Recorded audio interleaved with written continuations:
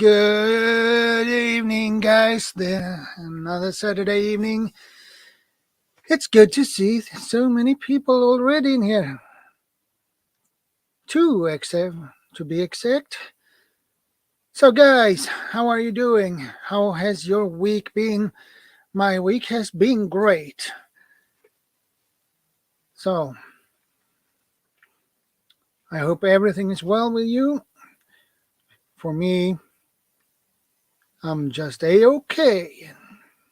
And I'm still moving, still breathing. Hey, Winterland Vlogs, good to see you. Welcome to the stream.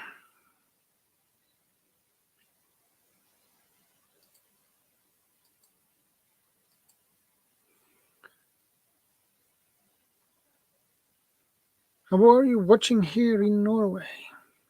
Well, that's awesome. We do like this. We give you a jacket. Yeah, it's wonderful to see you again too, Tammy. It's always nice. What was I thinking about now?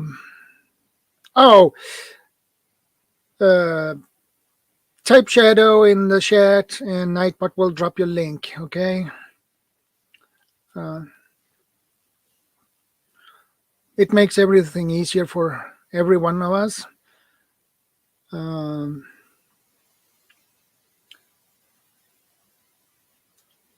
So please do. And we have the StreamYard link pinned in the top of the chat as usual. You're very welcome, Winterland. How are you doing in Norway, by the way?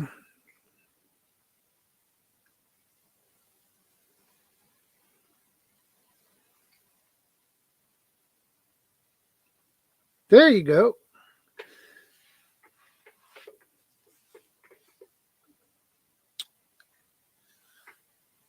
Yeah, it's good to see so many good friends here in the chat and in the house already. And we have Pia Lee. Good to see you, miss. Thank you for stopping by. I always appreciate when you guys drop in.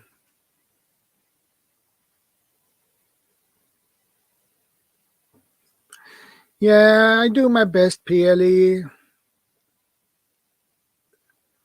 Work, homework. Weekend today, just relax. Yeah, I don't do any work with the weekends either, so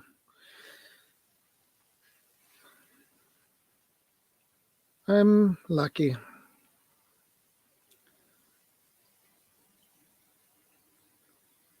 And feel free to get to know each other if you aren't knowing each other yet. So if there is new guys in here, please feel free to get to know each other. I encourage it. Yeah, family time is important too. Thank you, Pia. I hope you have a relaxing weekend too.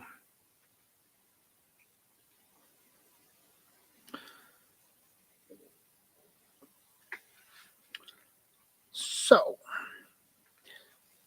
let's see how many will drop in more. And we have 6 in the house, and we has been live for almost 5 minutes already. That's awesome.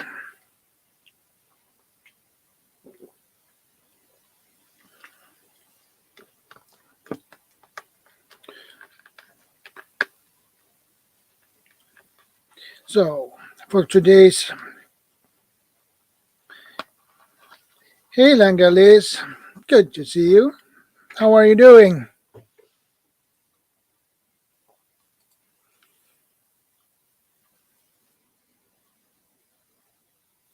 Thank you, Lunga. I appreciate that. I always appreciate thumbs up. It's good because that makes the YouTube's algorithm,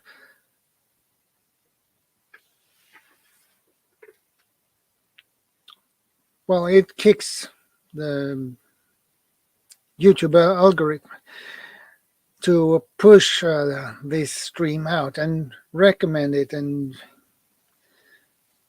push it to more people.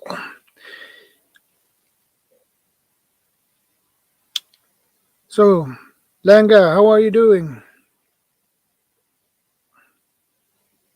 I hope everything is okay with you, and I hope you had a great week too, because I had a absolutely great week. So I can't complain. But anyway, I almost forget where I am. I'm a little bit confused today.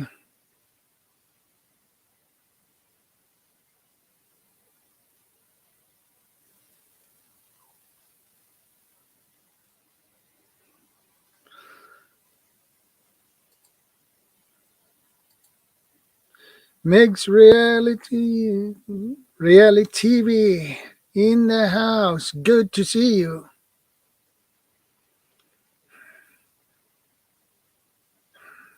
Winterlands Vlogs. Request. Can you sing a song? One last song? Well, I don't sing that good actually. I blow people's eardrums out. So,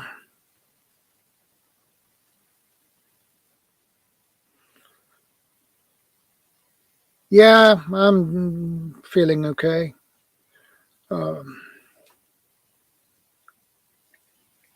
A lot of stuff in my head. That's to think of. So,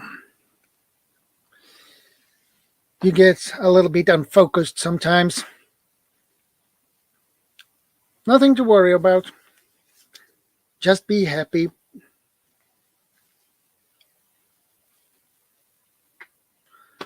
Um, oh, yeah. I almost forget. Nothing. I'm just confused too much. Too much to think of. That's it. Nothing to worry about. Um yes.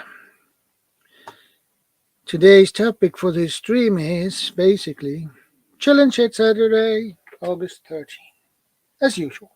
But the topic itself is recycle old items and make new ones. If it's possible, of course. Yeah, it's nice to see you too, Megs. It's always nice to see you guys. You know that? You always make my day.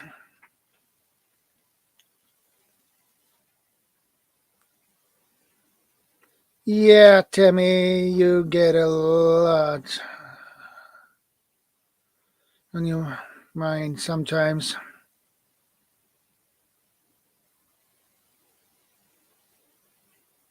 It's always nice to see you guys. I appreciate every one of you guys. So,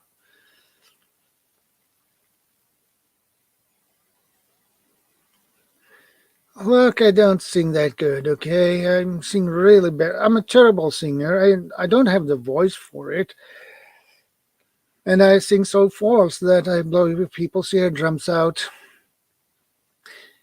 And someone told me once I sing so bad that I can wake up the dead. Yeah.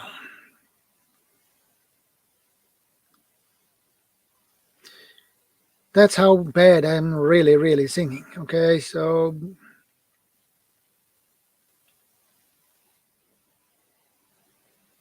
Lashera Crochet. Hey, good to see you, man.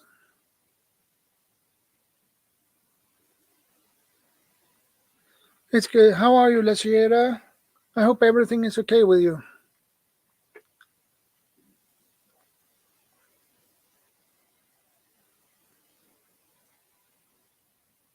I hope everything is okay.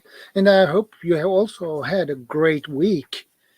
Because I wish everyone that everyone shall have a nice, great, wonderful week.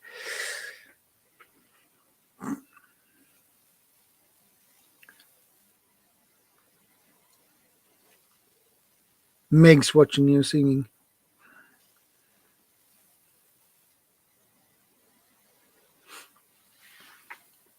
And by the way, anyone who are up for it, who want to join me here on the panel,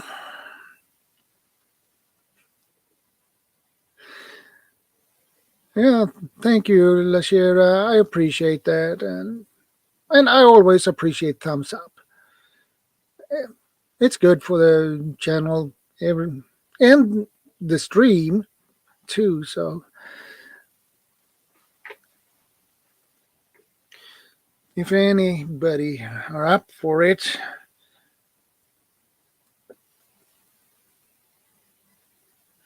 and I'm doing good, Lashira. I'm doing good.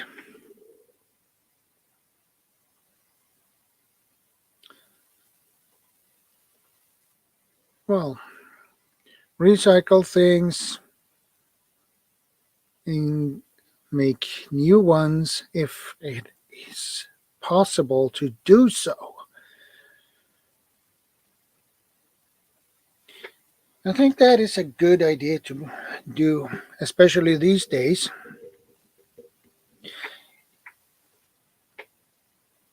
You can take an old thing that you don't use and you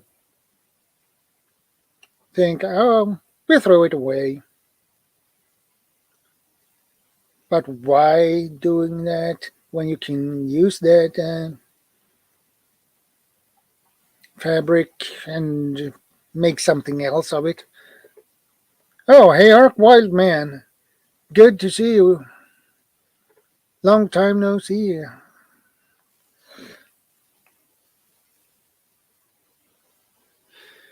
Thanks, Tammy. I appreciate that. I appreciate every thumbs up I can get.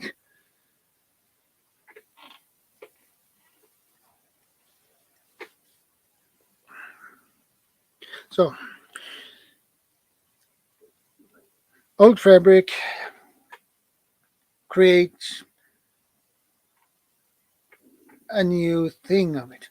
A pouch, bag,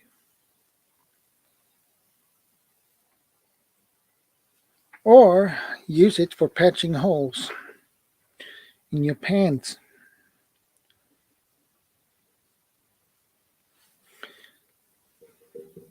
Especially these days, it's important to begin to think a little bit more of recycle old stuff. And if you're handy enough, you might stitch up something and make a pouch, bag, or whatever you like to create. Maybe create a toy or something from old fabric.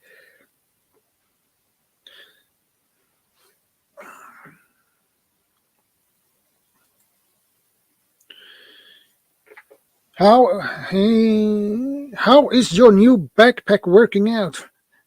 Well, Tammy, I can tell you that my new backpack works outstanding. I'm really happy with it. It has not failed me yet. So I got a good one, and it's really nice to have that chest strap on you, especially when you're riding a bike. My old backpack didn't have that chest strap, so if you were riding a bike, it has had a tendency to slide from side to side, even if you had the waist belt on you. So But now it's just stay at the same place instead of sliding around on my back, because that is really, really annoying when that happens. So well, I got a really good backpack and I'm happy with it. It performs well, and the zipper hold up really good. Um, and no rain has penetrated, leaked into my backpack either, so that is good.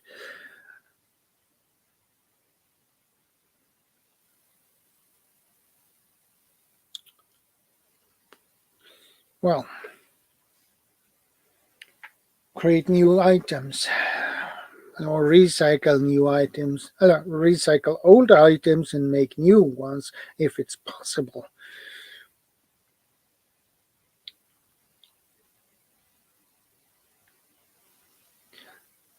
To make new things, well, it takes some creativity to do so.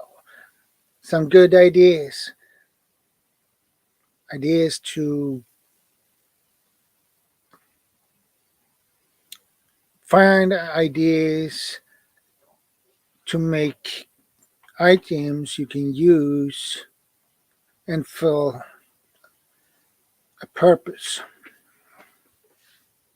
Like a pouch, if you have old fabrics. Um, and if you have old leather, you can probably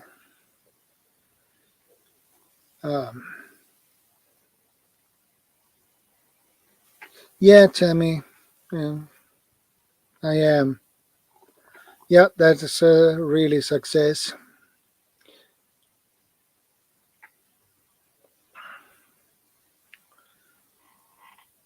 Um, if you have a piece of leather, you can always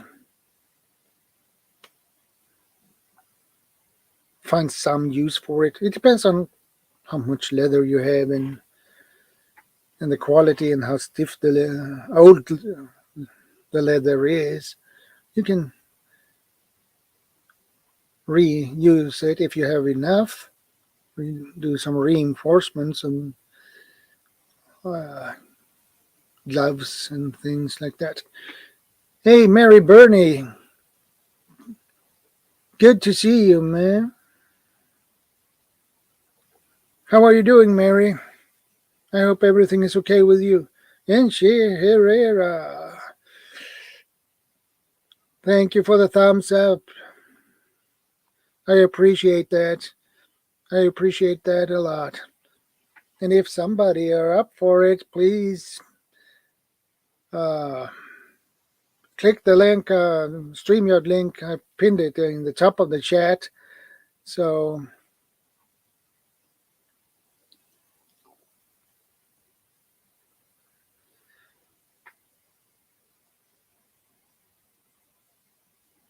okay, Lashera, no problem. Thanks for stopping by. I appreciate it.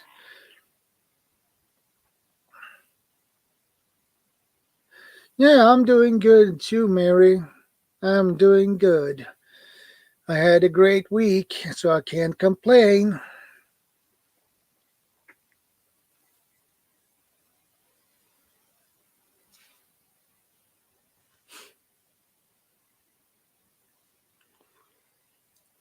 But it's good to see you, Mary. It's good to see you. It's good to see every one of you. Yep. If you have a good week, your weekends has a tendency to be good too.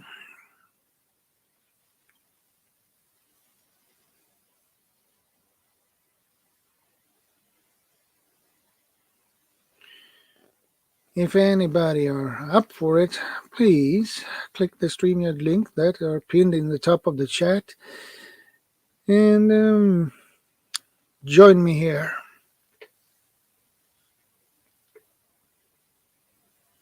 Ah, you're eating your lunch. Well, you have to do that too, my friend. And by the way, what do you have for lunch, Mary?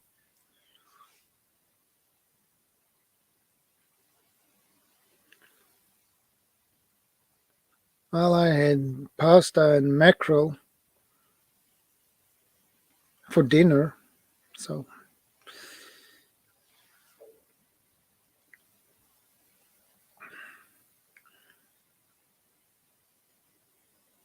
Anybody who are up for it, who want to join me here?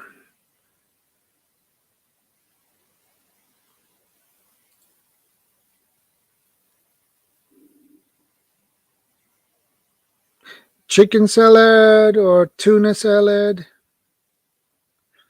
Sheena's Ketovore Live. Good to see you. Oh boy, we need to give you a jacket. Oh, Sheena's, type shadow in the chat and Nightbot will drop your link.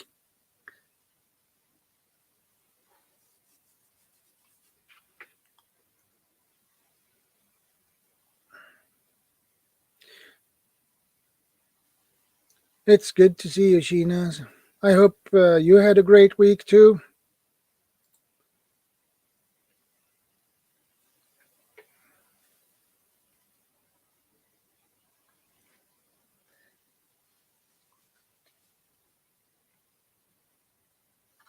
Anybody who wanna join me up here?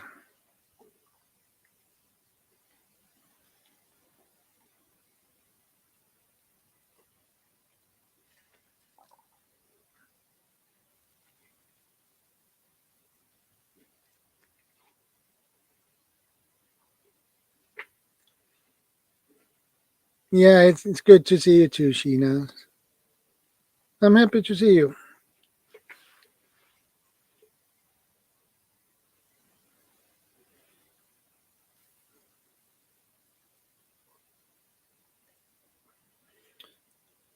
Okay, back to topic. Recycling. Recycle old stuff to create new stuff. New. Okay, Sheenas, I appreciate that.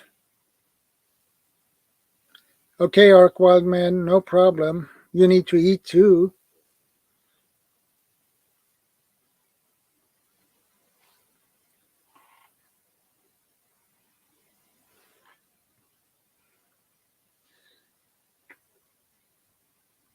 I think it's important to learn and get used to recycle old stuff you have.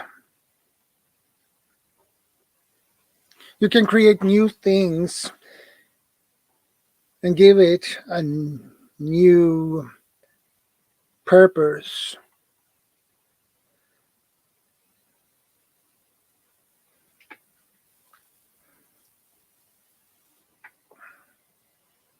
There you go, Sheenas.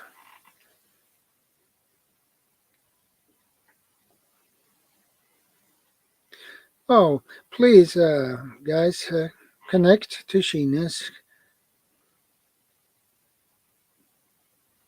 Gilsberg and Bushcraft.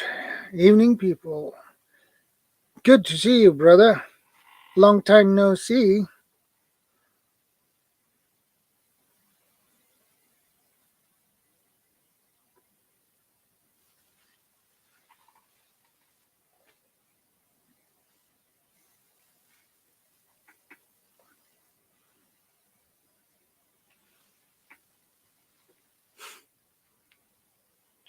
Oh, Kilsbergen, type shadow in the chat and Nightbot will drop your link.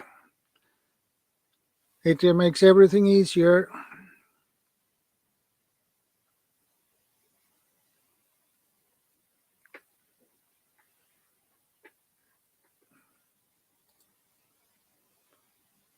I hope I didn't miss anybody, because that would suck if I missed someone. No, I didn't.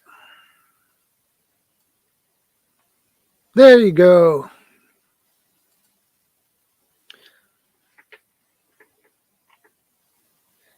How are you doing, Kilsbergen? I hope everything is okay with you, and I hope you had a great week.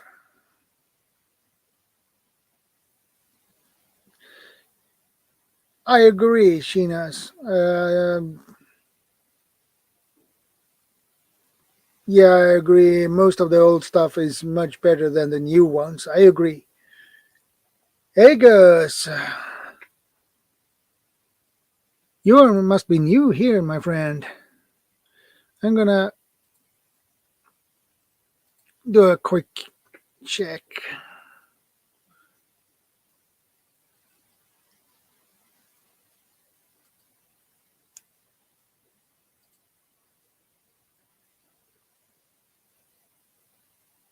I see you have a playlist.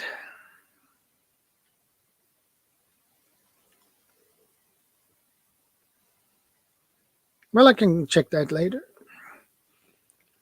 But you are very welcome, Argus.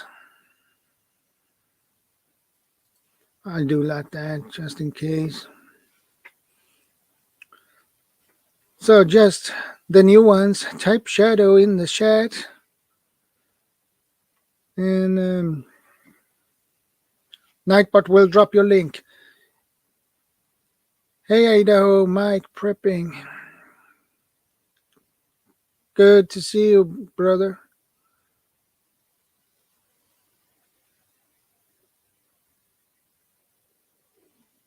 Well, that's awesome, Kilsbergen.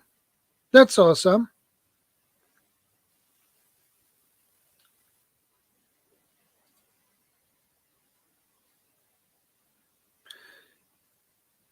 Hey, guys, type shadow in the chat and Nightbot will drop your link.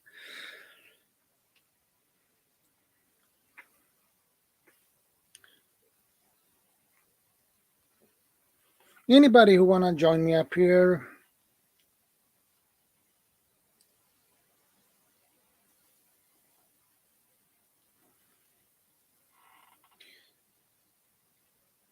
Anybody who are up for joining me up here?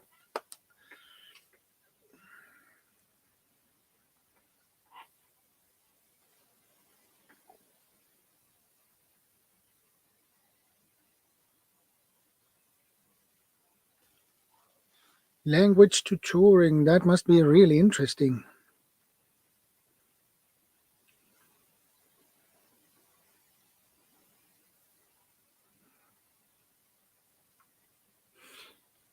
But anyway, recycle items. Okay, Kilsbergen. That will be just fine.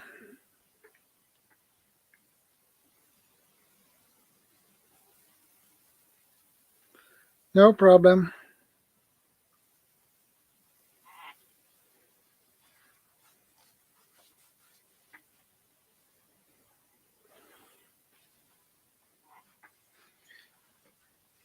The reason for recycling is that here in Sweden we are very good at recycling things, but we might be a little bit not that good at recycling your own old fabrics we have that look a little bit worn out. So, but some people here take care of that old used fabric, and create amazing things.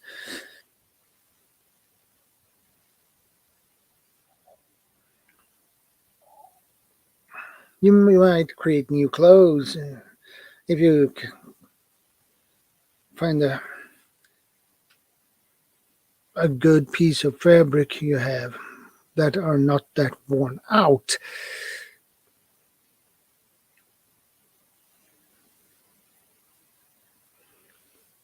So, Idaho Mike, how are you doing? I hope your week has been good.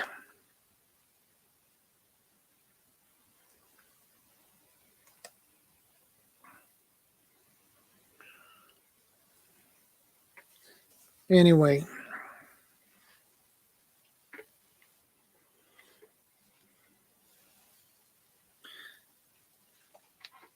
and what can we do with stuff, items you have that not?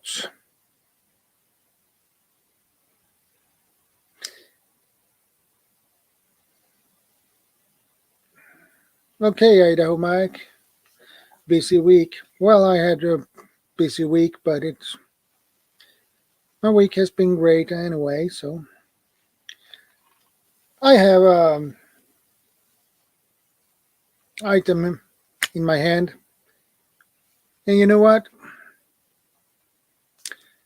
It's supposed to be throwing knives, but these has no balance at all. Totally useless. The rear end is too heavy. So I had an idea for at least survival and survival idea. I need to sharpen these up. Yeah, these are not that sharp. Um, I try to practice with these, but they are totally useless um, because they are too heavy in the rear end. So I had come up with an idea on how to, well, use this. I had these for years, and I have 3 of them.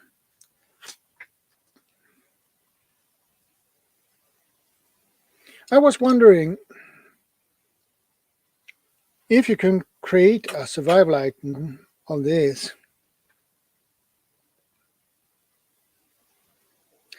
If you, my idea was to make a spear point of this spear tip. The only thing is, I have 1 hole here, but if you drill some more holes, you can attach it easier, and it was stuck a little bit more tighter than it should do with only 1 hole. So this is the idea I had, um, to use this as spear tips, spear points. Um, but this would be for survival purposes, um, when nothing else, when you have an emergency situation, when you don't have any food and you need to get some. So the idea was to create a spear of these, or otherwise,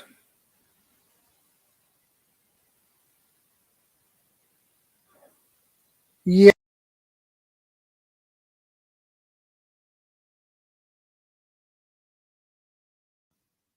And these are pretty thin, as you see. Um, so if you do it the right way, you could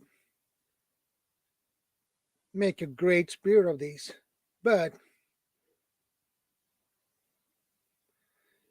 you need to sharpen these up a little bit. The tip here is pretty sharp, but the edge on both sides needs to be sharpened up. So these are really dull. I can't even. These are so dull, so I don't know what I'm gonna say about it. But yeah, really dull. Nothing happens. So sharpen these up would be a great idea. Hey, Kaylin Strain. Good to see you, ma'am. How are you doing? Hey, Kaylin, do you want to join me up here? Um, you have the StreamYard link in the top of the chat. And feel free to join me up here. That's awesome. And Kaylin, type shadow in the chat. Nightbot will drop your link.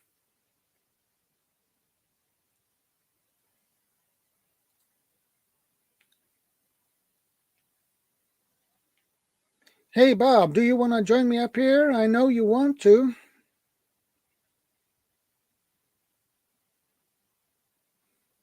Okay, Kaylin, I understand that. Okay.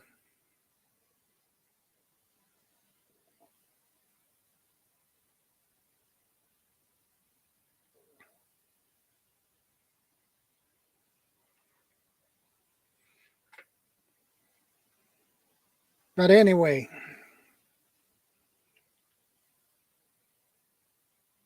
I had these for years. I can't remember how long I have these. And the steel is probably not that good. Not that good. Not the best anyway. But anyway,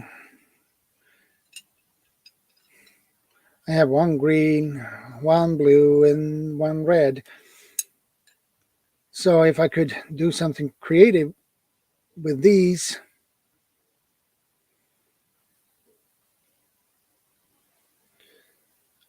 it would help. And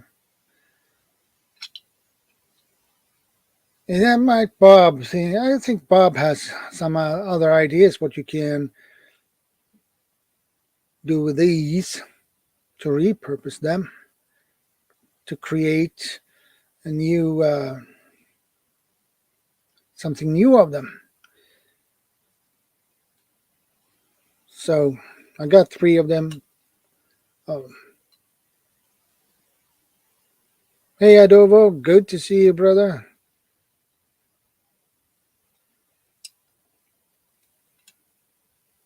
So my idea, at least,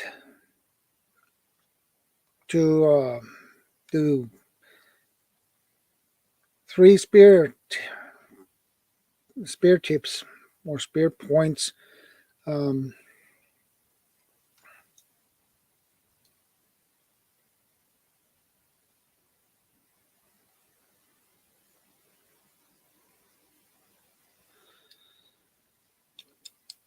Yeah, Raphael Scrapper. Yeah, that would be an idea. But these are supposed to be throwing knives, and these don't weigh that much. Not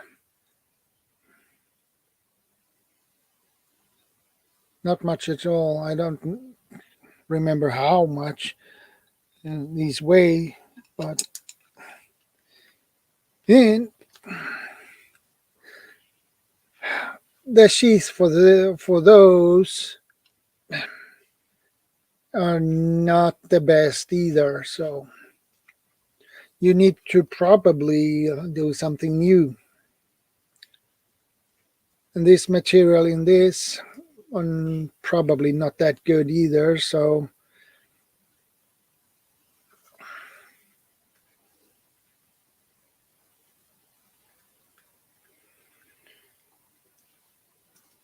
yeah,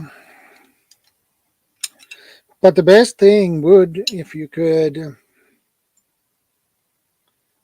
do some do them. What is the word? Multi-purpose.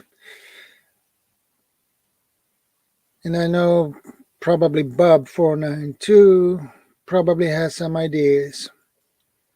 He always has some ideas on everything, basically. Yeah, and I know rope is lightweight, so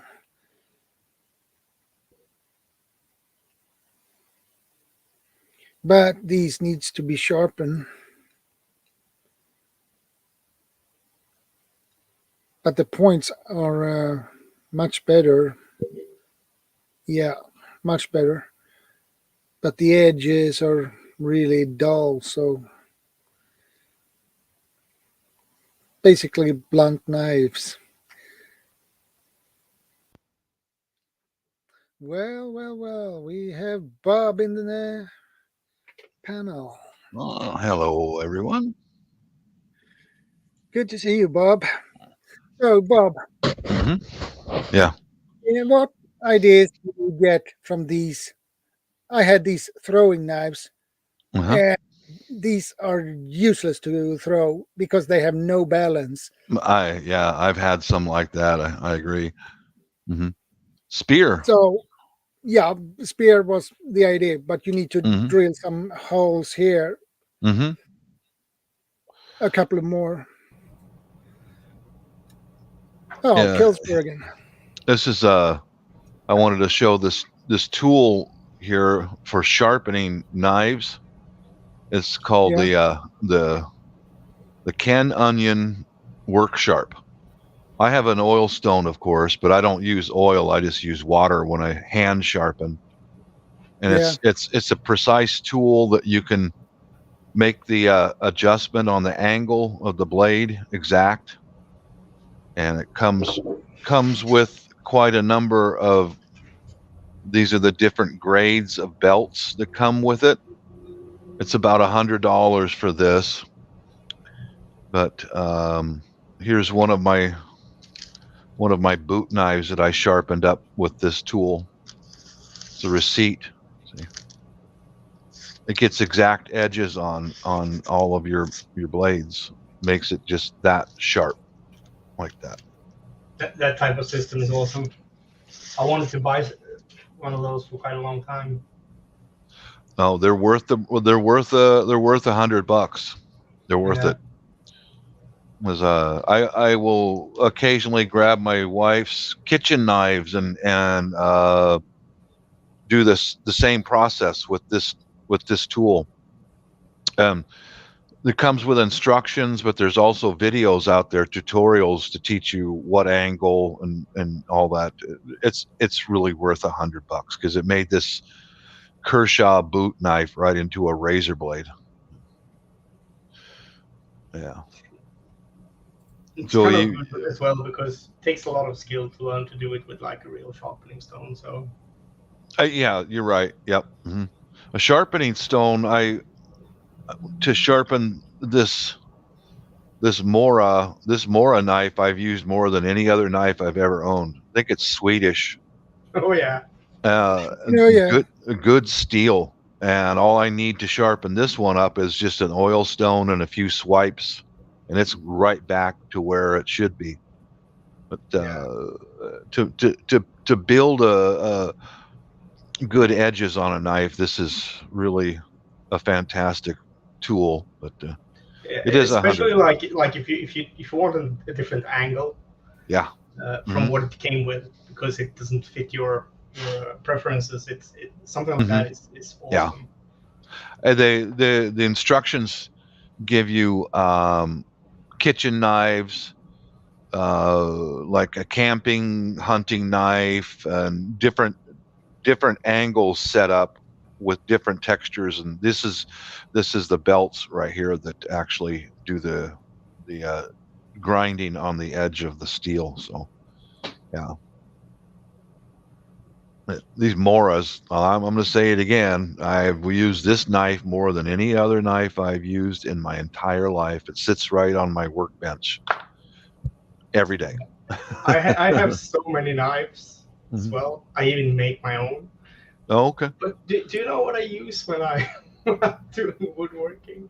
I use one of those almost. Yeah, mine has like Yeah. a rubberized plastic handle, but it's Sure. a Mora, and it's been with me for 10 years. Yeah. Because it's actually quite a cheap knife, but still I've had a hard time finding something that beats it, to be honest. I agree. I've got a paint can cook stove for power failure, and I took lots of different kinds of wood and run it through my bandsaw so I can dry it. And I use this little Mora. If you can see, the back of it has been hammered on. That's by me literally using a ball peen hammer and splitting wood into little tiny wafers for a cook stove. Yeah, this is a superb knife. The model you have is actually the one that is specifically for whittling. Yes, it is. It is. So it's like they have like one with a more traditional Scandi look for just basics, but that's an awesome knife. Yeah, and they still make them. They made them the same way for 100 years. They're affordable. Yeah. If this thing ever breaks or gets lost or stolen, I'm going to buy another one just like it. and that's the reason you use them for everything, because it's a cheap knife, and if it breaks or if you lose the edge or whatever, it's not like it's my $150 knife that I don't dare to use. Yes, I agree. Yeah, it's affordable. Yeah, let me put this tool away. I keep this in a box on the shelf. I usually warn the wife and daughter. I'll tell them, "Hey, I just resharpened the kitchen knives. Watch out. Be careful, because I just resharpened them all." So, yeah.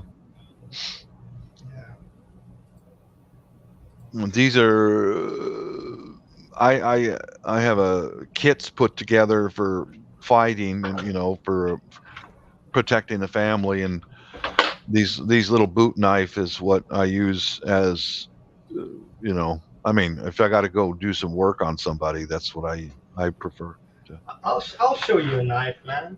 Okay. This is what I use if I need to go to work on someone. Oh yeah.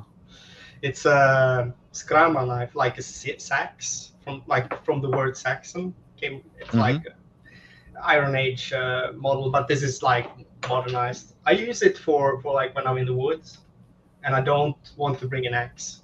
It still does all the work that a small knife does, but you can also chop down like smaller trees and so on. So it's my working knife, like for it's kind of like Scandinavian machete. I get you. Yeah, I get it. Yeah, but I mean, it's I wouldn't go to work with anyone with a knife, because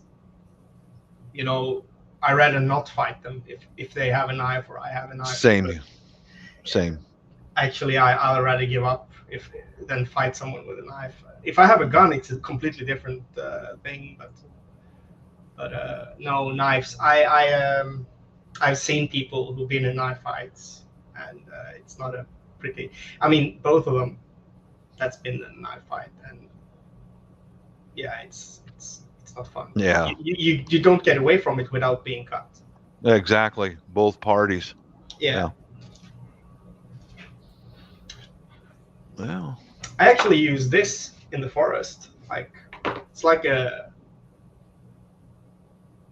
basic sharpening stone, and it actually is better than you would expect for if you get like a small damage on your blade.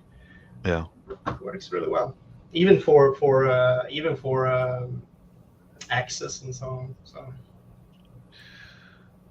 So, hey, Swede, are you out there?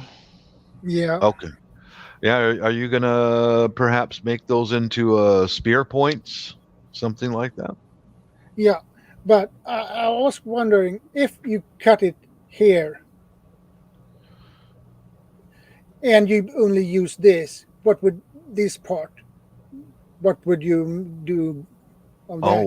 with the Honest, handle. do, Oh, do, Yeah. do you have an ability to do some blacksmithing on it? Like Mm, a hammer and an anvil, something like that. Because you need hammer I have, but no anvil. mhm. a piece of maybe rail, like what's it called, like rail from railway iron.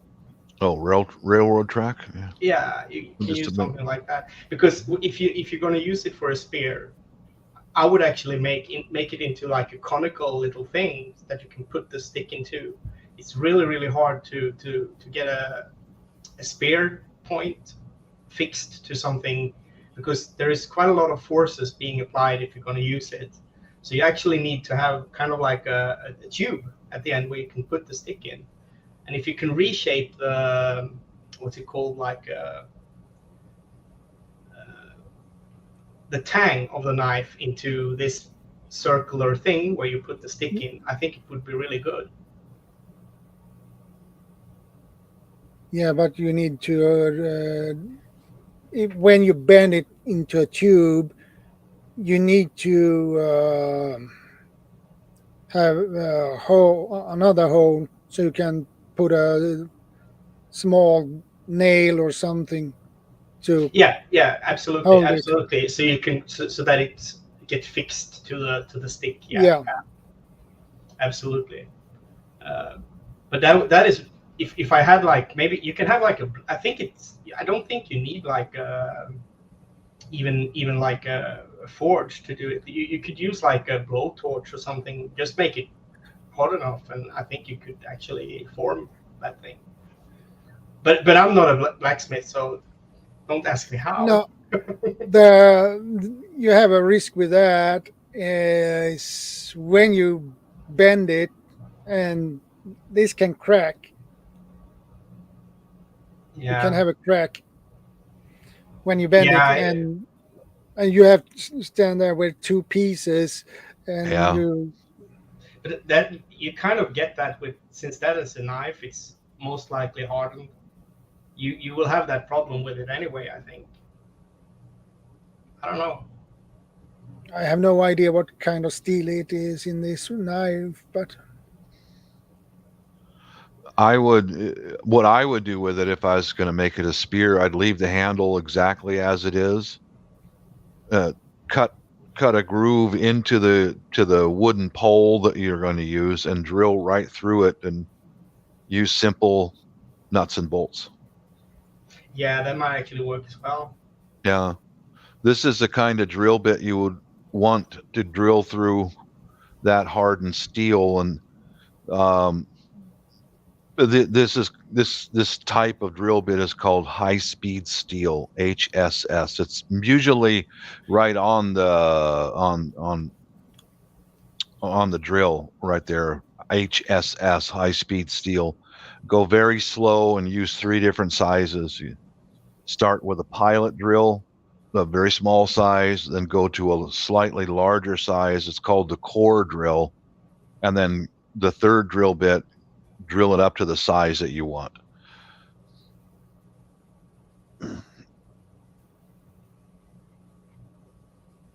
That's Yeah, what I would do with it. You make it like a heck. You could make it into a short jabbing spear if you need, or you could use it even for fishing too. yeah, that was the idea. Hmm. Use it for both. Yeah, The blade is long enough for sure. it, so Hmm. and it has a good shape too. So Yeah, it does. I mean, I guess it's a throwing knife originally. yeah, it is. I tried to throw them, but what always happen is the handle comes Yeah, first, no matter what. Oh, So yeah, because they are so have no balance in it. Too rare heavy, yeah. handle heavy, more like it. Those are kind of a gimmick. I bought a set of 3 like those years and years ago, many years ago. I had Yeah. the same problem. No matter how I handled it, it would not fly straight. And I eventually just threw them in the trash. It's like I'm just wasting space with these things. They're just useless, you know. So that's why I come up with the idea they're useless to throw, so why not make spear of them instead? Certainly. Yeah, it's spears. Spears are good. It's I would situation we were talking about before with fighting with a knife. If I have a spear, it's a completely different thing. I think I It's wouldn't. easy to make. You can Yeah, make a spear pretty and quick. I mean, a knife isn't a fighting instrument, in my opinion. It's like something if you only have a knife and you have to fight, yeah, sure, Yeah. use it as a weapon. But primarily, there is no army in the world who has had knives as their primary weapon. You know, Yeah, it's exactly. it's a backup. So for fighting, I would. The spears are the best fighting weapon there is because you can teach someone to use it in an afternoon. While especially if you also teach them to use a shield just together with it. But if you're trying to teach someone to fight with a sword, it will take months to make them good enough. That's why we use bayonets today. It's literally the modern spear. Yeah, and sword take years to master. Yeah. So Yeah, they do. They do. you need to practice at least for 20 years. You're good enough, but you need if you're gonna master it, you have to probably add another 20 years to it. Yeah. So sword is complicated things. Yeah, and I mean, if you have a sword and the other one has a knife, you don't need to be a good fighter. But if there is two people who have swords, yeah, it's the one who hasn't had any training will be immediately defeated. It's just like that. I trained historical European martial arts for a while, not for a long time or anything, but long enough to see the good ones and what they could do, and to see the bad ones and see them fight together. And it's yeah. But I guess it's like that with all types of fighting. Actually, it's yeah. Fighting is hard. Yeah.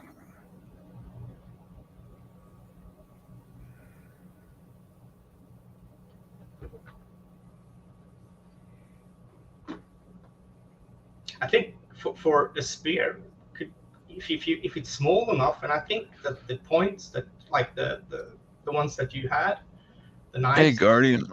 you were thinking about using, I think they could actually be very good for more for hunting than for defense. I think, yeah, Yeah.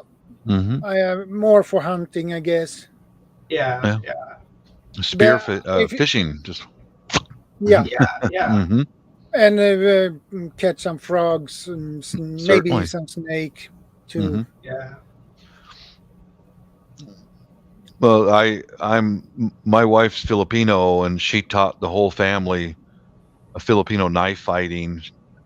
It's called arnis. And there's another. It's all the same basically as arnis, eskrima, and kali. Kali, yeah. Yeah. And the most important part of a knife to knife fight or knife to unarm, whatever, is your footwork to be able to avoid getting struck or stabbed or punched in the head, or be able to avoid it. Yeah, Move quick. distancing, being able to It's join it's to judge your distance and the enemy's distance, yeah, and do the footwork to keep the distance yeah. is It's I mean, it's the same in boxing, I guess. yeah, pretty much, yeah. And then So, when you go on the attack with a knife, you never attack anyone straight on. They teach you how to slide your feet and move, and come at them from an angle. And that's when the real training begins. Is you have to become a savage, an absolute monster, you know. yeah, And especially with a knife, yeah, it's yeah, you no holding back. You I can't think hold back. it's more mentality than anything else. I think A lot of it is it's the footwork, and then the brutality, the savage animal attack. Because if it comes down to that, you're going to have to do everything you can. Hold nothing back. But the Filipinos have got a good system for that. It's a very good training, and they start you off with a rattan stick that's about that long, and teach you all the moves with a heavier object, and then that transfers directly down to a sharp knife. The same hand and footwork and all that. So when you get done a year and a half of using a heavy stick and you put a small knife in someone's hand, it's effective. and it's actually practiced still to this day under Yes. realistic, like gang Yes. fights and so on in the Yeah. country. So it's a living martial art, unlike Mhm. many of the ones that we practice, I guess. Yeah, the U.S. sends our Marines and our special forces to the Philippines to learn how to use the knife and the machete. It's that effective. It's respected, globally It's respected globally, and one of the few armed martial arts that I actually don't think is a gimmick. I agree. Most of the other is more or less a gimmick, or some kind of we're trying to preserve this art because we're very proud of it, like Japanese martial arts. It's not a living art anymore. It's historical. Yeah. I mean, you're not. I'm not saying that like the Japanese don't know how to fight. I'm just saying that it's not practiced in practical ways anymore. Yeah, good. A long sword, you're not going to be able to maneuver around in the suburbs or the city with a sword, but you can with a pocket knife. Like a folder like this, and that's where harness comes in handy, because you can use that, which just comes right out of your pocket, and do the same amount of. It's brutal.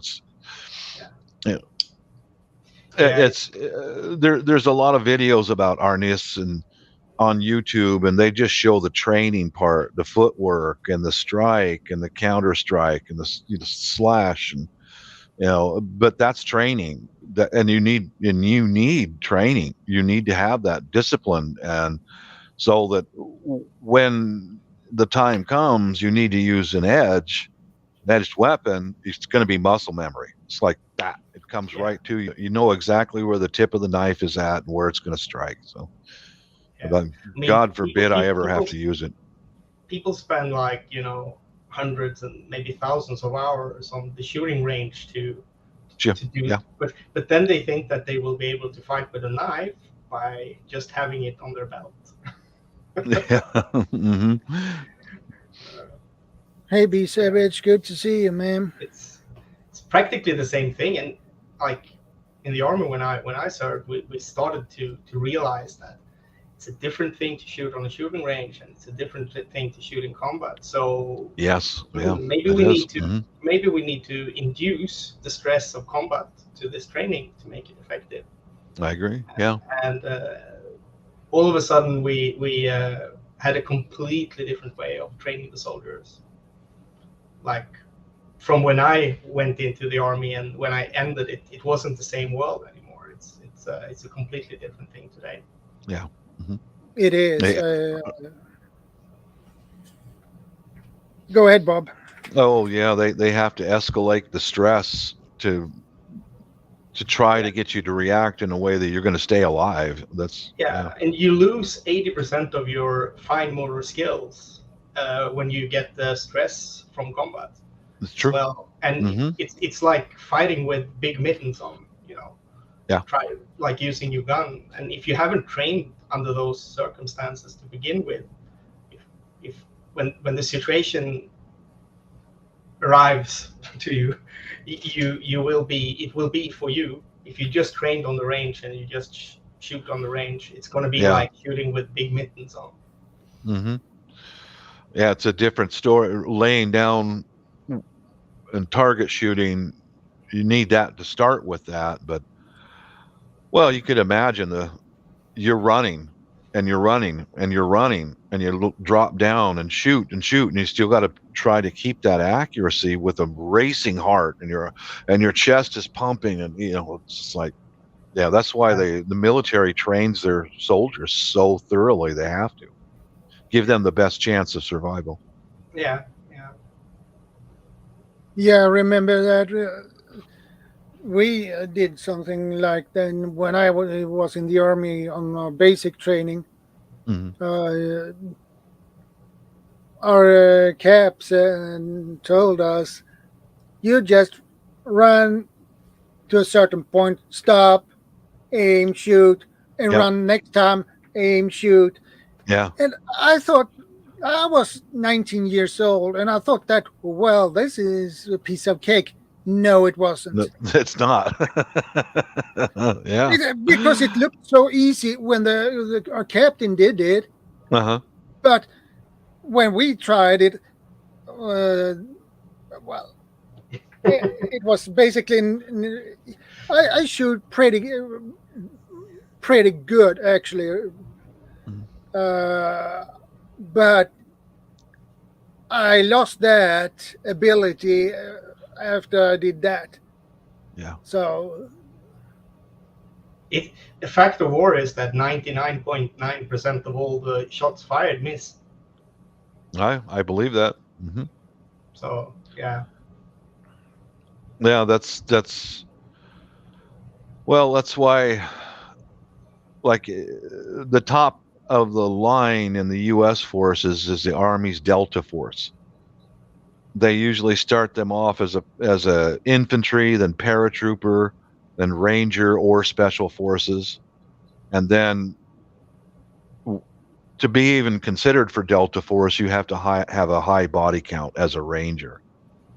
They keep track of the number of people that you kill in the field, and then you can apply to be Delta Force. Now, these are older men who've been doing this for most of their adult life. They don't miss. No, I mean, stone cold killers. It's also like guys like that. They train all the time. Constantly. When they're not on operations, they're training and Mm-hmm. repeating, and they even do dry runs for operations before they do them. So they have like the cards are in their favor before they go on operation, and that's why they and most of the time they strike from the dark. The enemy doesn't know that they're there when the engagement is done. So in Rhodesia, 7, I learned firearms at a young age because we hunted. We weren't hunting people, but we were hunting for food, and that gave me a little bit of an edge. Because I could climb a mountainside, be out of breath, be exhausted, freezing cold, and still make a shot. So that gave me a little bit of an edge. But coming up against someone who's a special forces of some kind, of any country, no, he's going to kill me. Actually, it's not that easy, to be honest. I've seen stories where, guys that are as well trained as, like, the French have guys who are as well trained as Delta, and they've been up against, and they've done a mistake, and they get killed by some farmer, and mm-hmm. So it happens. It's well, like, firearms is a great equalizer. So even if you trained your whole life, if you're unlucky, you can die. And today, with today's warfare with drones and shit, your skill as a soldier isn't. That's why I would never join the army today, because it doesn't matter how well you fight, how good a soldier you are. If you're unlucky, you can just get killed by, like something that someone got off eBay for. Just a matter. They say most of the wounds in an armed conflict are caused by mortar shells. Yeah. Mortar and artillery shells kill more people than anything else. Well, I mean, there's all those fragments flying. It's whether you're lucky or not. That's it's actually been like that since the First World War, and everyone is asking why is artillery so important in the war in Ukraine. It's not something new to the military. It's just that people have forgotten it, because in conflicts like maybe First and Second Gulf War, which are two big conflicts that's gotten a lot of media coverage, air power was much more important. Yeah, the Air Force did 90% of the work, 99% of the work. It just, I mean, you can't.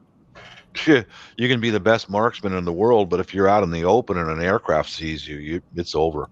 You know. Yeah.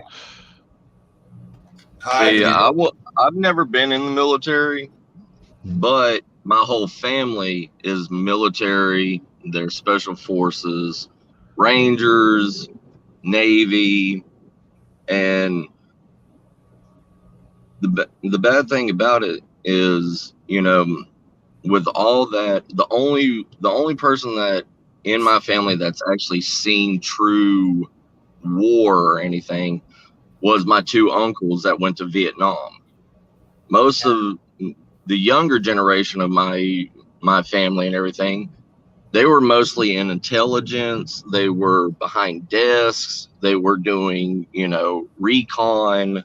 They were a lot of, you know, there is only specific small groups anymore that actually do, you know, true combat on the ground anymore. It's not like World War I where it was thousands against thousands. It's not like that anymore.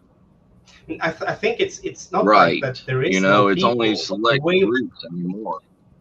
Mm-hmm. Yeah, America's war, which has been the ones featured in our media and so on, is fought like that. But I think if you look at different wars, you have the conflict in Nagorno-Karabakh and Armenia. There was a lot of guys, like regular conscripts on the lines. Yeah. So I think it's because the American army is so Air Force centric, and you just need a guy to spot for the airplanes technically, and then some guys to secure the forward operating base. Right. So, right. So it's I think it's more a feature of American warfare kind of. Yeah, it's evolved. You know. Yeah, and today it's like you don't even need the Air Force like anymore, because you have armed drones. You don't have to have a pilot in the airplane. Yeah, that's all geared to where save the lives of U.S. forces. Don't expose human life to the enemies. You know, to hit them from a distance, take them out. Yeah. You know. Yeah. Mm-hmm. Of course, I mean it's smart. It's absolutely the smartest way to fight. But as an infantryman, it's kind of like a little bit. You feel a little bit like appalled by it, you know. Yeah. Mm-hmm. Because you want to have a fighting chance as an infantryman, but if it's a drone, you know, even with like maybe stealth capabilities, and it's just circling above you and dropping bombs. Yeah. Most of those drones are flown by a pilot. It's not even in the same country. He's back here in the U.S. Exactly. Yeah. I don't know. I'm in the States, and I was prior military, and I'm so tired of the U.S. getting involved in foreign affairs like that. We need to stop that. You handle it. You handle it. You know, it's your problem, not mine. You know, I would like to see them do that. Just move away from getting our young people minds shattered and their bodies maimed, and you know, just it's the psychological damage of even seeing after an airstrike. You know, you see what's left, and like that never goes away. It's always in your head for the rest of your life. I just hope that they can get away from that stuff. Stop it. I think you're absolutely right, Bob. I can agree completely, and I think that, you know, it's definitely time in the. Hello, by the way, everybody. It's good to see you guys.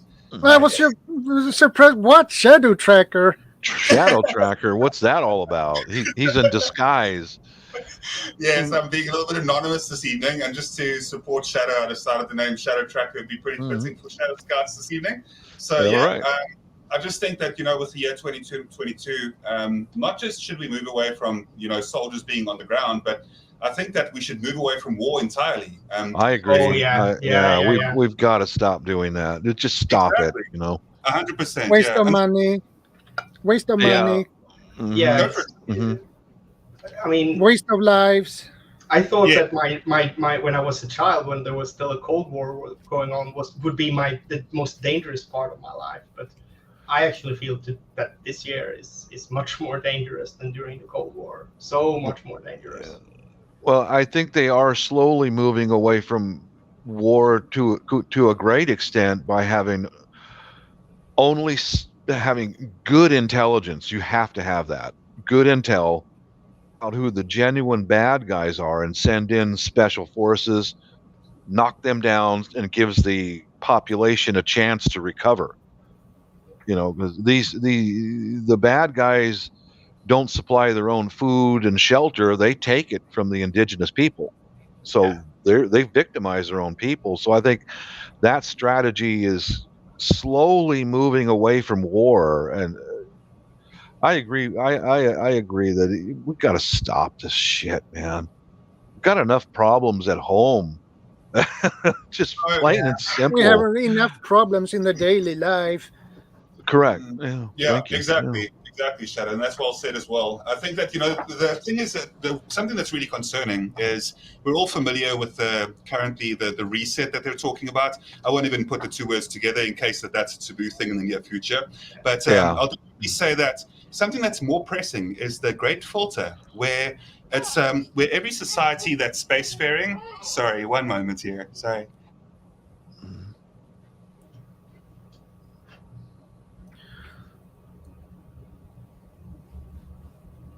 All right, sorry about that. I do apologize. So I'll get right to it. I'm sorry for the pause. So No problem. The Great Filter is essentially where societies like across the universe, right? Societies and planets that ever become spacefaring and technologically advanced, they always end up kind of self-destructing because of means of whether it be through AI or through self-destruction, such as weapons and war itself. And it's that Great Filter is what they call it, and it's basically like where that's why we may not have been interacting or being come across species from other planets, is because essentially what happens is as we become more advanced, societies in general just end up being too advanced for themselves, and we just end up imploding. So maybe I'm hoping that that's not the case, but that is definitely something that just to throw a spanner in the works a little bit. Yeah, I hear you. I hear what you're saying. Yeah, I mean, if we go back 10,000 years in history, there was no wars. There was conflict, yeah, sure, but there was no conflict between the tribes. Yeah. Or about minor hunting grounds and so on. Food, usually over food. People still killed each other, but it wasn't civilization-ending wars. Yes, exactly. We've gotten better at widespread, slaughter, that type of thing, and it's extremely unfortunate. And there's always been a war in a sense, but not war the way that we're doing it now. As you're saying, 100%.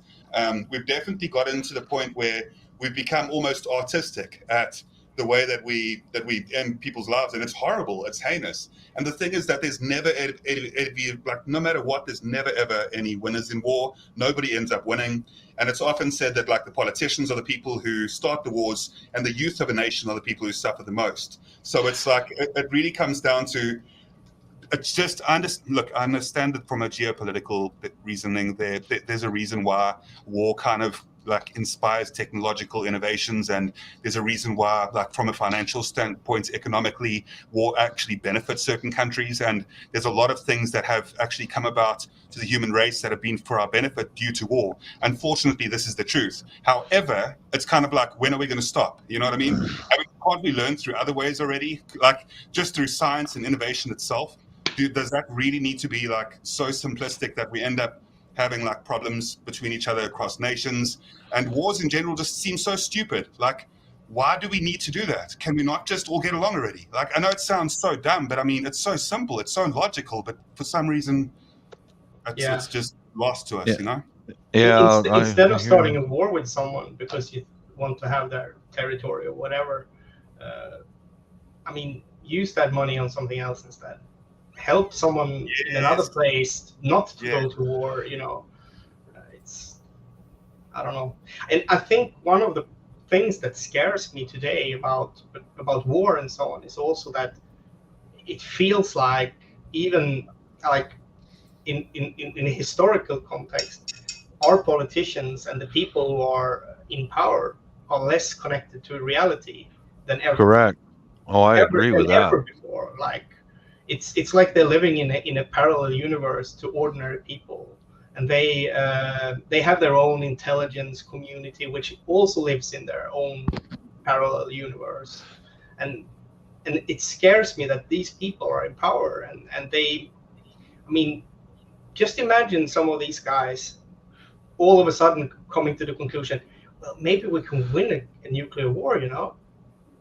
Oh, man. They're going to do it in that case. And that scares me, that someone might have these ideas, or they build some kind of missile defense system and they think, oh, this will surely stop an attack on us. So now we can do it to our big enemy, you know? Terrifying, isn't it? They are not thinking the way we do. It's like Yeah. all game theory and They're consumed with greed, and then greed becomes evil, and then there's no limits to evil greed. There's no limit to greed. None. Nothing it's gone. Rational thinking is gone. Exactly. And then power obviously corrupts, and absolute power corrupts absolutely. And when you have Correct. That is true.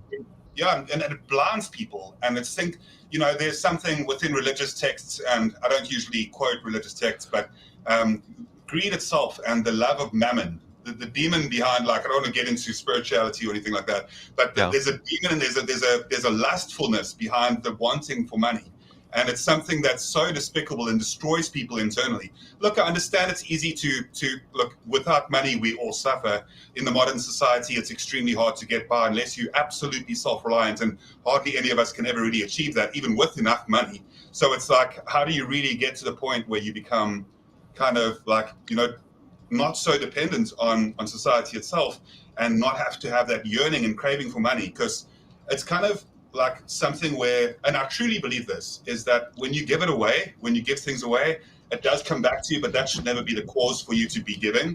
But like, it definitely does come back to you. I'm not going to like give a little bit of a testimony here. I could easily, but I'll just tell you that I know for certain that without giving away, I've definitely seen a lot of good occur within my own life, and I will always give, not for the purpose of being like, prideful, because that's the worst thing as well, because pride comes before the fall, but just for the sake of being able to put yourself into somebody else's situation and their shoes and be like, hey, like, how would it feel if somebody was able to just give me a little bit of a hand? And the only time we should be looking down on people, and I learned this from a good friend of mine quite recently, the quote itself, but the only time that you should be looking down on people is when you're putting your arm out so that you can lift them up. Yeah, that's one thing. Our mass media is so corrupt, and I wish. Okay, the U.S. has got a big military, but they only focus in on the killing part of it. That's only one small part of it. The U.S. military does more aid work than any other on the planet. When a friendly nation goes through a disaster, natural disaster, famine, we immediately start flying in tons and tons of food, medicine, surgical teams, and we've got ships stationed out in the Pacific, and there's 2 of them in the port of Tacoma right now that are full of food, heavy equipment for disaster relief. But our media doesn't show it. They don't show that. They only show people dying. I mean, and it's a shame, because a big portion of our military is for helping people. A big portion of it. And it's if you're able to put a brigade of soldiers and feed them and and build trenches for them and forward operating bases and so on. You can apply all those things to a civilian context, and that's why why any military in the world is the greatest resource for disaster aid if you just use them for it. And the U.S. does a lot of that, but they don't show it. They very seldom show it. I hate to break up that happy-go-lucky idea of the U.S. military giving first aid and all this stuff to everybody, because it's a ploy. It's a ploy to make us look like we're good. No, it's not. How many homeless and everything is in our own country that we don't give anything to? How many people are sitting and starving and everything that our government or anything does not help at all? Let me give you an example. We'll help other countries that we blow up. Let me give you an example. My own personal experience. I've traveled all over the world. One evening in Manila, Philippines, I was walking down a rock wall on Manila Bay, and there's a young lady sitting on the rock wall by herself, and I approached, hello, miss, how are you? Started a conversation. She was on the island of Samar or Leyte when a super typhoon hit. My wife's cousin disappeared. She's gone. She swept away. Everything was down to the earth. It was just ultimately destroyed. This young lady I began talking with, she was in the Samar, and her entire city was wiped off the face of the earth. And she said, so you're an American? Yeah, I am. She goes, I want to thank you, because you people came in and immediately landed and began giving out supplies and medicine and shelters for free, and you never asked for any repayment of any kind. You saved our lives, and I want to thank you. Now, that's a personal experience. Now, let me put it to you. I've had personal experiences from people from Katrina that never once got any aid from the U.S. government. During Katrina, people were sitting on their roofs in flooded areas for almost 3 weeks before anybody even went out there to help them or anything. Mm-hmm. Nothing's perfect. Nothing is perfect. But those people are not still on their roofs. Those people weren't even getting FEMA aid. It was only in specific areas. And after they reached a certain amount of people, they started turning people away. They made all these people that had nothing go to different states and everything. And they're like, how can we? They weren't even giving them any form of transportation. They weren't helping them at all. They weren't even giving people that needed insulin. One of my cousins down there is a type 1 diabetic also. They didn't even send any of those diabetics insulin to live. So, it's all fun and good to other countries.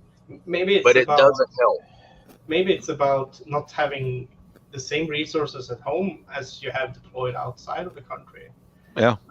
How is that? Everything you're saying. Well, what do you suggest?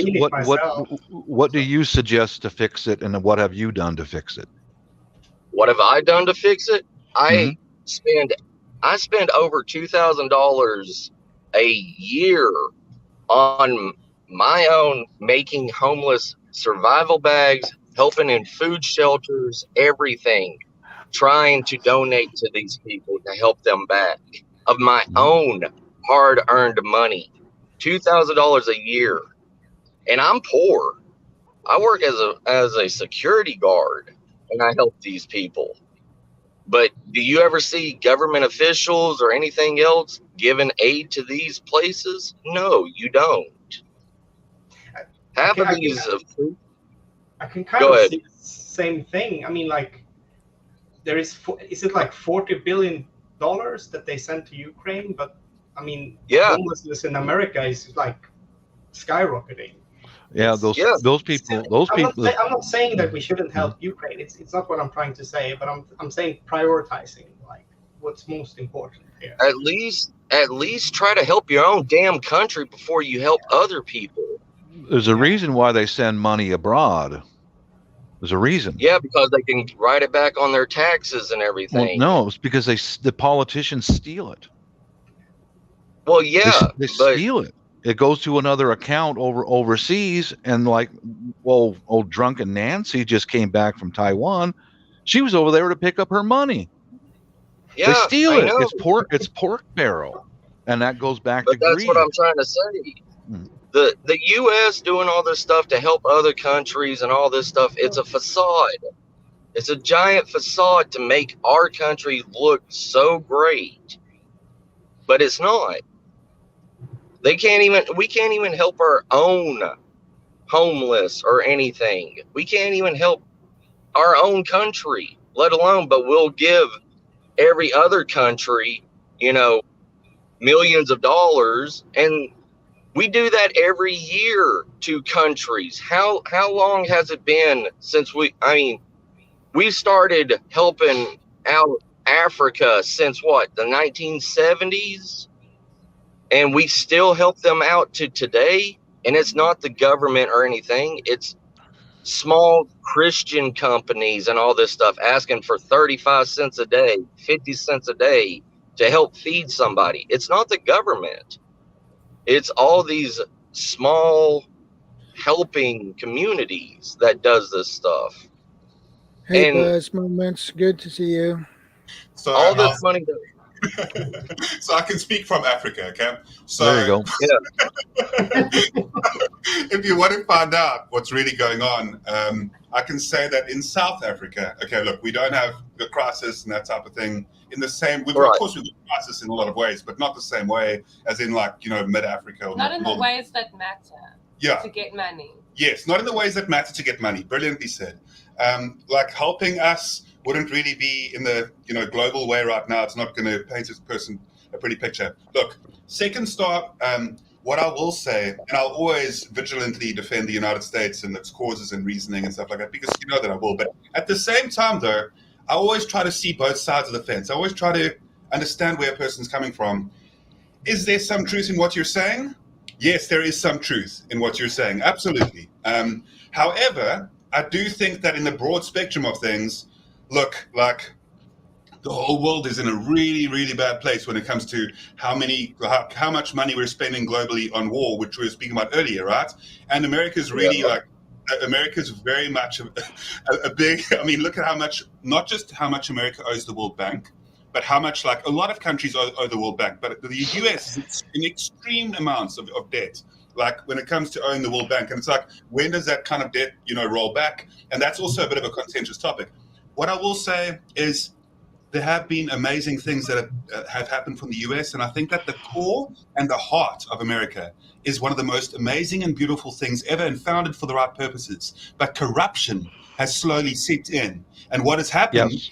The same people in authority figures that are making very bad mistakes. We, as the global world, I can't speak for the world, but I can speak for myself. And what I've seen is that it's very hard for us to kind of pass judgment and that type of thing on America because of what leadership does. If you had to judge me for what my leadership does, oh boy, you know what I mean? Like, so you got to really kind of take people for where they're at, and also understand that, yeah, there's mad corruption out there. So I do agree with you, Second Star, but I will always vigilantly defend the United States, but I defend the deep heart of the US. Go ahead, Bob. But that goes back to what I originally stated.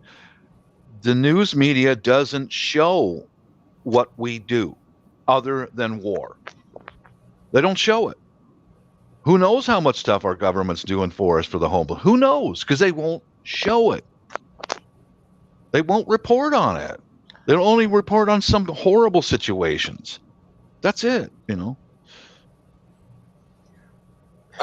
just look at it through realist. I'm so sorry. On a side note, I would like to introduce. This is Lynn, Buzzy Moments, to the chat as well. And then I also want to hear back from Second Star. Please hold that thought, Second Star. I'd love to hear your opinion about this as well. Hello, Buzzy Moments, and welcome to the panel. Hi, Shadow Checker. How are you doing?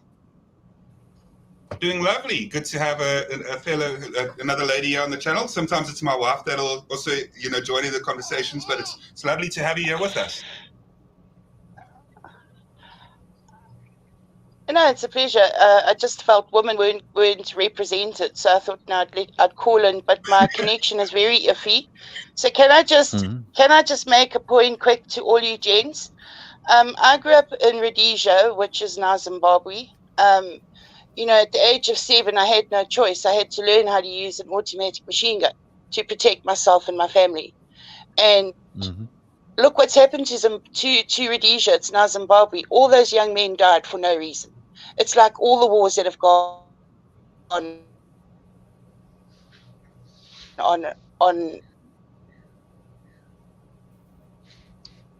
globally.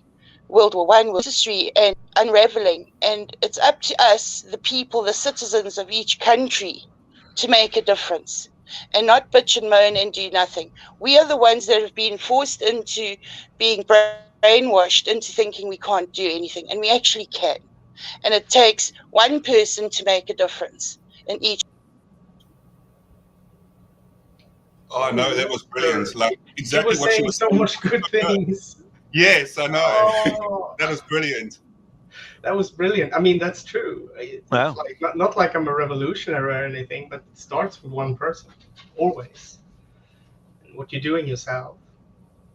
It really does. And I don't want to fade away too far from what you were saying, Second Star. Please go ahead to what you were saying earlier. I can easily go back to that topic as well and make sure we can recap with Lynn when she joins again. Go ahead, Second Star. Oh,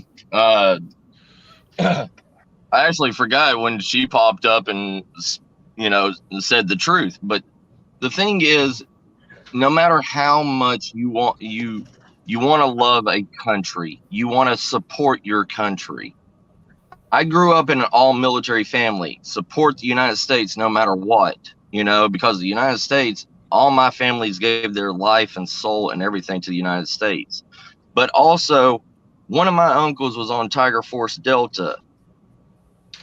He was tried and crucified and everything for things that he was told to do by the U.S. government. So I'm sorry. I don't believe in any one country, because every country will screw you over in the end. And the only way to do it is like what she just said. We have to combine, and it's us individuals that need to restart over this world, because we have been going on a government system for the last 300 plus years that it has time and time proven to be broken in every country. And we as a world and everything could survive and thrive better if we all got along. But that's the thing. If you're for one side of the thought and this person's on this side of the thought, you ever think that these people are ever going to get along together? And you think these people are ever going to see eye to eye on anything? No, they're not. They never will. And that's why this world is corrupt. I don't think it's the always will people. be. I don't think the people are each other's enemies, and I don't think they would be unless someone told them to be. American people and Russian people don't hate each other, but No, not at all. But the government hates each other. And that's all they will report on. That's all we hear of. And that's all. Ukrainians and Russians don't hate each other. I know it for a fact. I know both Ukrainians and I know Russians. They don't hate each other. It's someone who's told right. That's what I'm saying in the news to believe that they hate each other. The individuals, the people, the citizens, we don't hate each other. No. If I walk down the street and I see Shadow walking down the street, I don't hate Shadow. Shadow is another person to me. And none of us on here hate each other. but we don't see eye to eye of everything. But that doesn't mean that I'm going to start a war with Bob, or I'm going to start a war with, Guardian or anything, just because they see a different point of the picture than I do. No, that's why we talk it out. But our government cannot talk it out. They never will talk it out. It's always one side or the other. Yeah, go ahead. Sorry, I just wanted to add to what you're saying there just for a second. Just about, locally, I think one of the reasons why I have a little bit of the perception that I do of things is I know for a fact that if it were not for the eagle, which is the US, watching over certain countries in the world, they would fall into dictatorships much faster than you can imagine. The US is kind of the only barrier that is keeping myself and my family potentially to live the lives that we're living at the moment, and to keep my baby safe, to keep. No, I'm just worried she's gonna make it. Wait. No, it's about yeah. But really, that's what keeps my family safe. So I have a lot of gratitude towards the US. Not to say that my government and my country would instantly turn into that. That's not what I'm saying. I'm saying that in a lot of ways, the ideologies and the freedom and the Hollywood, as daunting and horrible as it is, has actually painted the world in a lot of ways and distributed values of family and love and compassion to a lot of people, and actually made the modern world what it is in all its, and not to say that the modern world's a great place, but in a lot of ways we've come a far way. And the US in innovation, and a lot of other countries as well, innovation across the world, with the US included, has been able to bring us into the era that we're in now. And maybe we are moving too fast, but at the same time, all in all, TLDR is what I'm saying is, I have my safety and freedom to thank for the United States, and I will always stand by that. Thank you. I appreciate that. Yeah, there's a lot of truth in that. I agree. I think one of the problems today is, previously we kind of understood that different opinions are needed. You need to have you need to have progressives, but you also need to have conservatives. But today they want to kind of have some kind of monoculture, and that monoculture is kind of like, we need it all over the world. We're back at the idea that you were talking about earlier, about some things that maybe we will not be able to talk about in the future on YouTube. Like the forum guys. Yeah, that's also true. But I think that, one of the most important and powerful things was just mentioned there as well. Variety is a very good thing. Well done, CR. And I know that CR will join us a little bit later, but variety is a very powerful word that you mentioned right there. Just having a broad understanding and a broad scope of the world and what's in it and how to do things the right way. Look, I understand that second star in every way that, for your reasoning, for what you were saying there. If I place myself in your family member's shoes, I think that you said it was your uncle, and if I had to put myself through that, I'd come up with a different story onto this panel. I'm telling you that right now. That's guaranteed. But I'm saying in my own perspective, you know what I mean? My own opinion and in my own journey, it isn't the same as that. But if I was in his shoes, I wouldn't be having the same conversation. Yeah. Well, it's not that.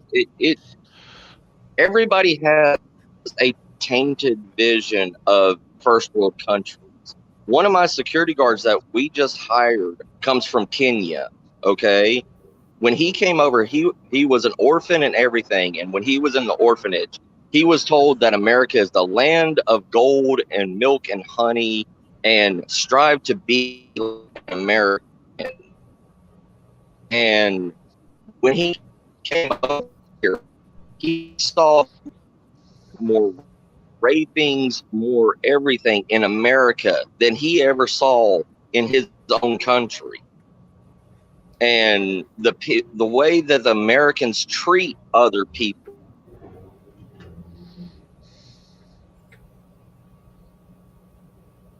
I don't know, we lost him as well. Sorry, I'm in my my garage and everything. I got to go into my in my headquarters and everything. But you know, if I lose signal, I'm sorry. But even America and the first world countries have been telling other countries how to live and how to be a perfect world.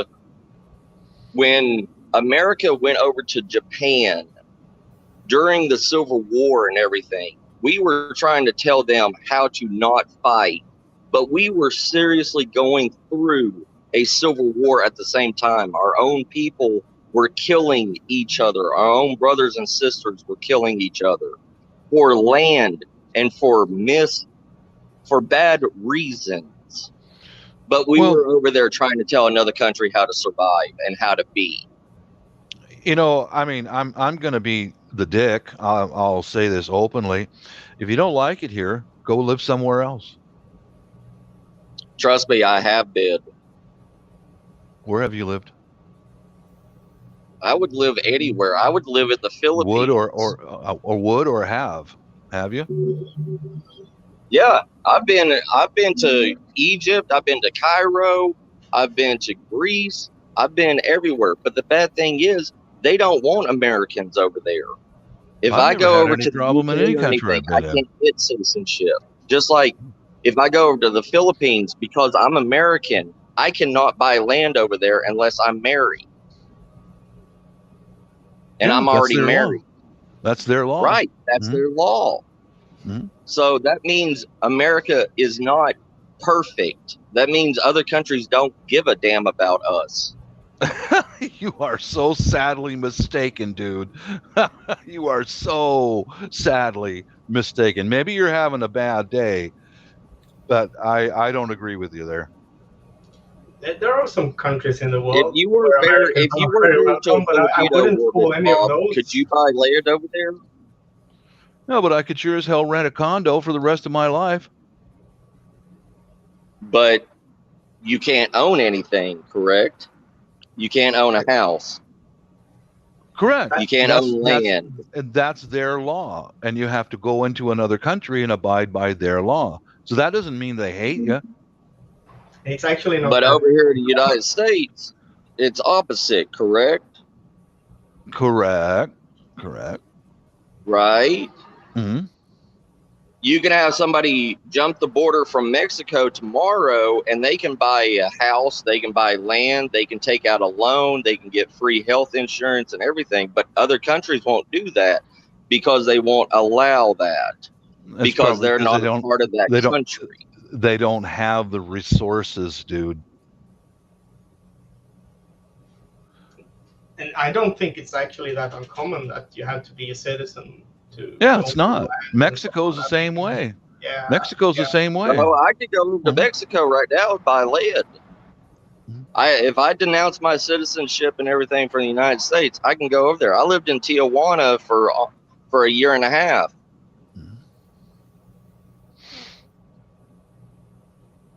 Everything in this world is corrupt. Everything in this world is not a perfect I know picture.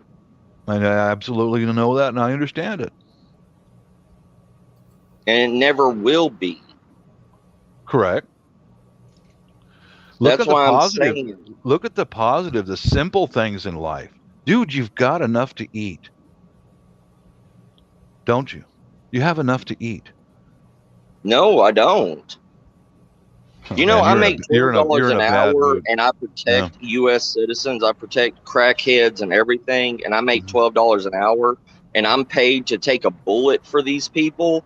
And I can't even get food stamps. But they can. You know, they get free health care, but I have to pay half of my paycheck for my insurance, and I still have to pay because of America. Well, you can go move to Cuba and get free health care. Yeah, I can.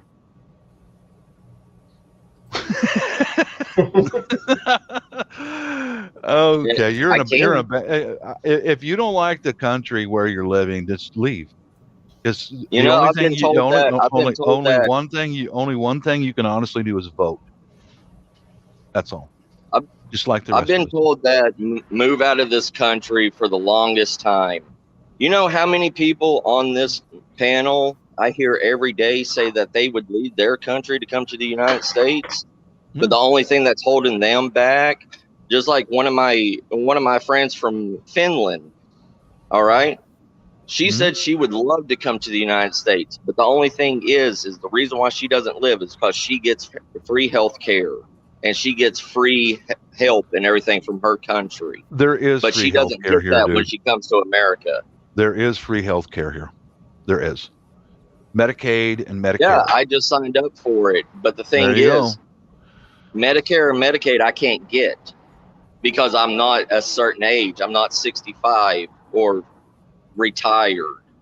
Contact a social worker. All right. I have. Okay, really? Okay. Now a social I've worker. got a failing kidney, and Texas won't put me on disability. Their entire job is to find you financial and medical resources. That's their entire job. That's what they do. Yeah, that's what they say. That's what they say, but they don't, because I've been to hundreds and hundreds of Well, it seems like no matter what I say to you, and they've just try to be positive. Try to be positive. Just be positive. Because if you continue being a negative and looking in the faults and the failures of everything around you, dude, you are going to have a miserable freaking life. Period. And there's nothing because I I see other people that don't give back or help in any way or shape or form get free stuff, and I don't. Can't help you. It's just like all of our veterans. You know how many of our veterans are on the streets, homeless, and they've served this country and they've helped this country, and they're living on the streets? Mm-hmm. Okay. I Thank you for the hired information. I'm aware of that. 3 veterans. So if I could just say one thing I real just hired 3 veterans. There is a process in place. Follow the process. So I'm just going to go through one thing real quick, and like this is just completely taken, just really viewed in a very logical, plain, rational way. As everybody knows, I try to be like understanding to everybody all the time, and I really do. And you'll very seldom see me be abrasive or aggressive, and that's not what I'm going to do here. What I'm going to say, however, is that for myself, just on a realistic level, so I'm from a country that has vastly different statistics. I can speak straight to the statistics, right? So the age between 18 and 35, the employment level in my country, the unemployment level is going above 70% currently. Good Lord. So because of that means that the majority of our country at the moment, we don't have people that have jobs. We have an exorbitantly high crime rate. We have one of the highest violence rates towards the world, in the world, towards women. We absolutely do. We have an extraordinarily bad infrastructure when it comes to our power. Our power outages are consistent. It's an asset of life. I can never sleep easy at night. I've got to make sure that I lock down everything like it's Fort Knox. I've got to make sure that every time I'm coming home that I check the bushes to see if I'm going to be ambushed. I've got to, when I draw money at an ATM, I have to consistently check around me at all times, every single time I go. I never let my wife draw money at an ATM because of how dangerous it is. We have a ridiculously high level of hijackings, of assaults, of murders, all of these type of things. That's why I say, if I can speak to statistics, if you look at it from a statistic level, if you had to compare the life and life that I can provide for my family here compared to what I would be able to do with the same amount of energy and work that I had to put out if I was in the US, it is an extremely different situation. So that's absolutely. So that's why I can say from like the US, I understand that there's problems 100%, but you cannot compare the difference of a lifestyle that I have compared to what my life would be like in the US.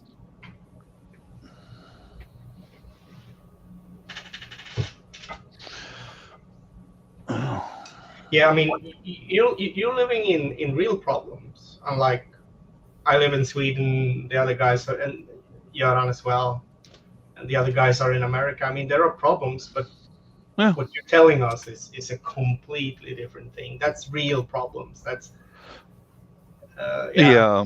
Mm-hmm. And so I mean, we're kind of complaining about minor issues while you have to check the bushes before going to your car in the morning. It's It's somewhat the unemployment rate where I live in Washington State, and this is much better than South Africa. But the fentanyl and methamphetamine this area is fetid with illegal narcotics. That's causing the crime in my area. That's changed the face of my entire state. Yeah, that's so rough. That's so terrible, Bob. Yes, That's it so is. bad doing that. And the crime on that level, absolutely. You see, there are things that I can be grateful for that we don't have that kind of situation here. You know? Yeah. We don't. We have drug problems, absolutely. Don't get me wrong, but we don't have that level of we look. Don't look. I've got to tell you this as a side note is that the majority of my friends that I had when I was younger, I've had to basically change because they all went down a chemical drug kind of path. Okay, which is horrible. So I've lost friends too. Yeah. So and it's the worst thing, right? I buried a very close childhood friend of mine a month ago, and nobody else on YouTube at all knows this except for me dropping that right now. But I'll tell you that it's because of the lifestyle that he chose to live, and because of the choices that he took as well, and depression, and there's a whole bunch of other factors. But I buried, and it's the third extremely close friend that I basically buried in my life already, and I'm 37.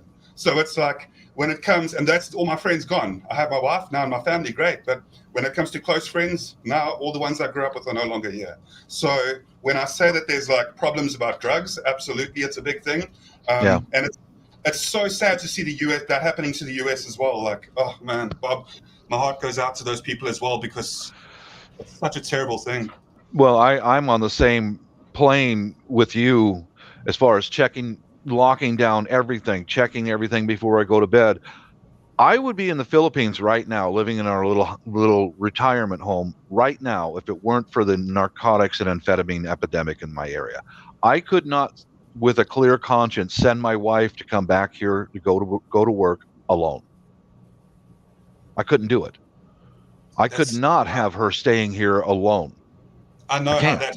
Yep, I know how that feels and how terrible that is because I can relate, and it really is something that's unfortunate. And I don't even know the solution at the moment when you have no. It almost seems as though it's been driven. It seems as though it's being kind of encouraged and pushed upon people, and this culture of either rock stars or hip hop artists or whatever you want to say, or from music in general, that's the cool thing to do across the board. All the music industry in general all the music industry and media is just pushing it out there, just saying, yeah, that's the normal thing to do. That's what they speak about in all the rock lyrics. That's what they speak about in hip hop songs. Across the board, that's what is being, driven into the youth, and it's terrible. Yeah, part of it too is in my area. If you remember 2 years ago, some radicals took over part of the city of Seattle, and the politicians caved in. Okay, it's terror. The part of it is terror. The politicians are afraid of the radical left, and they're also really afraid of the cartels, the drug cartels. That's what. So they do whatever they can, but we're the ones who have to suffer the consequences. And that's there's no utopia, but for me in my life, prayer, a positive attitude, stay busy to get things ready in my home so I can protect my home from those people who are addicted. That's what keeps me going. But positive attitude. You got to look at the bright side of stuff. This all happens for a reason. There's a reason behind it, that everything bad happens. There's a reason for it. And it usually teaches you a lesson of some type.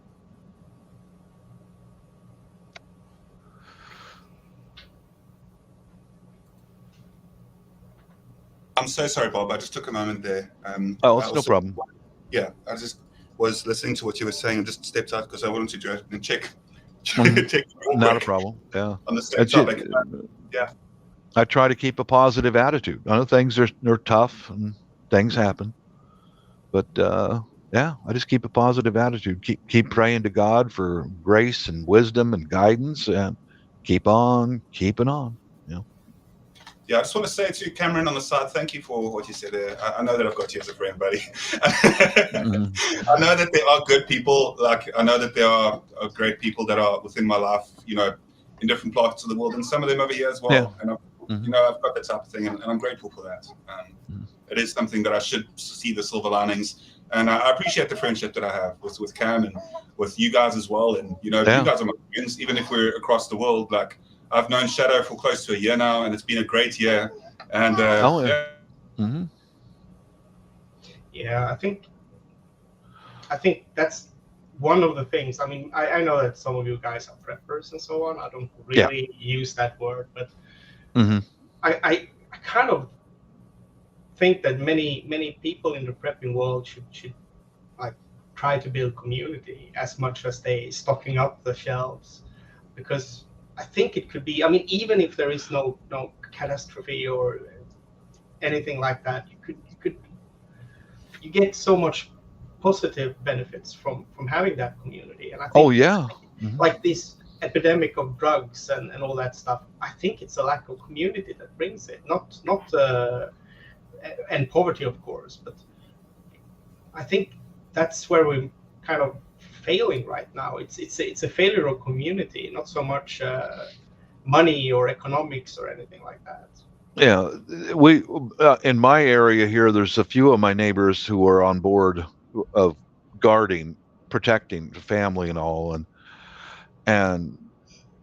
but I'm thinking like the guy, what was his name? The guy who said he spent $20,000 on or $2,000 on building like packages for the homeless and so on. I think like stuff like that. I mean, that could also be a part of a prepping, in my opinion.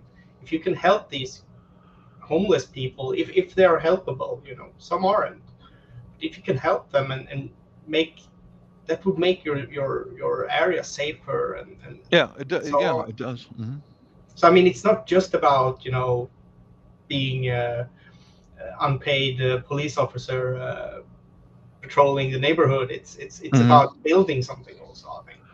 Well, I can tell you this: the homeless addicted people don't starve. No. There are people like us who go and give them food. Oh, by the truckload, like businesses, when they have excess, something that's excess food, they drop off huge boxes of free food for these people. So that's being done, you know, and that's most people aren't aware of it because they just don't see it. Because once again, the media does not report on the good things; they only report on the negative and the bad things. Yeah. Especially if it's the wrong people who are doing the good things, then they don't report on it. Yeah. If we're not fit in their little narrow category, then they don't show anything that we do. Yeah. Yeah, that's if I had the money to kind of like start a project, I think that would be my project, trying to build community where there is none. I think it would be, and I mean, like creating job opportunities, whatever. I know that some of these people who are homeless, we have them in Sweden as well, and some of them haven't come to the point where they see a reason to change, you know. Maybe it's convenient right now, or maybe they don't. Maybe they have some mental issues. I've noticed that there's three types of homeless in my area. There's the temporary homeless because they've lost a job, but they don't stay homeless for very long. They go out and they find another job and they start working their way out. Then there's the mentally ill. And most of those mentally ill that I've noticed in my area are because of drug addiction. Their brain is gone, and there's no helping them. In my opinion, I don't know. I'm not a doctor. And then there's the currently addicted who don't want to go back in society. They don't want to. And there is one homeless fella who lives in this area all year long. Most of them disappear. They go to California, Arizona, where they won't freeze to death in the winter. And he doesn't use any drugs. He doesn't drink. but he cannot fit into society. I'm sure he gets some kind of a check from the government, but he spends his extra money comes from stealing. He's a thief. He's just a thief. He lives under a bridge, and he's. I know he gets money because he does gambling with scratch tickets.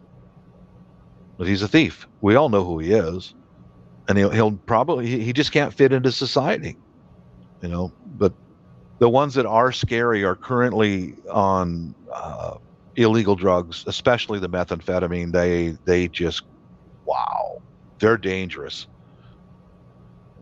Yeah, they'll do anything for their fix. That's the thing, and that's a big thing that's hitting here locally as well. Is that they'll do anything. They have no compassion or sympathy for anyone else. Really, like it's absolutely it's the worst self-involved thing ever. Yeah, it really is. You're absolutely right. I can tell by you saying that you are very experienced with it, just the same as me. Yeah. Well, I was. It's just a constant. They always have these dreams, and they'll tell you about their dreams as well, and they'll tell you about how these things that are just completely imaginary, you know, that are never really tangible things, but they fixate on them, but they never actively do anything to pursue any of this. It's all just kind of, you know, just flatter. Hello, Nanette. Mustakana. I had a conversation with a younger gentleman walking back from the market, and he was behind me, and he caught up to me, and because we saw several stolen cars in the parking lot, and we had to walk past them to get to our homes. And the best advice I could give him was he's had his truck broken into 3 different times by the addicted, and he's approached them and on and on. And I the best advice I gave him was give him, you know, tell him to get away from your stuff, but don't interact. Don't have a conversation with them, because it can incite violence, and you're not going to get anywhere with being able to talk rational and reason with them. It just doesn't work. So I've had to stand right there in that doorway with one of them last summer, screaming profanities at me for over 20 minutes, and I just stood at parade rest and didn't say a word back, and he didn't know how to react. So eventually he left. That's my advice. If you ever are face to face with someone like that, don't interact. Just move. Just keep walking, because you can't talk to them. They've lost their everything. I hope you agree with me. He deals with the same type of people that I do. I think it's like it's not permanent, but yeah, when they're on the drugs, that's the problem. I've seen some people who actually recovered. Partly, I guess they're never going to be the same person that they were before. Yeah. But I've seen some who has done some recovery at least, and but there is a lot of willpower needed to get off that stuff. It's not, there is, and I mean, I can't blame them for not having the fight to. I mean, like the spirit to fight it that hard.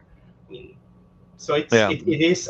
So in some ways, I guess addiction is a sickness in that way, and sometimes it's bad decisions and you're stuck.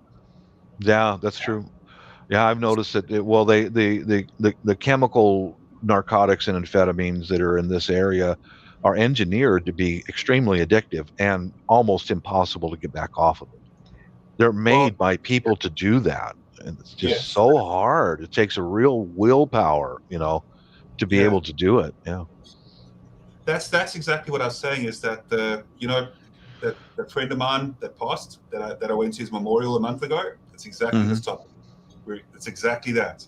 When we were in our early 20s, in our late teens, he decided to hang out with a different set of friends, and I saw it coming, and I tried to be his friend along the way, but he just pushed me completely aside and chose to hang out with those friends that were doing those narcotics, and because of that, his life slowly trimmed away. He was studying psychology at the time. He was a wise person, and he had a good build. He was popular with the ladies. He had his life ahead of him. Everything was fine. Yeah. He had good structure and everything. Started doing that, And slowly but surely, he got more and more gaunt. He started to care much more about, himself. So he would start to steal as well from people around him, which became very bad, as you can imagine. And just over time, it was so sad to see, because it's so much lost potential. And you don't get a reset button. That's the thing. You don't get to reset.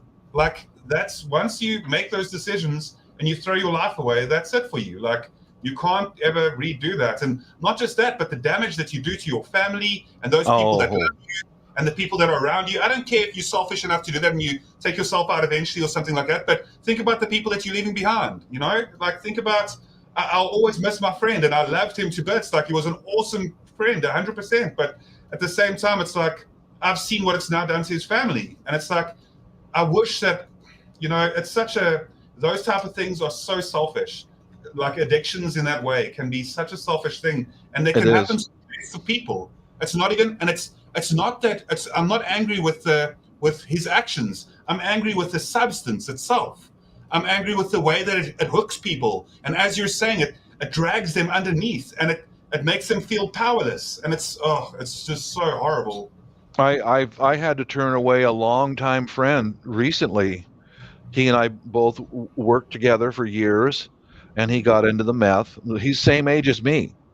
And I knew he did some meth when we worked together, but it's gone beyond the control in his life. And he came over a couple of times right here in the shop, and he got to the point to where he's just using me. He's walking out with all kinds of freebies, and he's going to sell it for dope. But I had to turn him away. I mean, it hurt. We used to go coyote hunting and bird hunting together. Because of his addiction to methamphetamine, I had to turn him away. I said, dude, as long as you're using, you don't come back to my house again. If you're sober, you can come back. But those people they leave a wake of destruction behind them. It's terrible. And all that stuff is made by greedy, evil people.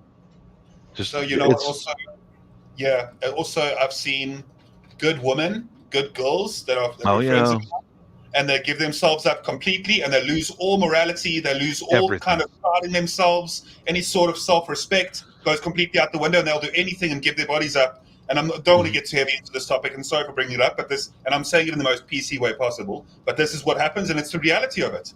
And it's absolutely despicable. Like, it's a heinous thing. I saw it too. It was one of my coworkers at Boeing. I saw her selling it right along Pacific Highway up by SeaTac Airport. She got into the meth, and that's just exactly where she went to. I would imagine at her age and all that now, she's probably not alive anymore. It's terrible. But I just try as much as I can to look on a positive side of life. I've got this. I've got food. I've got shelter. I've got a family that loves me, and that's what I try to focus on. The things that I can change that are within this box. The rest of it, I was like, I can't do too much. Well, it's the serenity prayer, right? The serenity. Yeah, it is. I say that I don't usually speak about religion, and then I bring it up again, something that's a faith-based kind of thing. And I don't mean to, but the serenity prayer, no matter what faith you're from, no matter what belief you have, is a beautiful, an absolutely beautiful piece of literature. So I think that's something that can be, all people from all different walks of life can absolutely be benefit from that. Welcome back, by the way, Second Star. I see that your signal's doing a little bit better. I'll be right back. I'll get a coffee. No problem, Bob. Yeah, sorry. I was relieving one of my guards that just quit on me today. I need to go, guys, but it was fun talking to you guys again. Okay. Maybe I'll get back some other evening. Yes, nice to meet you, Kilsbergen. It's actually Kilsbergen, right? Is that how to say it? Say again? Is it? Kilsbergen? Kilsbergen, yeah. Kilsbergen. It's like Swedish. Okay. Perfect. Very nice to meet you, and hope to see you again on Second Stars on Shadow Scouts Second Star on Shadow Scout stream. It's nice to have a chat with you. Thank you, buddy. Yep. See you guys around. See you around. Bye bye.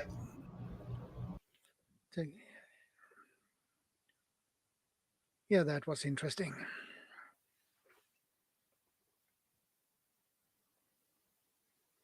Yeah, as you guys might hear in the background, I also need to be a little bit of more family man, and hopefully CR, obviously CR is going to maybe join us soon as well. But it's been nice to have a conversation with everybody, and I definitely will catch up with everybody soon.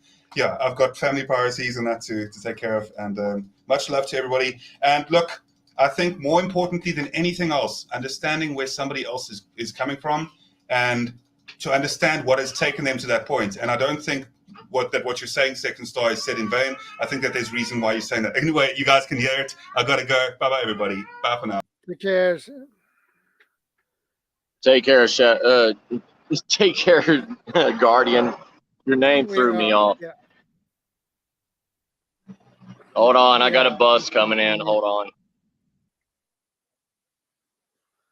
Oh boy.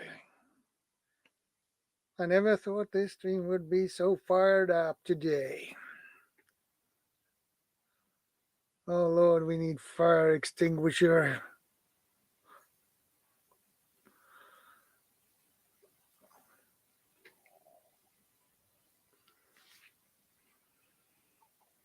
Yeah, Buzz. The serenity prayer. God grant me the serenity to accept the things I cannot change, courage to change the things that I can, and wisdom to know the difference. Yeah, that's a good point. Really good point.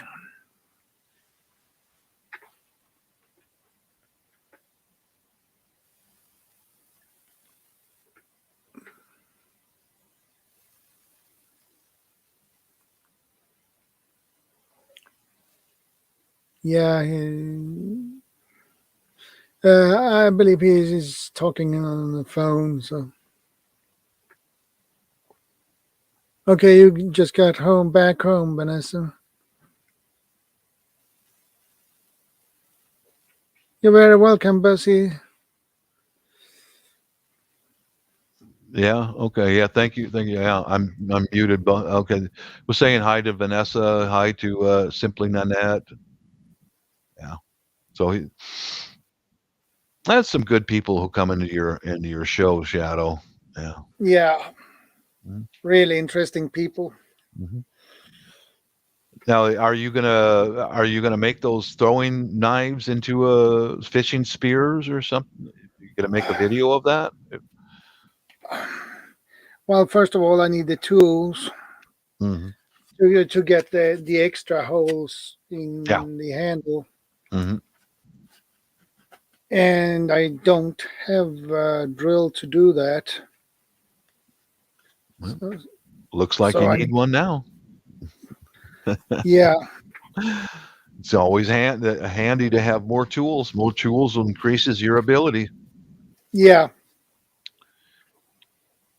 Well, I have a drill, but that is in Gothenburg, and I didn't get that with me when I moved up here, so.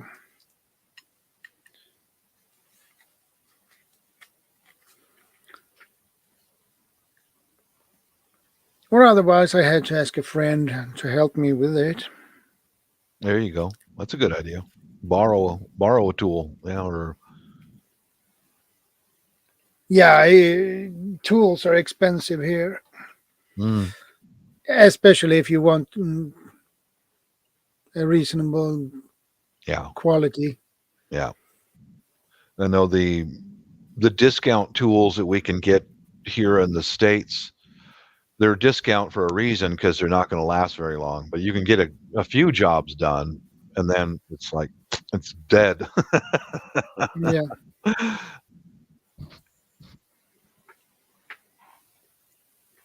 My tripod stools work. I am making 2 next month with bridal leather in a russet color and fancy tri-bolts. Right. All right. Yeah, I saw the pictures Vanessa put out on Instagram. Geez, that was really, really beautiful. On that stool she made now. Right on. Yeah, that was really beautiful. What are the stools used for, Vanessa? Tripod stools, like a 3-legged stool? Is she making those? That's cool. Yeah, she made them. Mm-hmm. I'm gonna see if I can find them on Insta. I bought my 3-legged stool. It's on its way to the Philippines now. It's for gardening and things like that. But I on my channel I have a video where I modified it because the stool legs are this big around, and when I sat down on soil, the legs would sink. I can teach you how to use some square aluminum stock and prevent the legs from sinking, which is important to me. Leather tripod stool. Okay. It's on my channel somewhere. It's like, Hi, I'm good. Hey, Sorry, I'm Bessie. back. No, Hi. no problem. I just want to say thank you for the lovely chat. It's been fascinating. I'm actually glad I've come across you guys. Thanks to Cameron. I didn't realize I was going to be made a mod within seconds.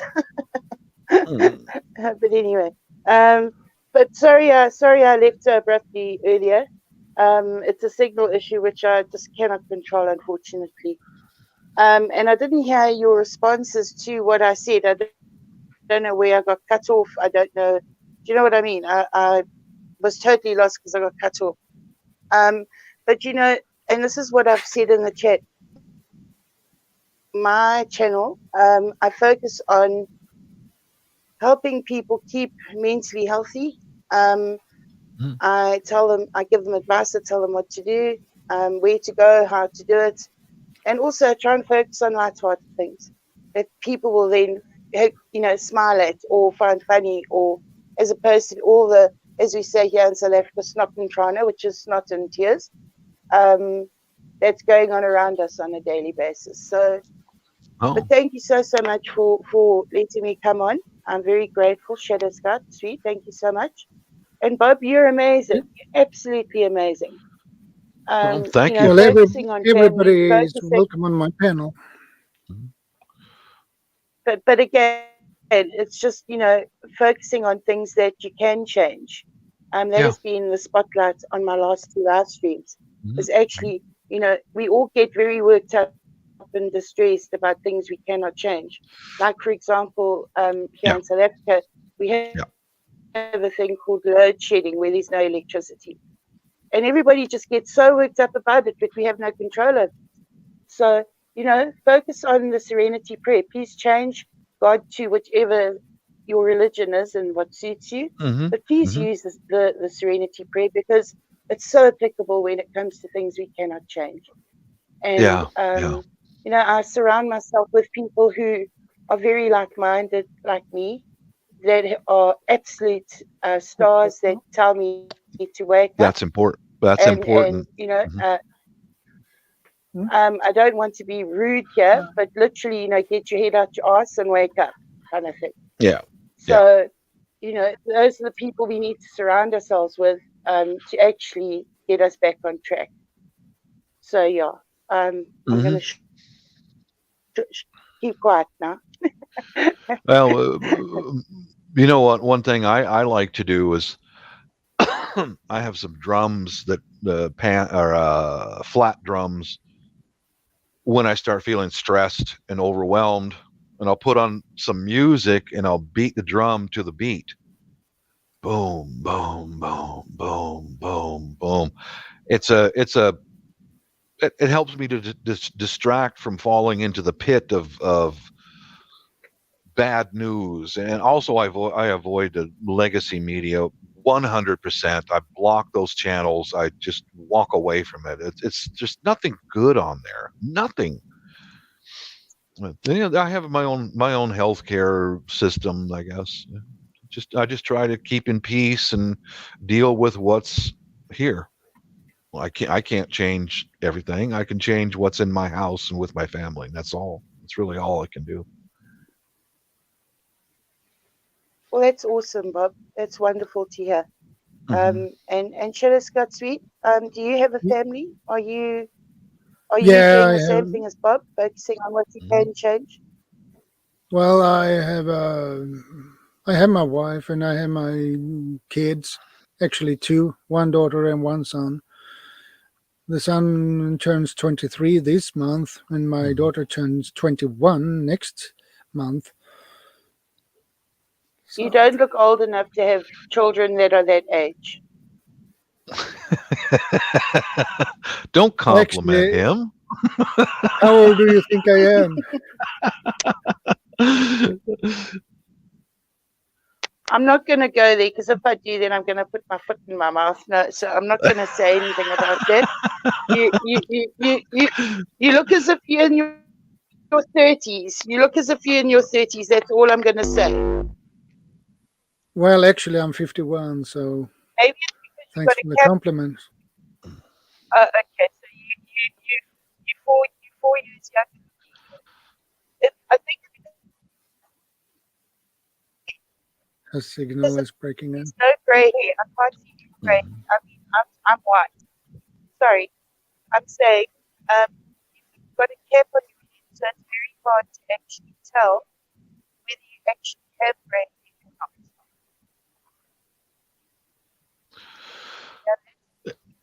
Yeah. Oh, your connection's cutting out. One Yeah, I positive can thing, hear that. one positive thing that I had happen to me very recently is I went for a semi-annual checkup with my doctor. And when I was over in the Philippines, my wife and my niece says, you need to exercise more, which is true. I lost all my muscle mass. I had cancer 2 years ago. So I had a positive thing because my wife says, why don't you go see physical therapy? Because they're nearby the house. So I got a referral from my doctor to go begin physical therapy. And, I'm going to stop back in at their physical therapy office and see if the referral went through and all that on Monday. And I'm hoping that I'll have something positive. Be able to begin exercising in a structured program with someone who really knows what they're doing. That's positive. That's a good thing. And I hope she's hot too.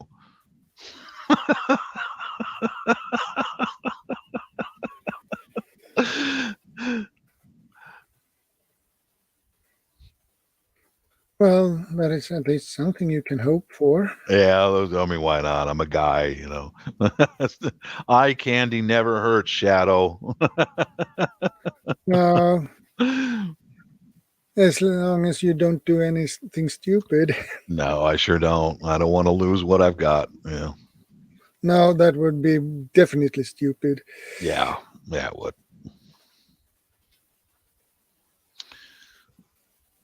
Well,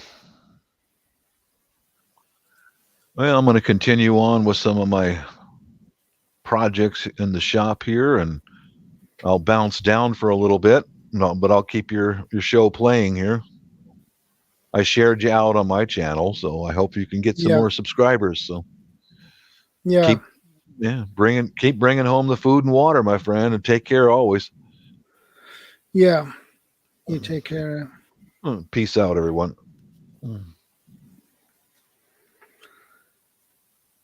Okay.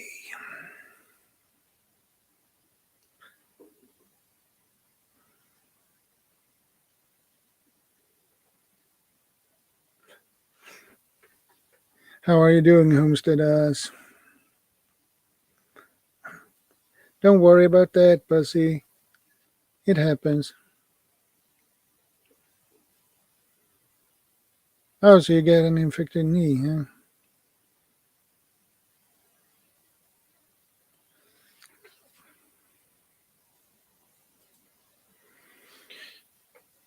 I got an infected knee in Texas a while back. Got to Dallas, VMCER. The duck who comes was a triathlete just flown in from camp in Florida.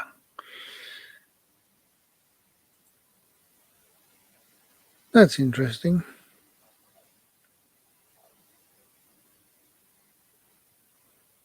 Yeah, Vanessa, signals has a tendency to get messed up.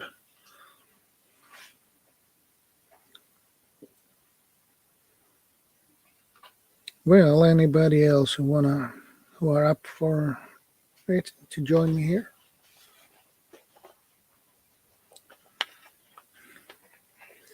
Yes, here.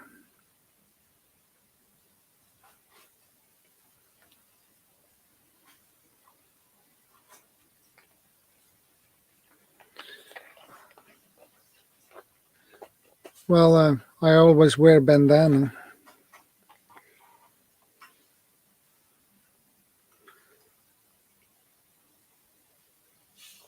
I guess I get my Western genes from my mother because she turned gray late in her life.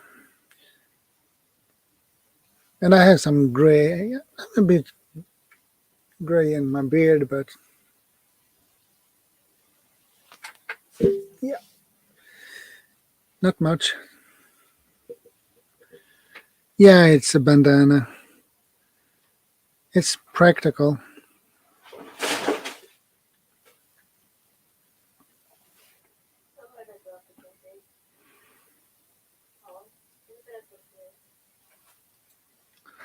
Pouring rain here. Fargo in Wayne hasn't been well, so I think I need to take him on a break. Got natural therapies going for him. Hot blood pressure, cholesterol, so strict diet now, and herbs. I hope he will feel better soon, Ben, my friend.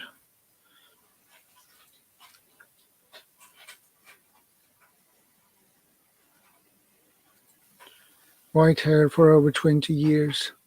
That's a long time, Vanessa.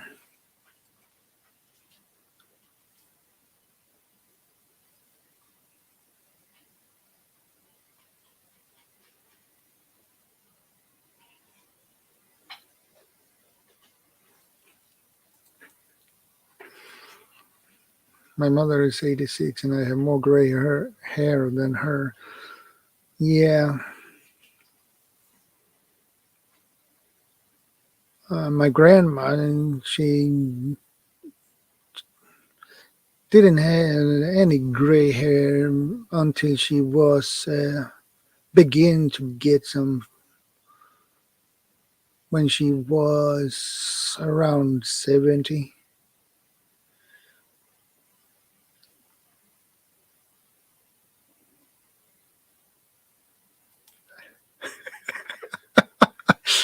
Guardian. Well,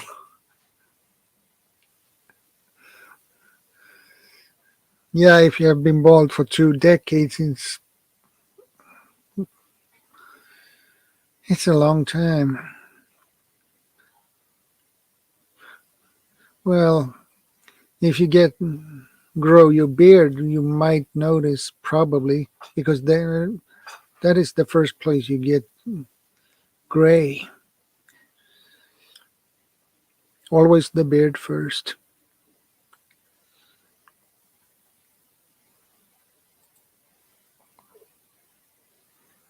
Yeah, Cameron, I have to agree with that.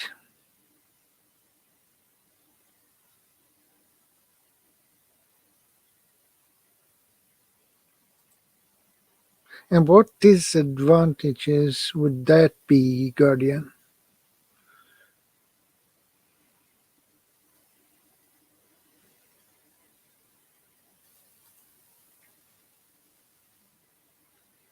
That's early. That's early, Vanessa.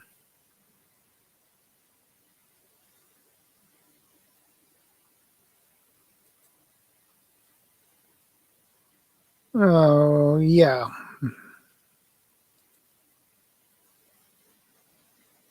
That might be that.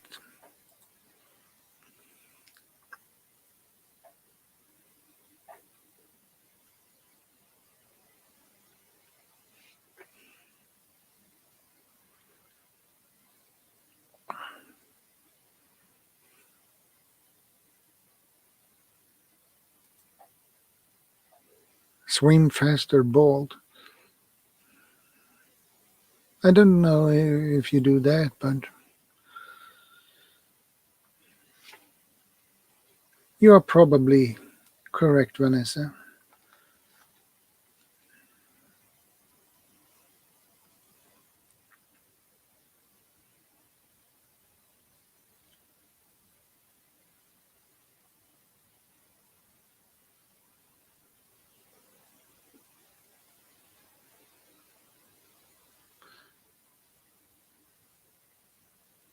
I started getting gray hair stands at 17.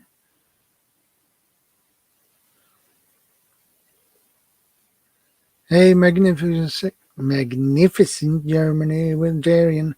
Good to see you, brother.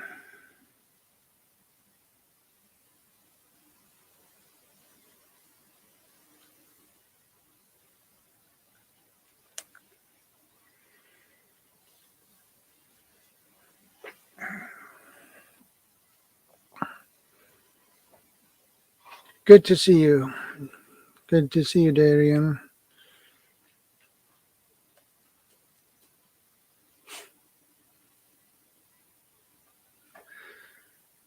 And I appreciate it.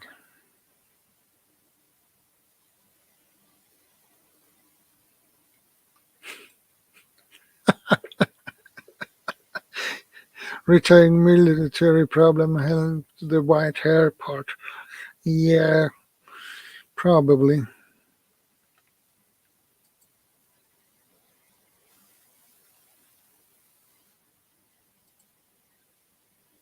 Get a beanie. Yeah.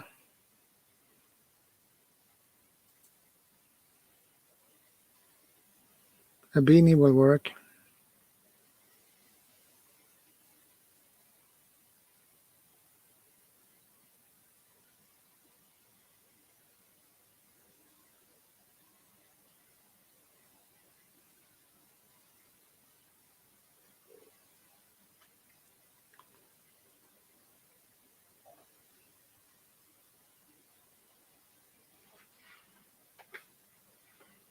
Are you going for a hike, Guardian? Take care, Guardian. Stay safe. God bless. And good to see you.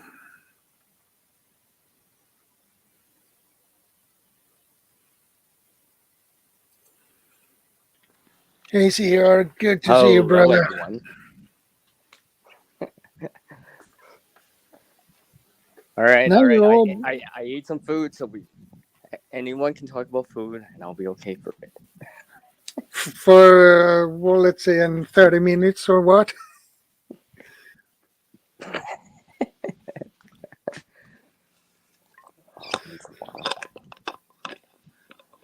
So,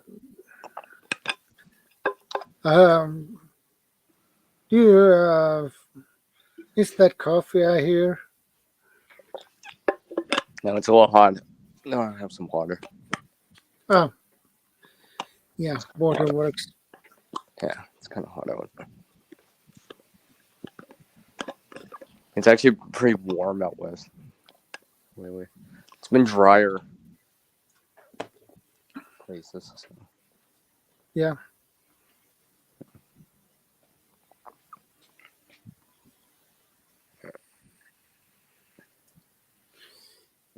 Well, it's good to see you anyway, so. It's nice to see you all. GP. Karen. Nanette. Nice to see you all. Yeah.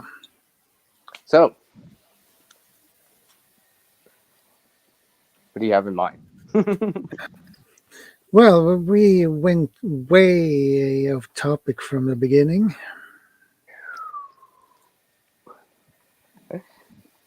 But we can get back into it again, I guess, if you want. Well, recycle items and make something new of it. With a different use. And you seem to be an expert on that. Whoa. Whoa, I gotta see this again because they're gonna say something there. I don't know, Vanessa, maybe I'm doing pretty good after that one. Sorry.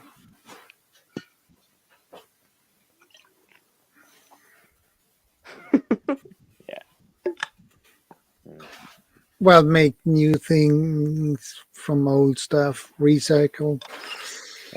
Oh yeah, that kind of upcycling. That is what we call upcycling. Okay. It is.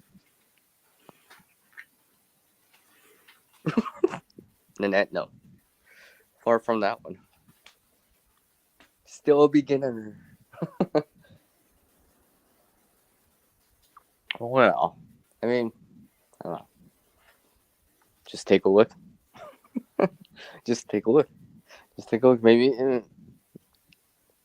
maybe something else just come to mind and be like, and just try it out too. So you never know until you start making it. Hopefully it'll work out. Old furnitures are recycled, the leathers, wood, etc. That's good, Vanessa. Mm-hmm. The problem is most people don't think, hey, if it's worn out, and they throw it away, but mostly all the material you can use, even on some part of it is worn out. So you can use the other parts to do something new of it. And you know, that reminds me, Vanessa, that reminds me of this little shelf I made just for something specific, but I used three small doors from like something that had to be dismantled anyways. So they were all the same size. I'm like, a couple screws later, I made a shelf I can use. Yeah. For purpose. Because I think that is better to do than just throw things away. Mm-hmm. Mm-hmm. Well, And sometimes it just takes the tools. I was just going to say, sometimes it just takes the tools, like you were even saying. Once you have to do it, it's very tough.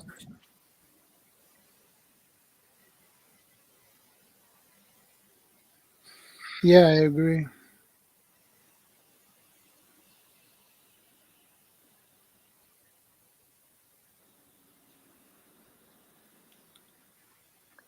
So yeah, you have the tools available, then I mean, you can do something, but that's just part of the equation. Sometimes you need the material, and sometimes enough of it too.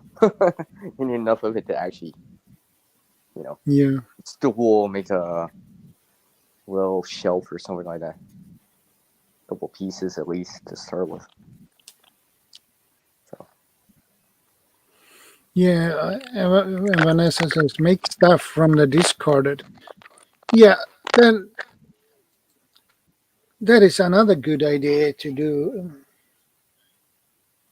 When you discard something, which just lay there and nothing happens with it, it's just collecting dust until it goes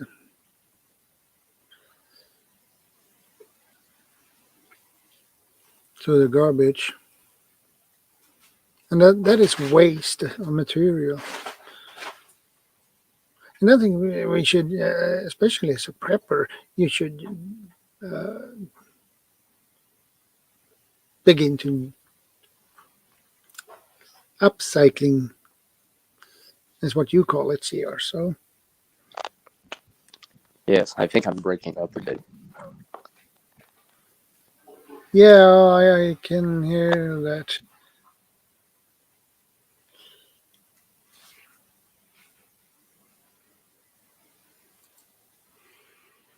That works, CR. I got a little knife rack that hangs on wall the other day from a pile of stuff at curb. Okay.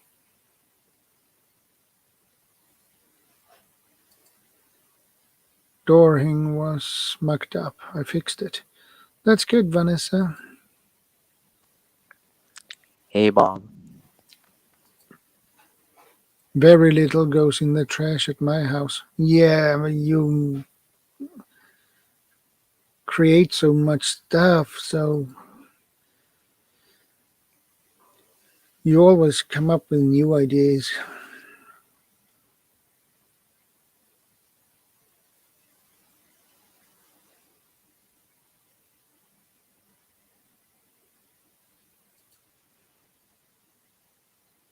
Scrap out the materials you can use. Lot less waste that way. Those materials can be used in other projects. Yeah.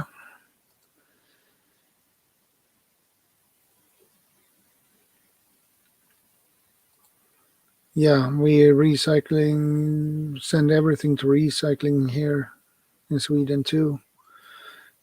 The problem is we are too efficient, so we need to import trash from other countries to keep it going.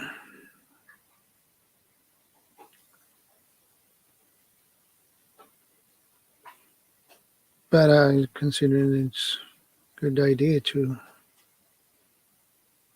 if you have the tools.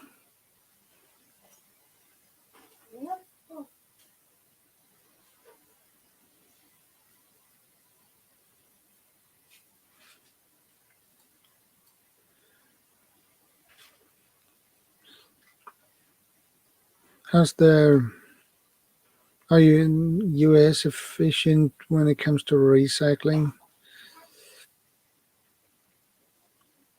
Or are US efficient as we are here in Sweden?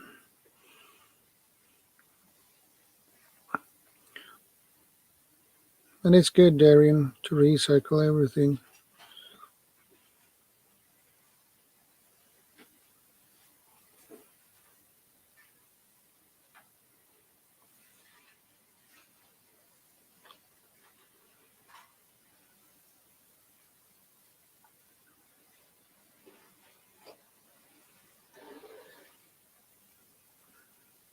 Do you get hang of it?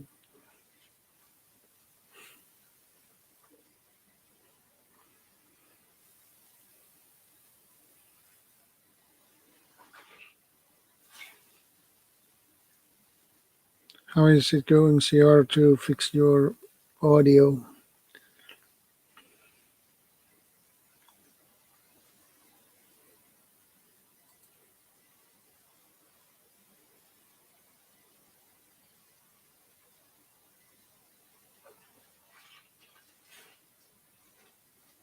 Okay, Cameron, take care, stay safe. God bless.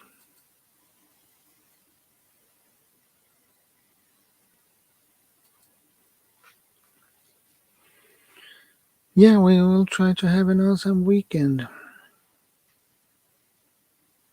I have anyway, so I can't complain.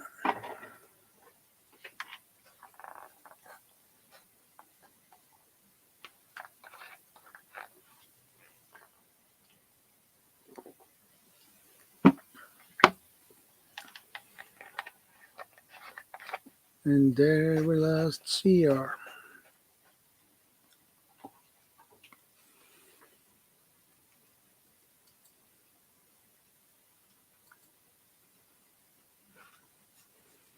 He always seems to have a problem with his audio. I don't know why. His audio is always messed up for some reason lately.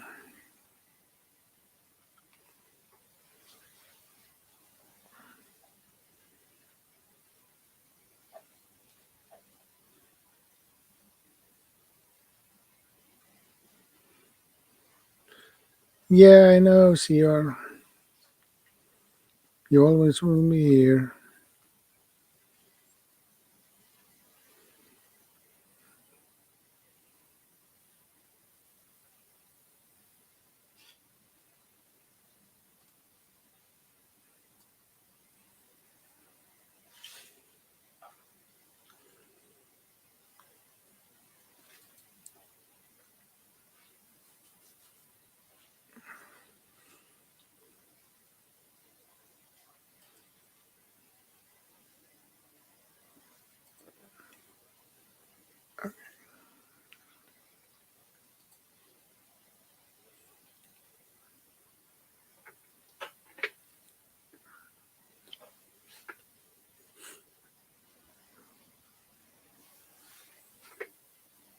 I don't miss anyone, I hope.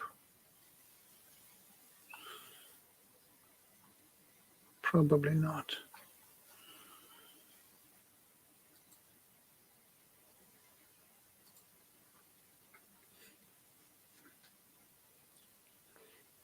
Okay, CR.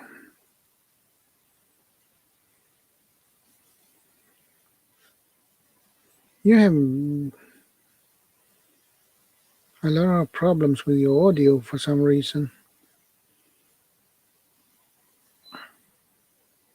And you had it when you had your own stream. You had the same problem.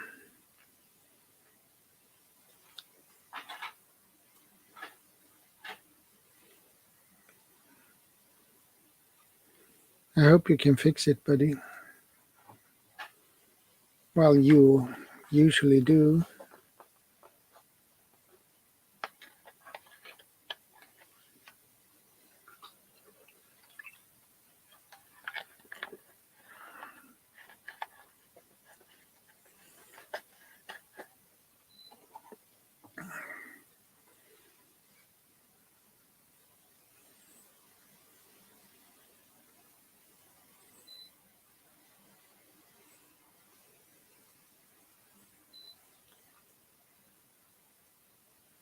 It's hot here. I think I'm going to increase the speed on my fan a little bit. Much better. I hope it's not pick up my mic pick up it too much.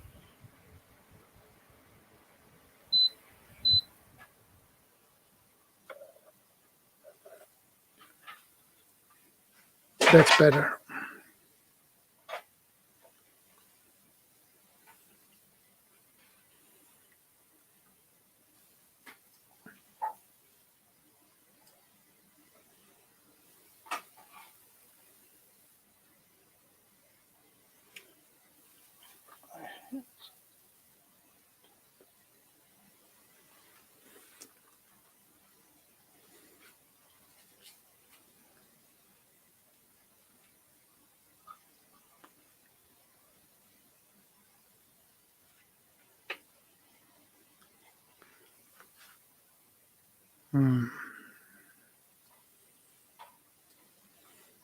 CR will pops in again. If anybody else who are up for it, you can still have the StreamYard link in the top of the chat. So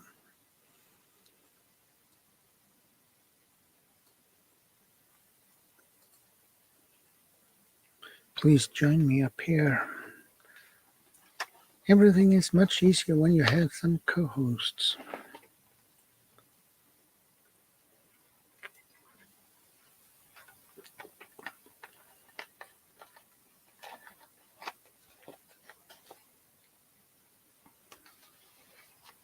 Oh, Lord.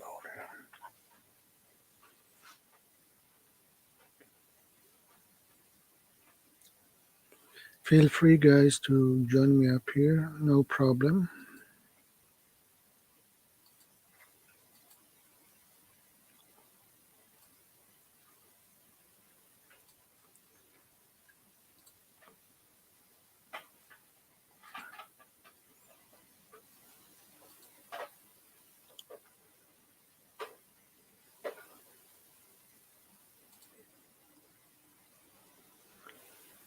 How it's going, CR?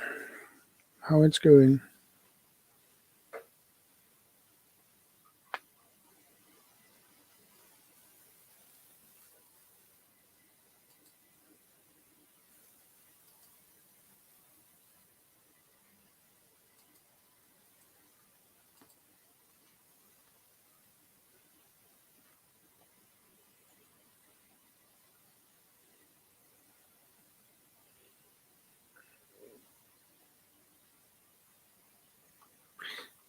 Guys, I'm going for a short bathroom break. I'll be back in a minute.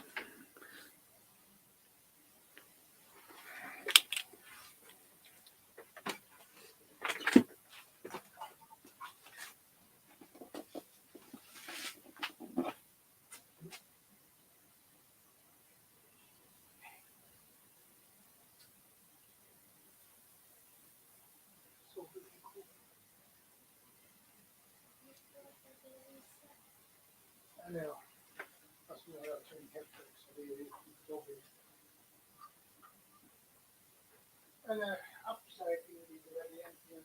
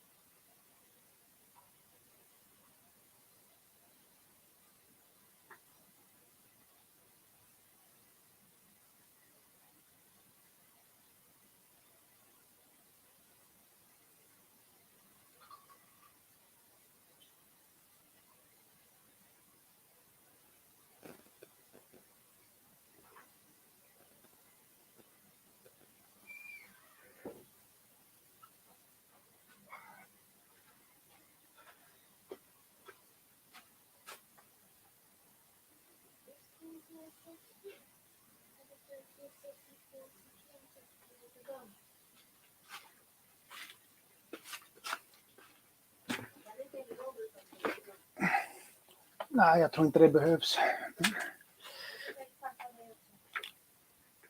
Vad sa du? Jag kan göra som passar dig också. Vad som är löv. Tror du jag behöver en? Jag kan göra med något löv också. Sånt där kamouflagenät. Ja, så skriver du spring. Ja, Jag tar på. jag tror nog du hör dig redan. Så det. Jag förstår inte att jag säger för hälsa.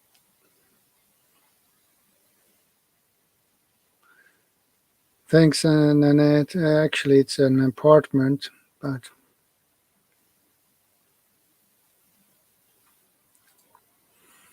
and there you are, CR.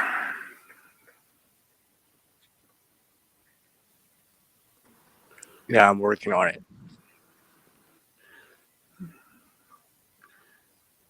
That's good that you're working on your audio. It's a nightmare when the audio are messing up. Mm-hmm. Mm-hmm. So hopefully everyone's doing well. All right, let's try this again. Yes, Nanette, I rent. Yeah, I am. I mean, we are. Yeah. Well, I can't afford to buy a house here. It's with my income, I can't afford it. Mm. No, because if you're gonna have a house here, and nothing special, you can have to pay 1.5 million for it.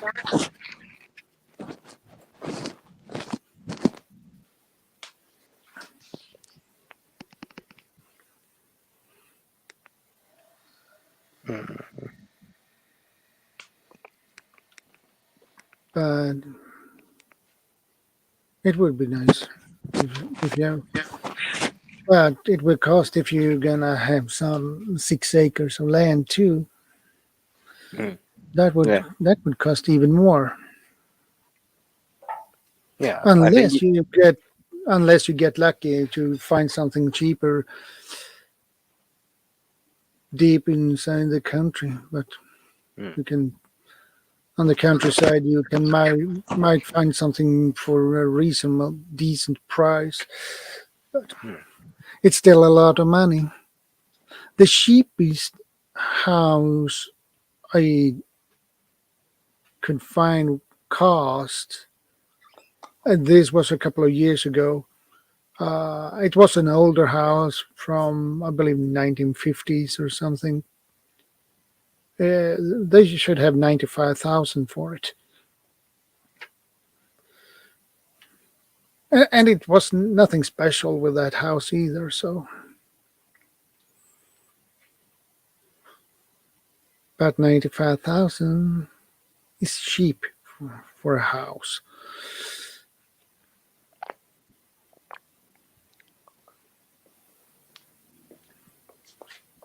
Mm-hmm. Here there are land developer for rent to own. Okay.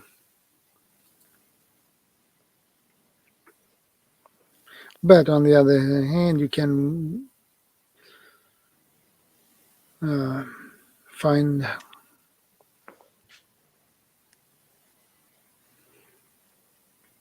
house you can rent here as well. Okay, Shadow, are you ready? Are you ready? Remember what I said earlier? Yeah. Earlier in the day.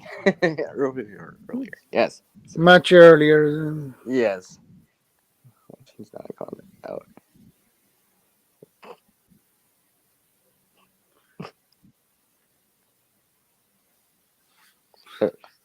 Yeah, there it is. That was colorful. Yes. 1950s house. There is a ghost. Not necessarily.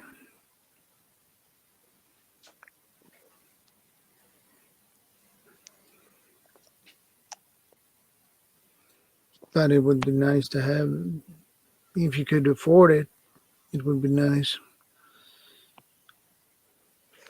So earlier in the stream, I went back for a little bit and I saw that you were cutting something or something. I saw a knife in there, but.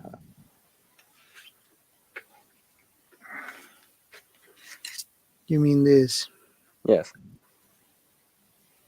Mm-hmm. No balance, nothing. Totally. Now, now it explains everything.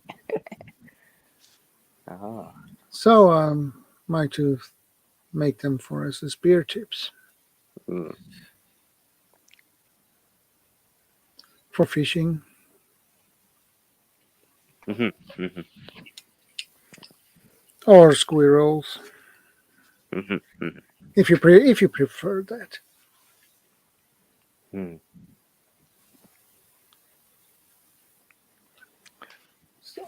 And I had these for years.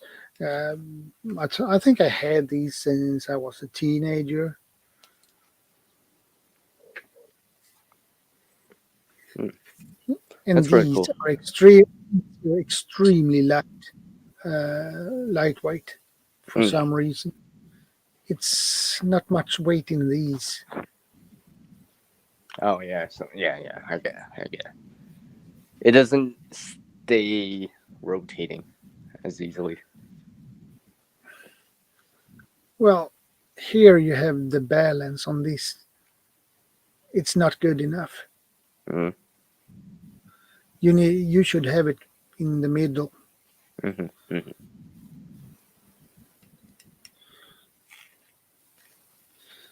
But drill hole in the handle, a couple of extra hole, and you can attach some cordage or Mm-hmm. attach it. Yep. That would be an idea. Mm-hmm. Sometimes it's limited by the tool. Yeah, indeed. When you have the right tool, it's possible. Yeah, it's possible.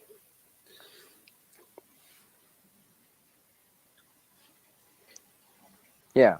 So this recycling old into something new always reminds me of like upcycling. Yeah, I didn't find the right word for it. Yeah, and all that stuff that goes along with it. Yeah. Well, we can call it upcycling, but to a certain degree. I didn't find a word for it, so we turned out to be as it was, as it is now. So we can live with that, I guess.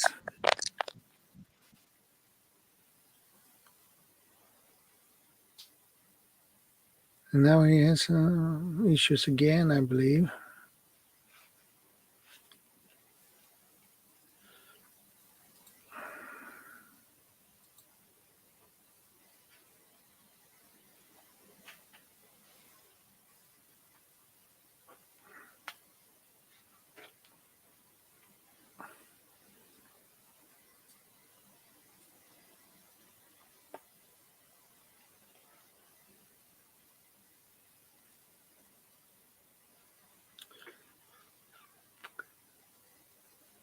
But upcycling is a good idea. Yeah. You know, I think I'm breaking up again. I know I am. Yeah, I think it's because it's way too warm in here. yeah. I don't know. I have a hard time trying to find a spot. What's the temperature? I have to check. I know it's hot. I know it's warm outside. And there's not much wind. Is it warmer inside than it's outside, or? Yeah. I have so much to talk about.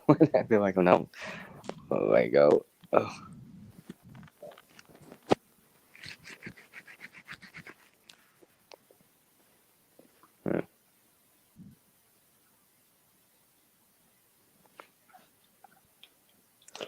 So yeah, when you have the tools, you know, things are possible. Yeah. And of course, when you have enough of the resource too. So Yeah, I agree. yes,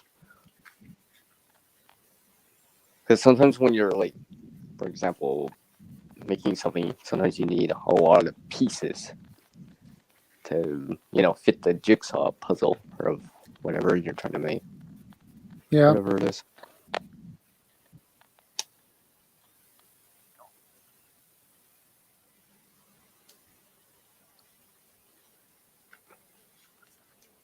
So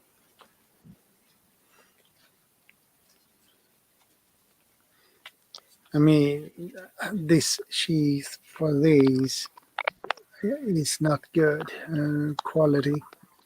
yeah, I think you were saying that earlier. Yeah. It's.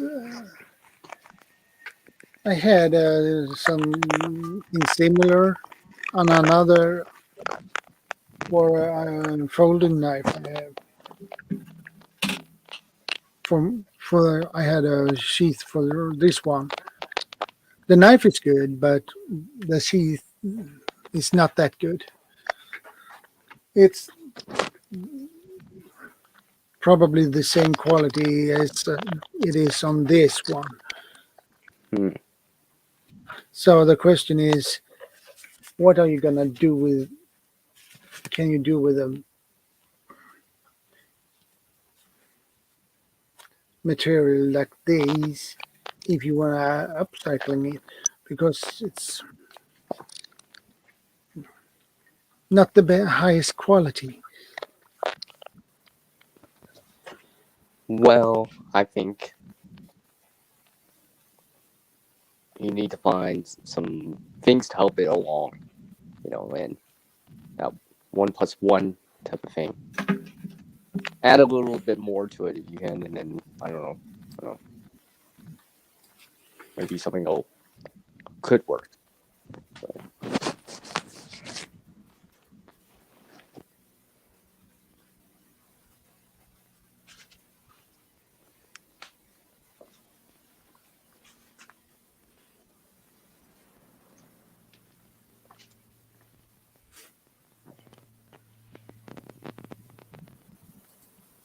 We have run for 3 hours and 10 minutes and 42 seconds.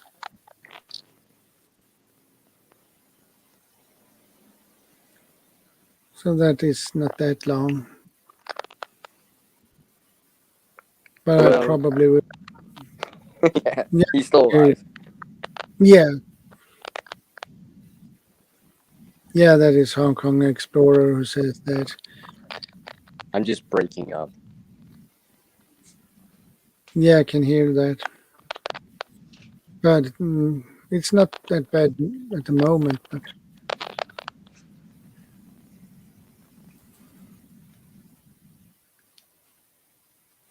everything is just fine on my side. But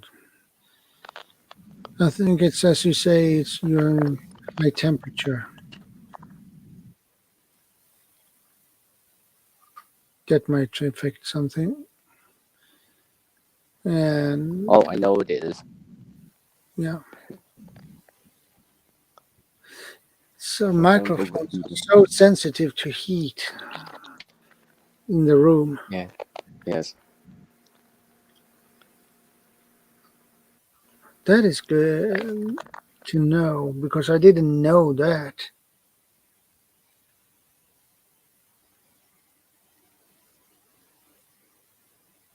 Well, lucky for me, I have a fan that blowing cold air on me.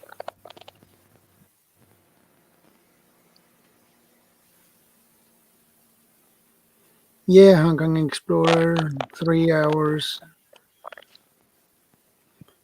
I'll probably go for 3 hours. Now we have 3 hours, 12 minutes, 37 seconds. So maybe 6 hours.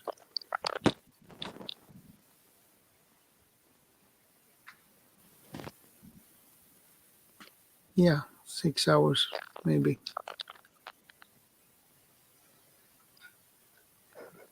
I wish I could talk without breaking up. Yeah, I can hear that. That's annoying for you, buddy. I know. I have lots to say. Sorry, everyone.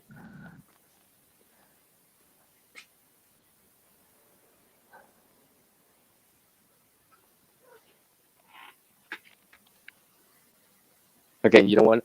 I'm gonna try one more thing. Then I'll come back. I'm gonna try one more thing. I'll be back. Yeah, okay. I wonder what kind of idea that is, but we'll find out when you're back. That's if I come back. Just kidding.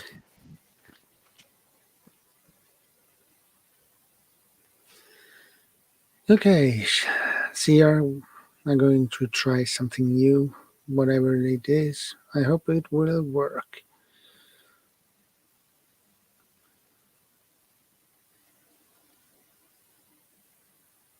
And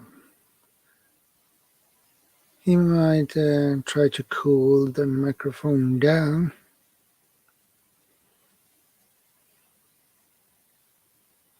With help of a fan. Let's see if I'm right or wrong. But we'll see. We have to wait and see. It's always a surprise. And see if it will work.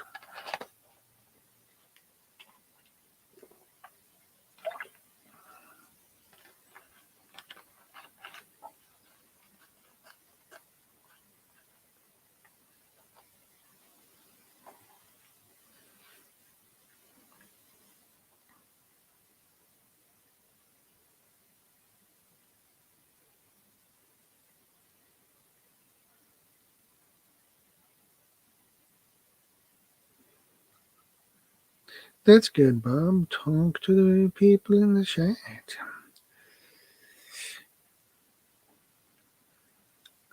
Oh, there are CR.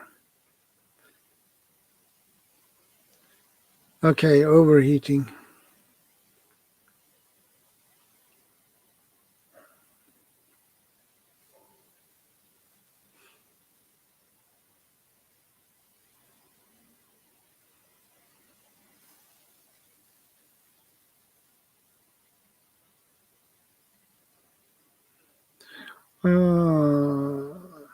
Overheating. You could try to have a fan that blows cooler air on the microphone. That might help.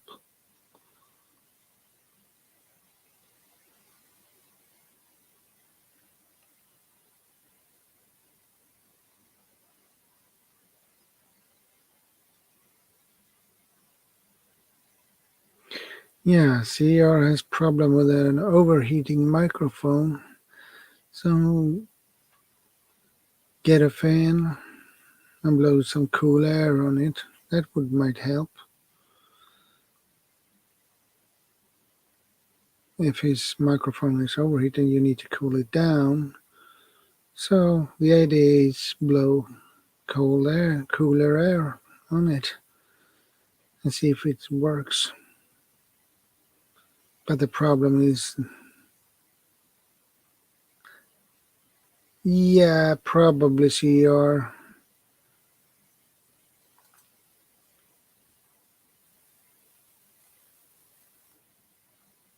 Yeah. Need swamp cooler. That might work.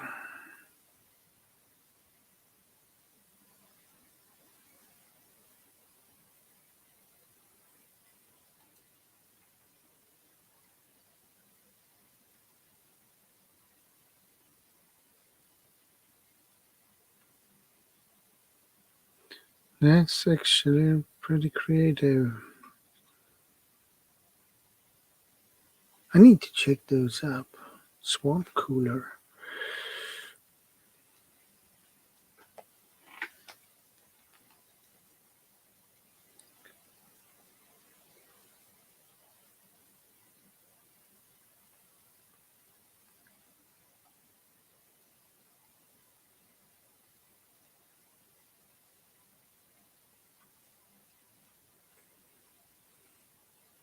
Like I don't feel that hot, but yeah.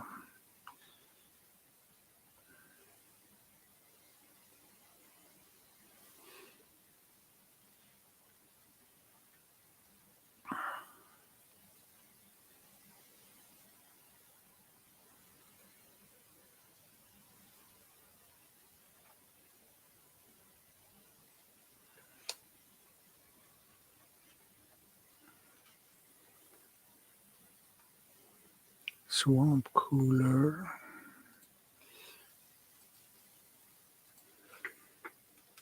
Check that out.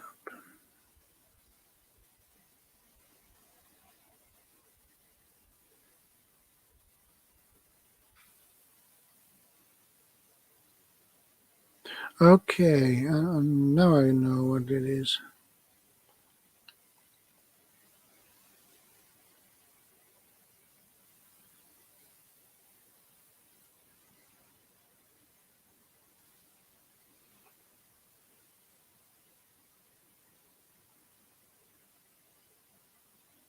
And they are, some of them are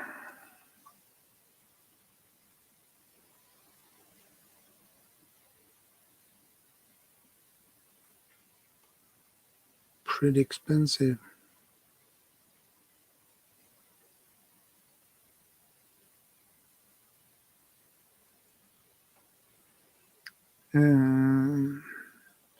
What does a swamp cooler do? Okay. It uses moisture to cool air. Okay.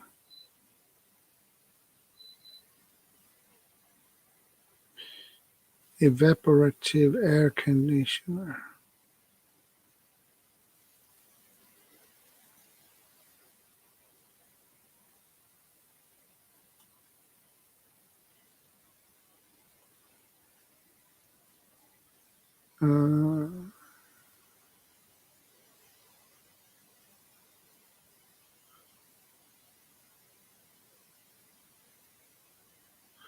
Well, I guess that is a good thing to get.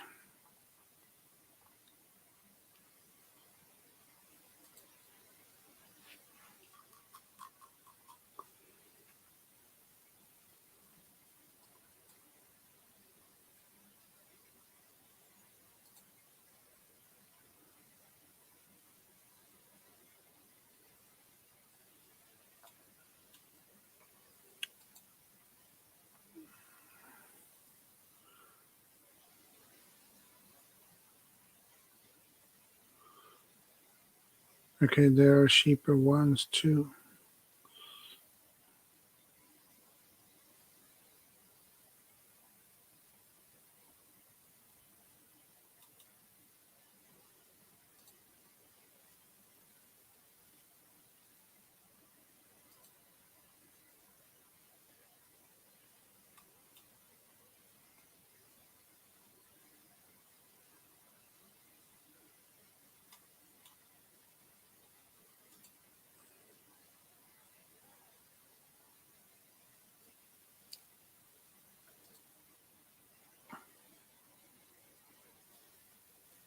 Okay, Hong Kong, take care, stay safe.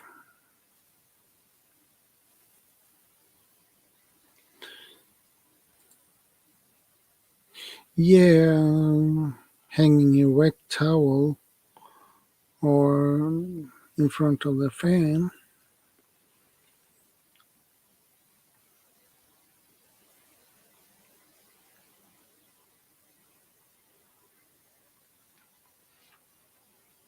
Tati si Fetita, good to see you and welcome.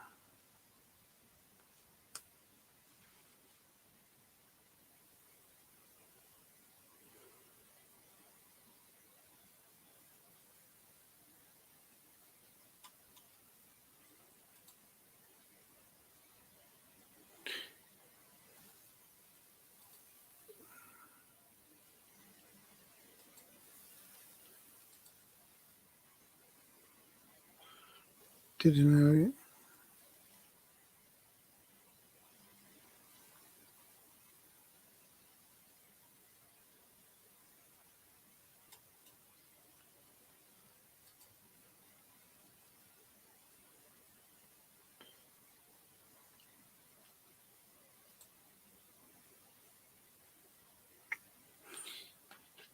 How are you doing, Tati? I hope everything is okay with you.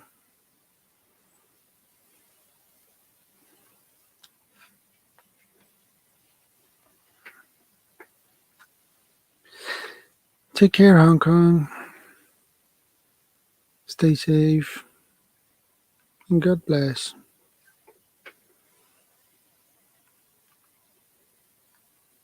Thanks for stopping by.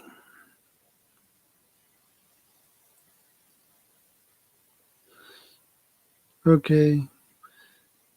Okay, Tati.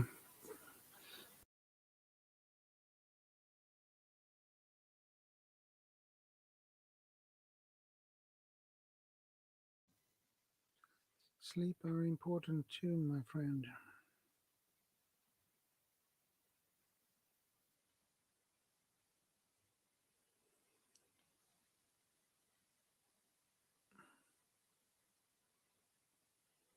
Okay, Tati. Thanks for dropping in. Good to see you.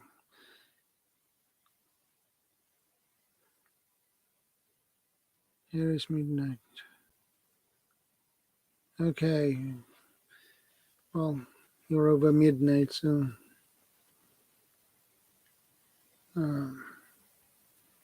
my time here is 11:25 p.m. So we are not at midnight yet, but we will go there, reach there soon enough.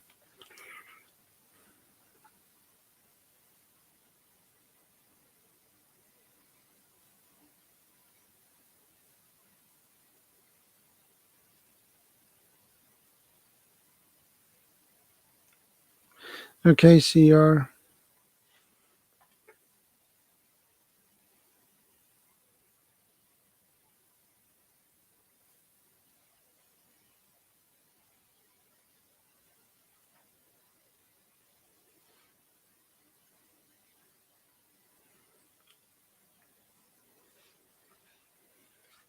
Are you on low battery, CR?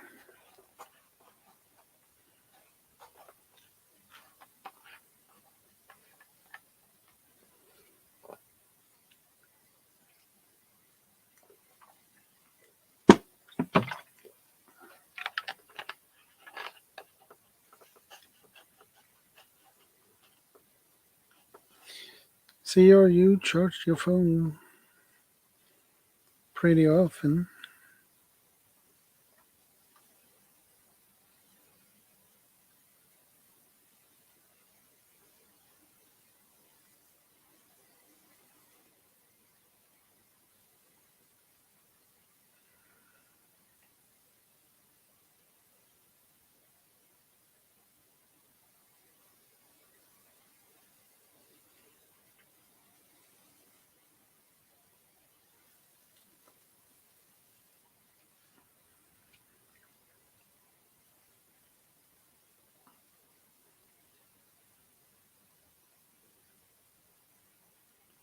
How often do you charge your phone, buddy?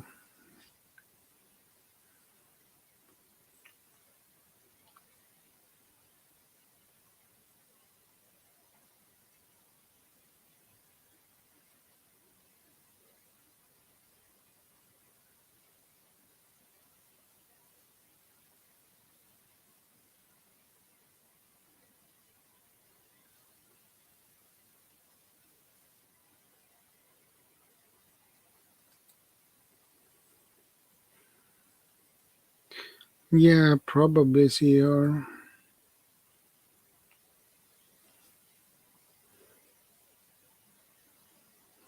Okay, Bob, no problem.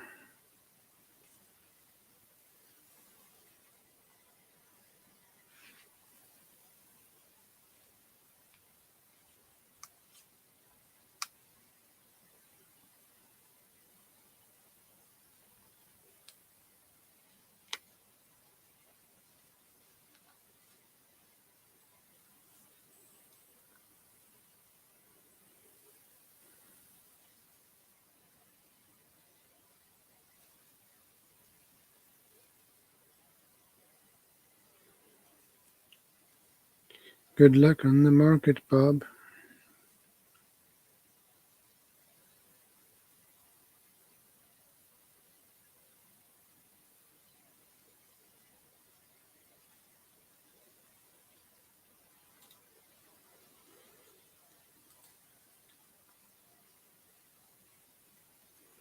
Yeah, I charge my phone regularly.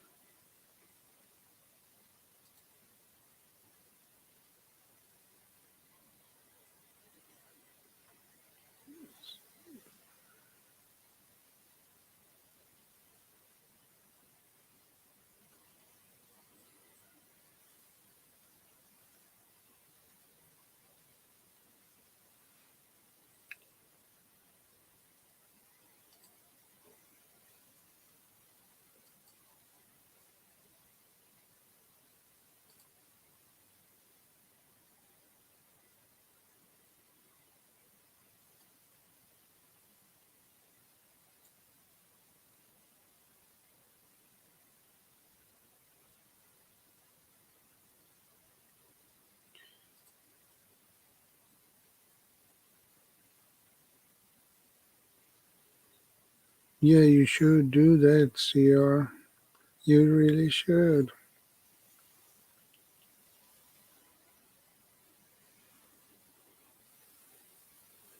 That might be a good idea.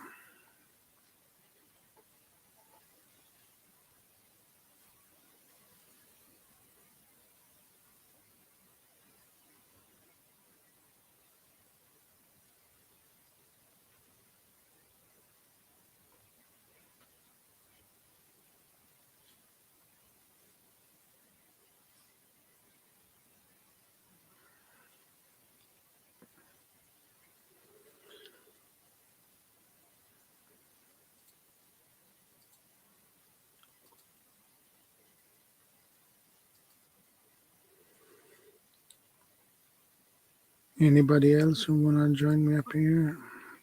Feel free to click the StreamYard link.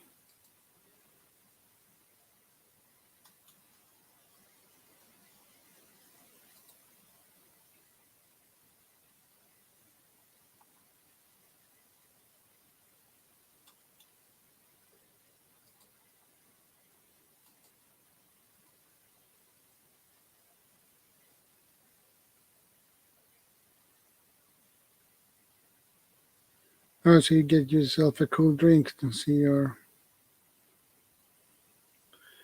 Okay, Chatty.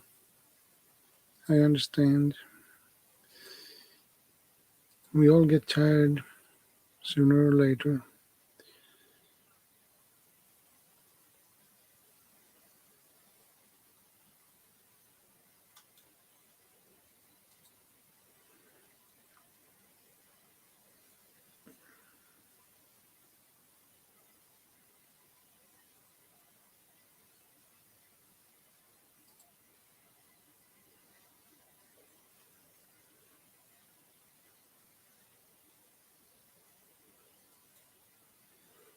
Are you asking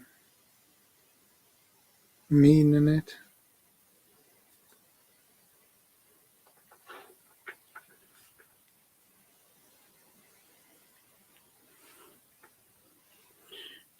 Yeah, Tati, you have night there.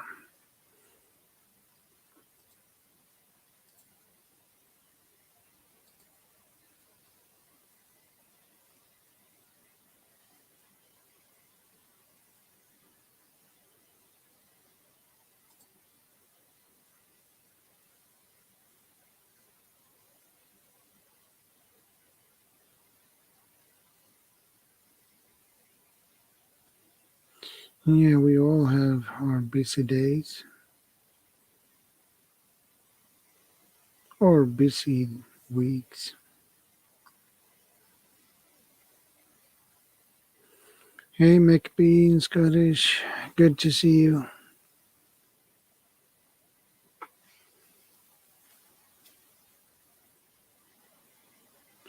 How are you doing, McBean?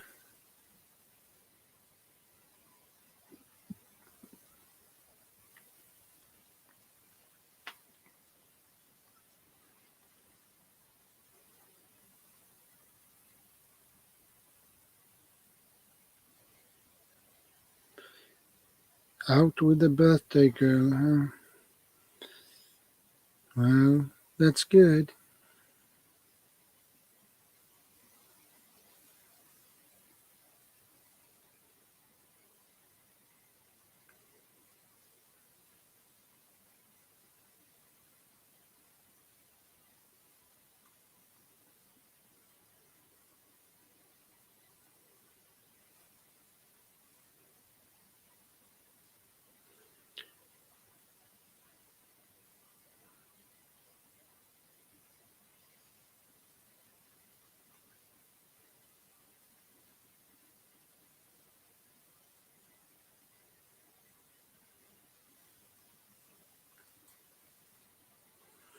Yeah, all of us. I should have live last night, but I sleep at 5 p.m. onwards.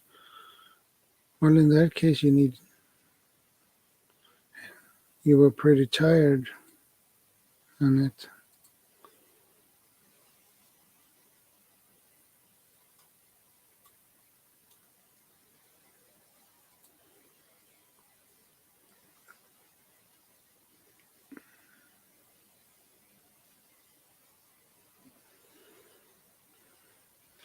Yeah, like being a happy birthday to your wife.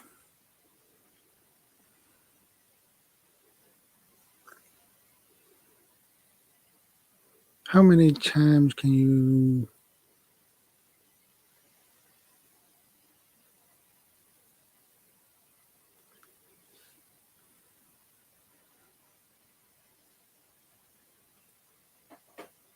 be on be 49?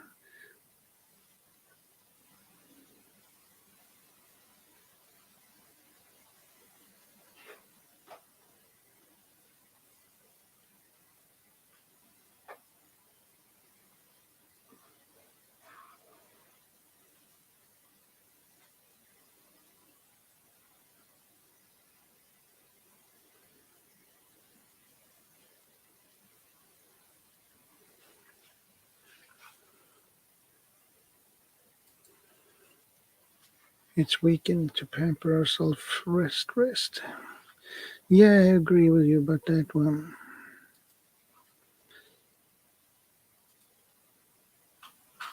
You're very welcome, McBean.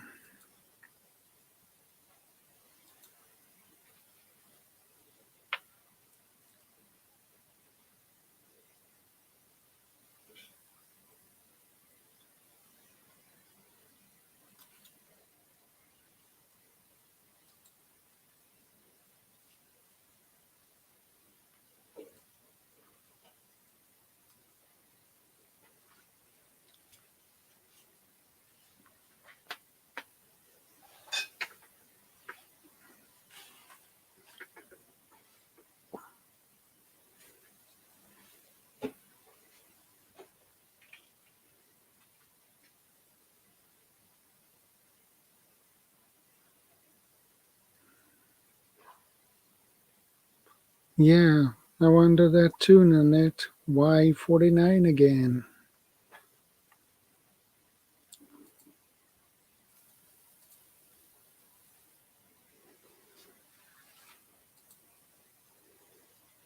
I thought you could be 49 only once. Or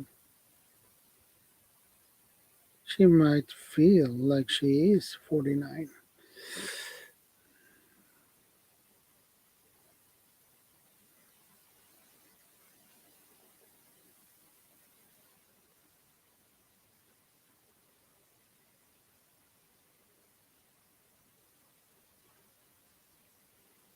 Okay, CR.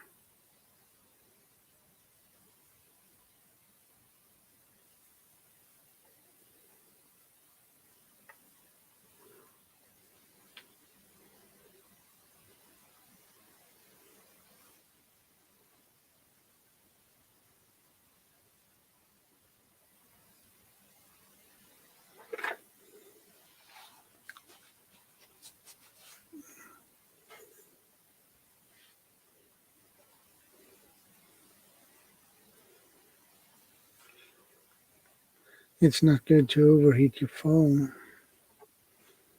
It can damage your phone. I had a phone that everything I did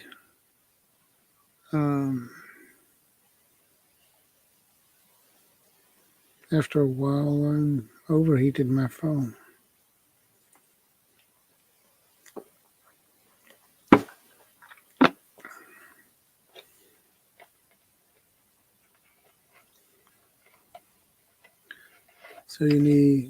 So I had to leave it and let it cool down. It was actually pretty annoying.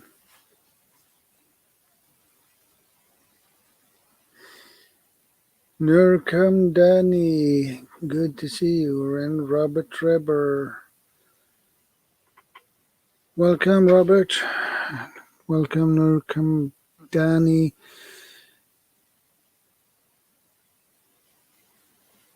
And don't forget to get to know each other. I don't mind. I encourage it. Robert and Nur, you can type shadow in the chat, and Nightbot will drop your link.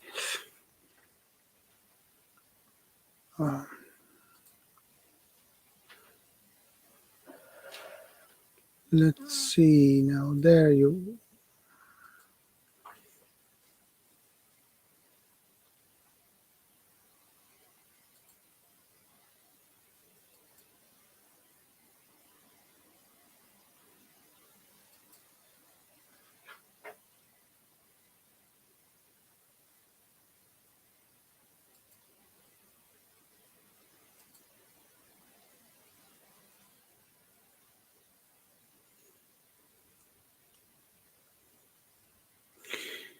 Nur and Robert, how has your week been?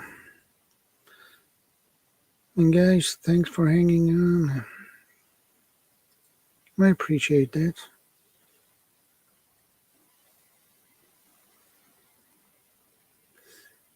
Okay, Nur, that's cool. How's the life going in Indonesia?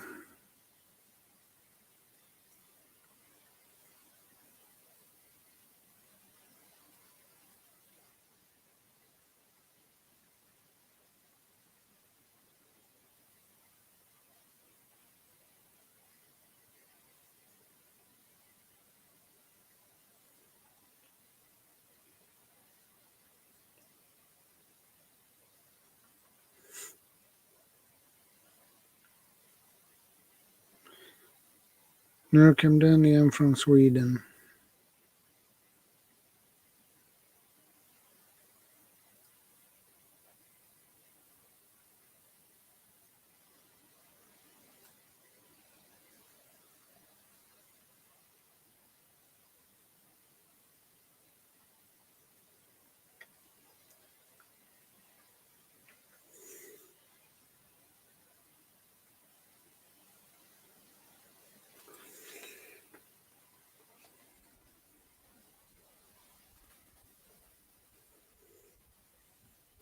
I type it in for you, Noor.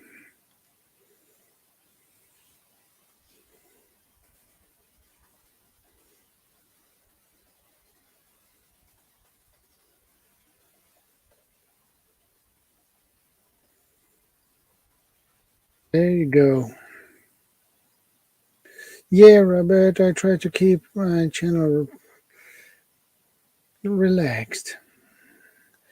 It's nicer that way. You're very welcome.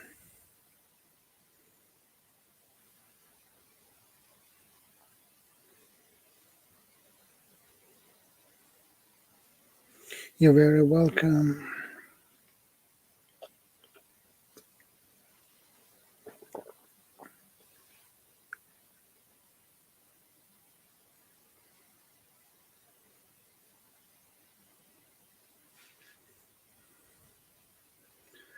Just type shadow in the chat and Nightbot will drop your link.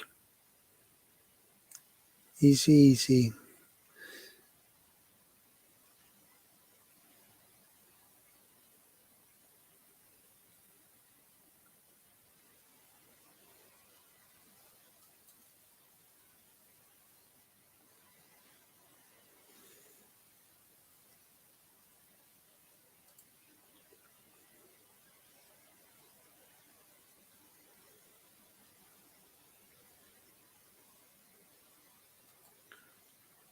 Let's see.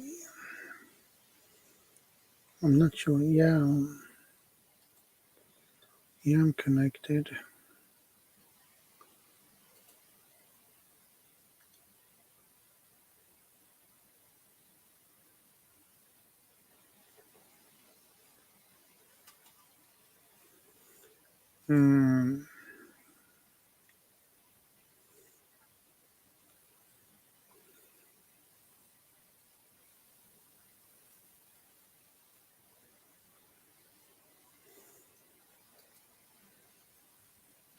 This one might.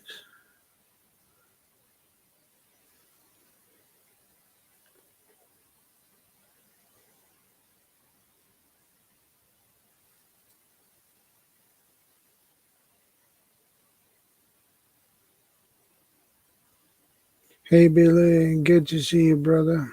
How are you doing?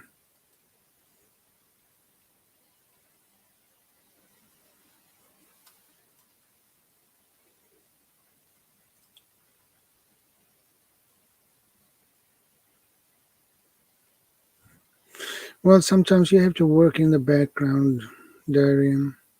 No problem.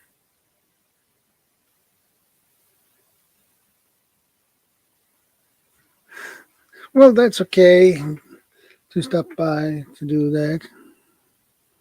No problem.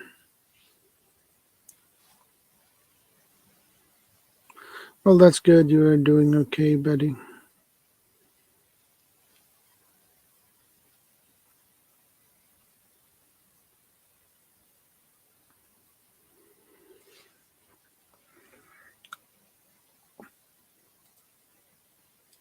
But where I?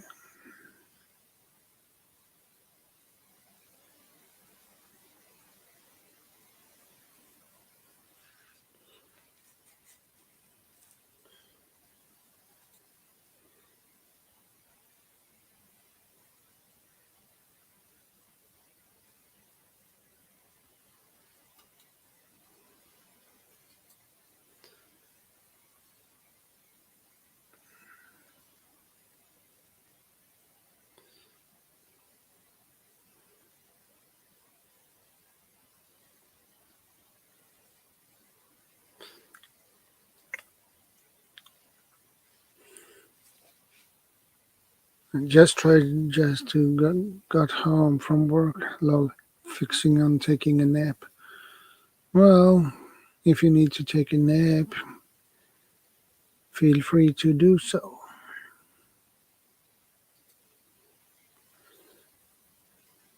Ayesha Joy, thank you for the thumbs up. I appreciate that. .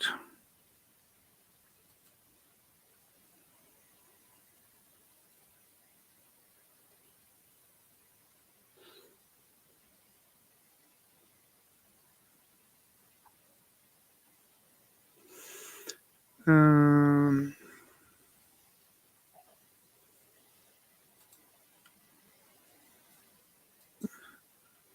I need to check that. Yeah, I forgot. Sometimes I forgot who I connected to.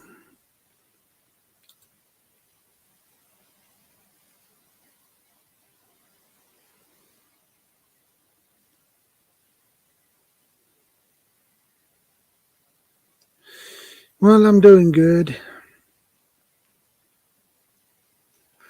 Well, Darren usually not on my streams, but I have no idea what he's up to. You're very welcome, Ayesha. No problem. Oh, Ayesha, just type shadow in the chat and Nightbot will drop your link. And feel free to get to know each other.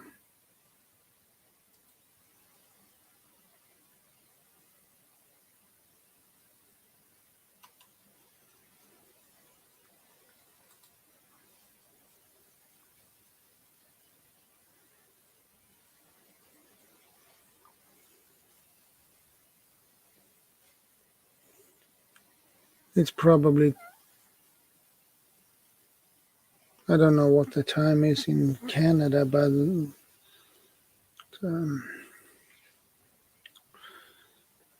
I'm gonna check that up.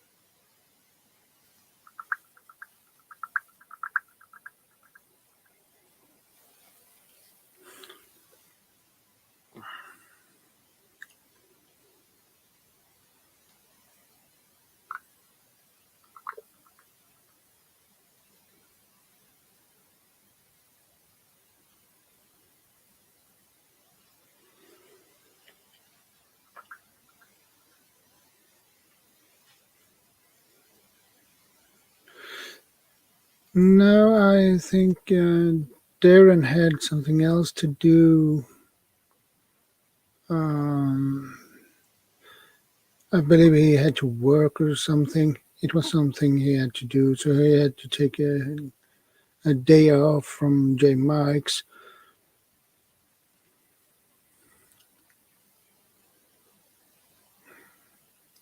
A7 Lecter.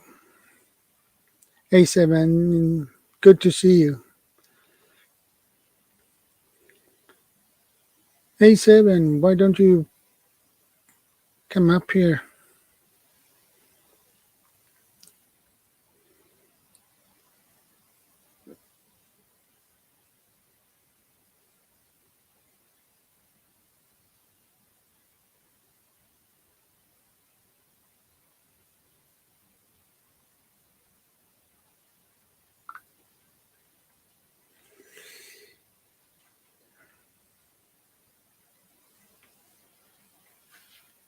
A7 Lecter. You want to join me up here, my friend?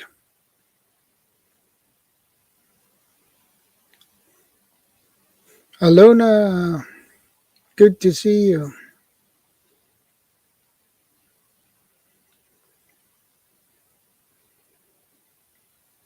How are you, Alona? I hope everything is okay with you.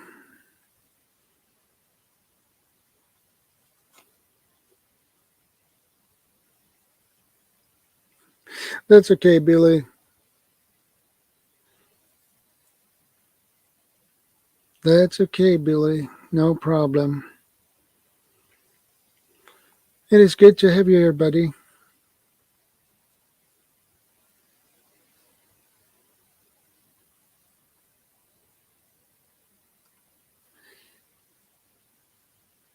Thank you, A7.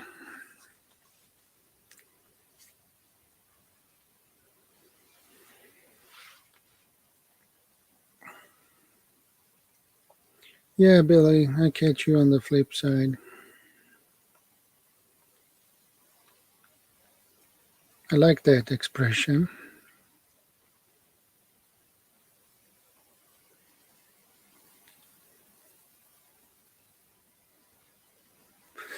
Thank you, Billy. I appreciate that.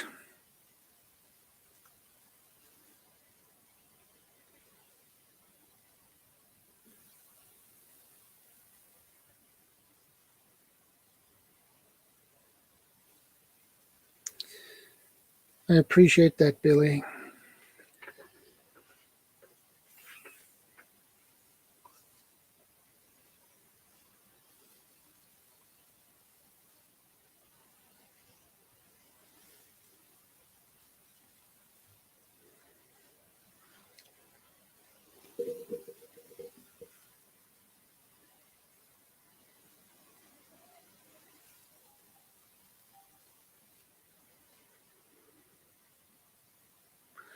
It's always nice to have you, Billy.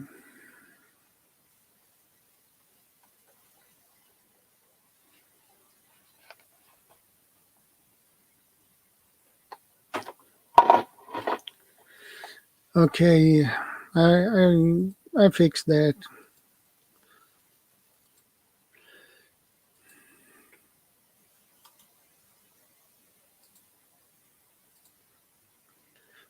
Well, there you go, my friend.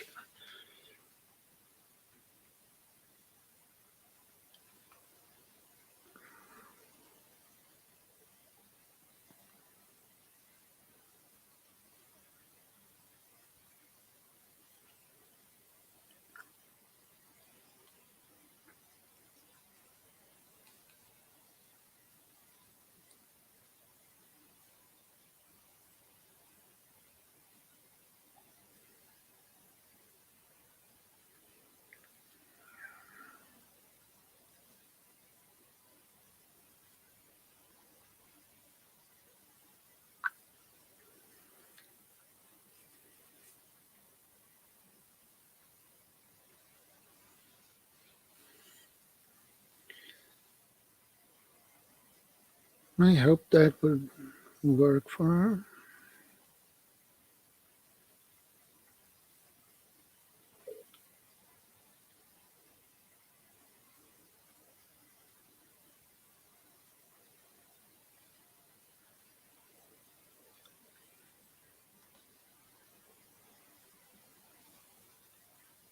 You're very welcome, A7.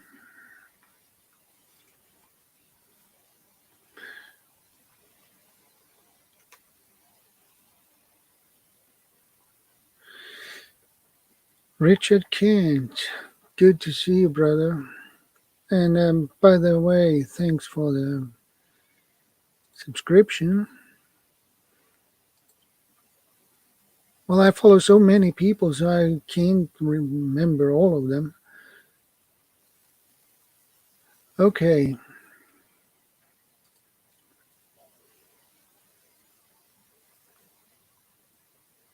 There you are, my friend. Richard,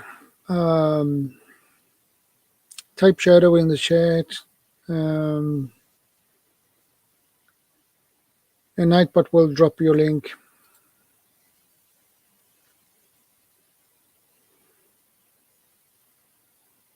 And I'm gonna.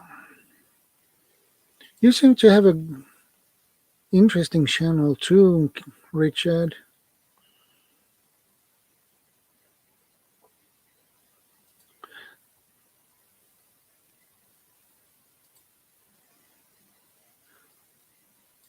You seem to be a blacksmith, are you, Richard?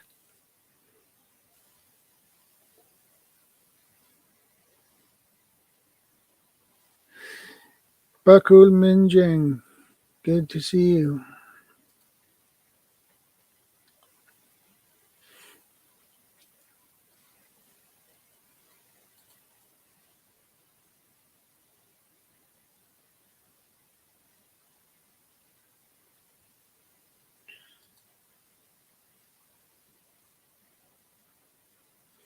Well, Richard, you have anyway interesting channel.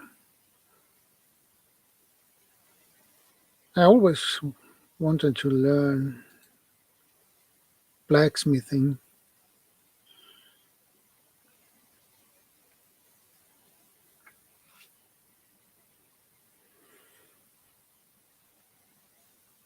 Yeah, Richard seemed to be a really solid guy. I agree, Bob.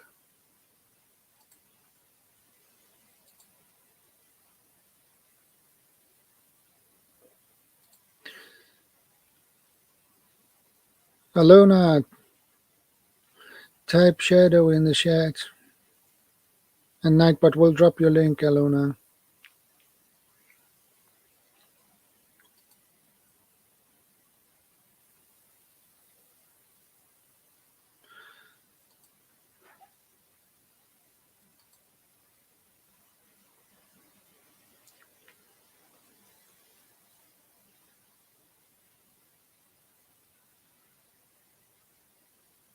That is really beautiful craftsmanship, my friend.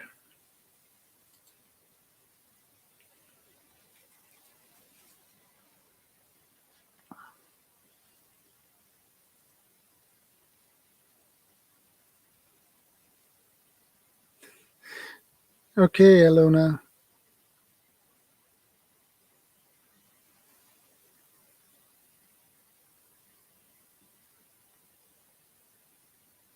And by the way, Alona, what are you cooking?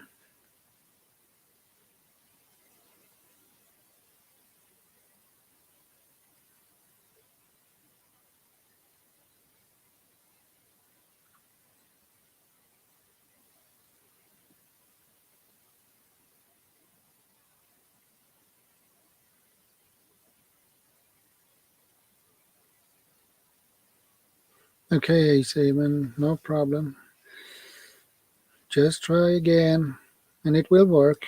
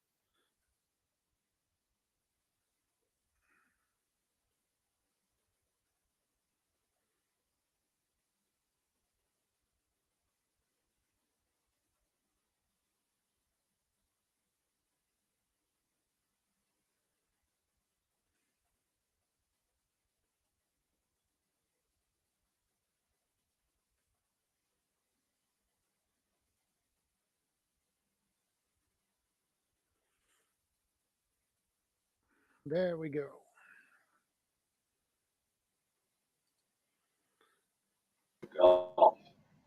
To see two guys like this. Yeah. Hi guys, The journey of the season. Yeah, can you hear me? yeah, I can hear you loud here. I'm gonna make that my new screen name. Based on what we saw, because we did both of the Yeah, it is. wins. Boo, can you hear me? Boo. Can you hear me now? Yeah, I How you can hear you. doing? I'm doing good. I'm doing good. And how are you doing? And by the way, did you get some sleep? No. I I nodded off a couple of times while I was still like up on my elbows in front of the computer. But we have a new neighbor.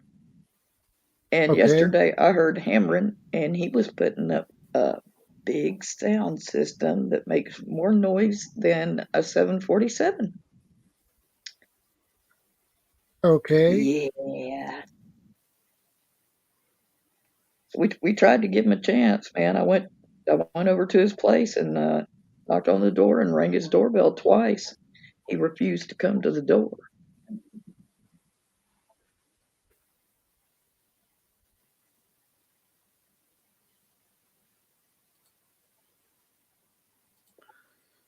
Yeah, it's nice with new neighbors. You never who they are and what they are doing.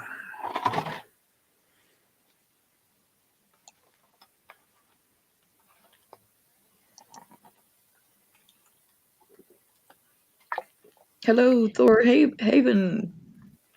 How are you doing? Oh, Canada. Hey, Thor Haven. Yeah, Oh, oh, my. Canada. My voice is shot today. So, yeah. That wasn't my best Oh, Canada.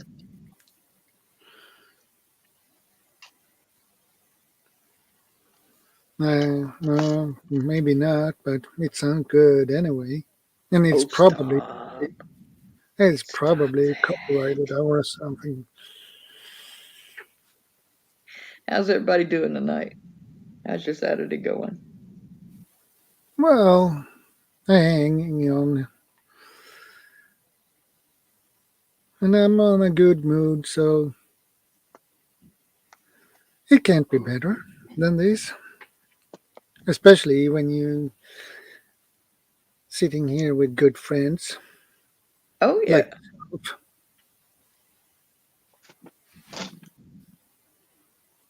I agree. It's real pretty weather outside today, too. yeah, we had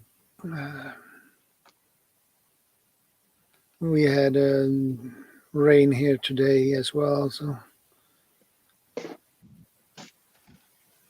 I like rain.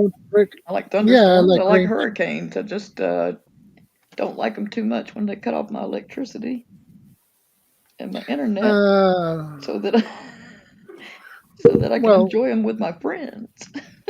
yeah, Yep. that makes everyone happy.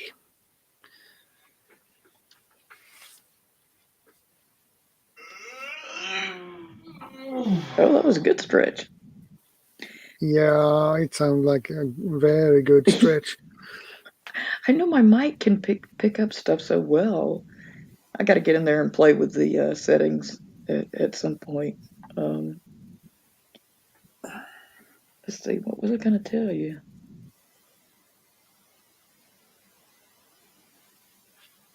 Oh, it was a comment for the chat. I was talking to Shadow last night, and he was on a live stream with someone, because I asked him, I said, "What are you doing?" And I heard my roommate say my name kind of loud, and turned around and looked at him. I was like, "What?" He said, "You were asleep in your plate." Your plate of food, man. You were asleep in your plate. So I'm a little bit sleep deprived. Well, I thought it was funny. Yeah, it's funny as long as it's not soup. Yeah. I think that That sounds would be familiar. terrible. That sounds like a blonde joke, too. Yeah. Okay, nobody take offense to that. I got blonde hair. You know what that means? Everybody in the world tells me blonde jokes. So I got a whole collection of them. Well, in that case, it's better to tell them, "Hey, I'm a brunette." Here's my latest one. There were two blondes walking down either side of a river, and one of them couldn't find a bridge or a way to cross to the other side. So she hollers to the other blonde. She says, "Hey, how do I get to the other side?" And the other blonde thinks for a second and hollers back, "You are on the other side." Thank you very much. Thank you. Thank you. Don't forget to tip your waitresses. Thank you. Yeah, don't forget to tip the waitresses. $10. Now make that 20. Waitresses got to eat too. Yeah. Thorhaven Farm. I'm already offended. Yeah, that's Thor. But he understands that kind of humor, so I don't think he's that offended.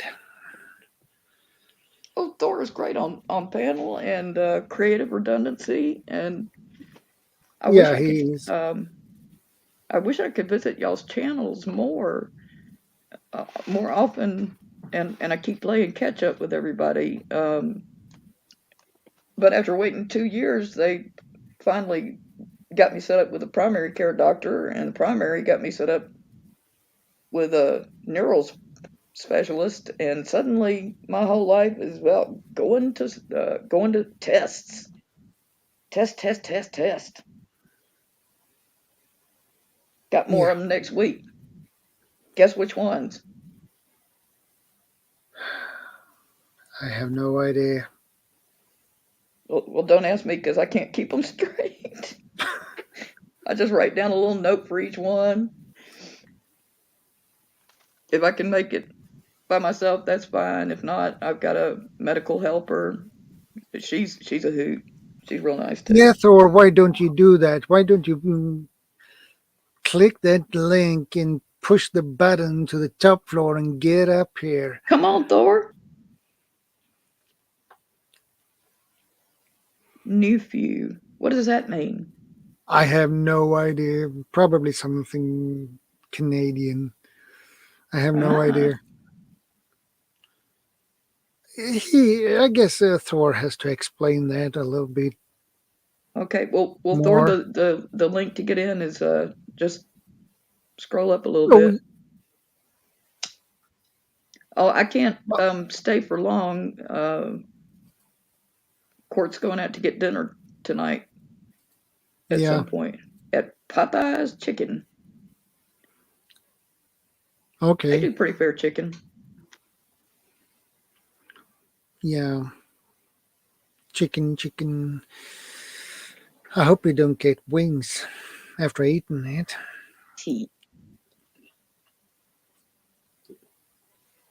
I've been trying out some of the a couple of the YouTube recipes for baked chicken breast. Ran across some great advice, and everything turned out so well. I was like, okay, that goes in the keeper file. And this morning I was watching a video on French creamed, well, what we would call scrambled eggs, but it's got like extra ingredients in it. And the guy that was giving the lesson was from the Cordon Bleu in France. Man, get them professional chef up there. It just looked really good. And he plated it all nice and everything. For those of you that are new to the chat, Shadow Scout is a great cook. He's got skills in the kitchen. Yeah, so when you learned it since you were 4 and make your own meal, first real meal by yourself. When you told me 5. Yeah. So you shaving off numbers already. So I'm 51 now, so do the math.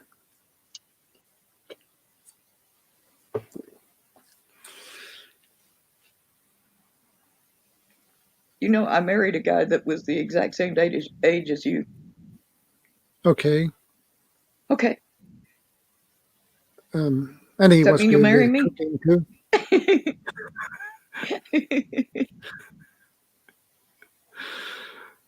Okay. And he was a good cook or one.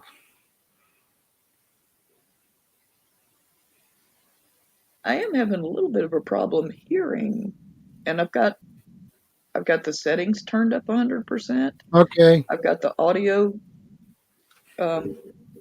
app cut up to 100%. Everything's at 100% except my output. Yeah.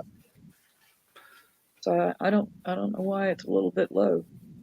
On like if I'm watching HBO Max, I get them confused. So let's just say it's HBO Max. I don't remember.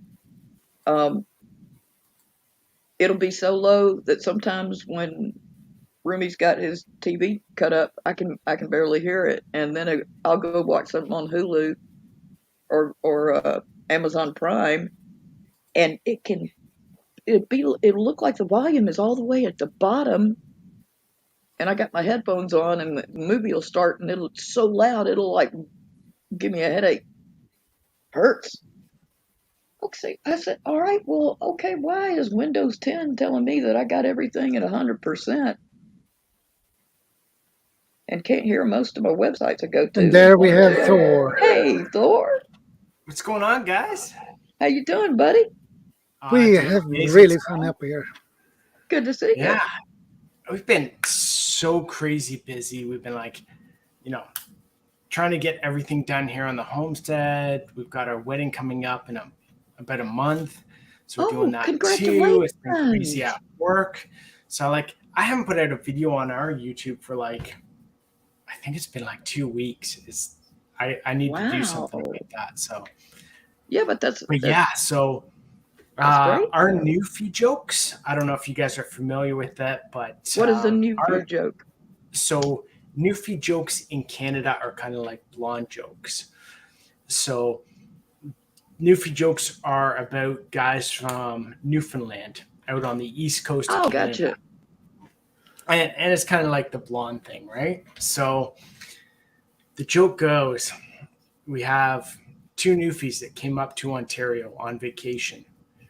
And while they're up here, they went to Ontario and they decided they're going to enter this bass fishing contest because they're like, they fish all the time out on the East Coast, out in, the Atlantic Ocean. So they're like, yeah, we can do this, no problem. So they go out and they rent a boat and head out for this, weekend tournament fishing bass. Mm-hmm. And they find this spot and they are catching some big largemouth and they're just having a great time.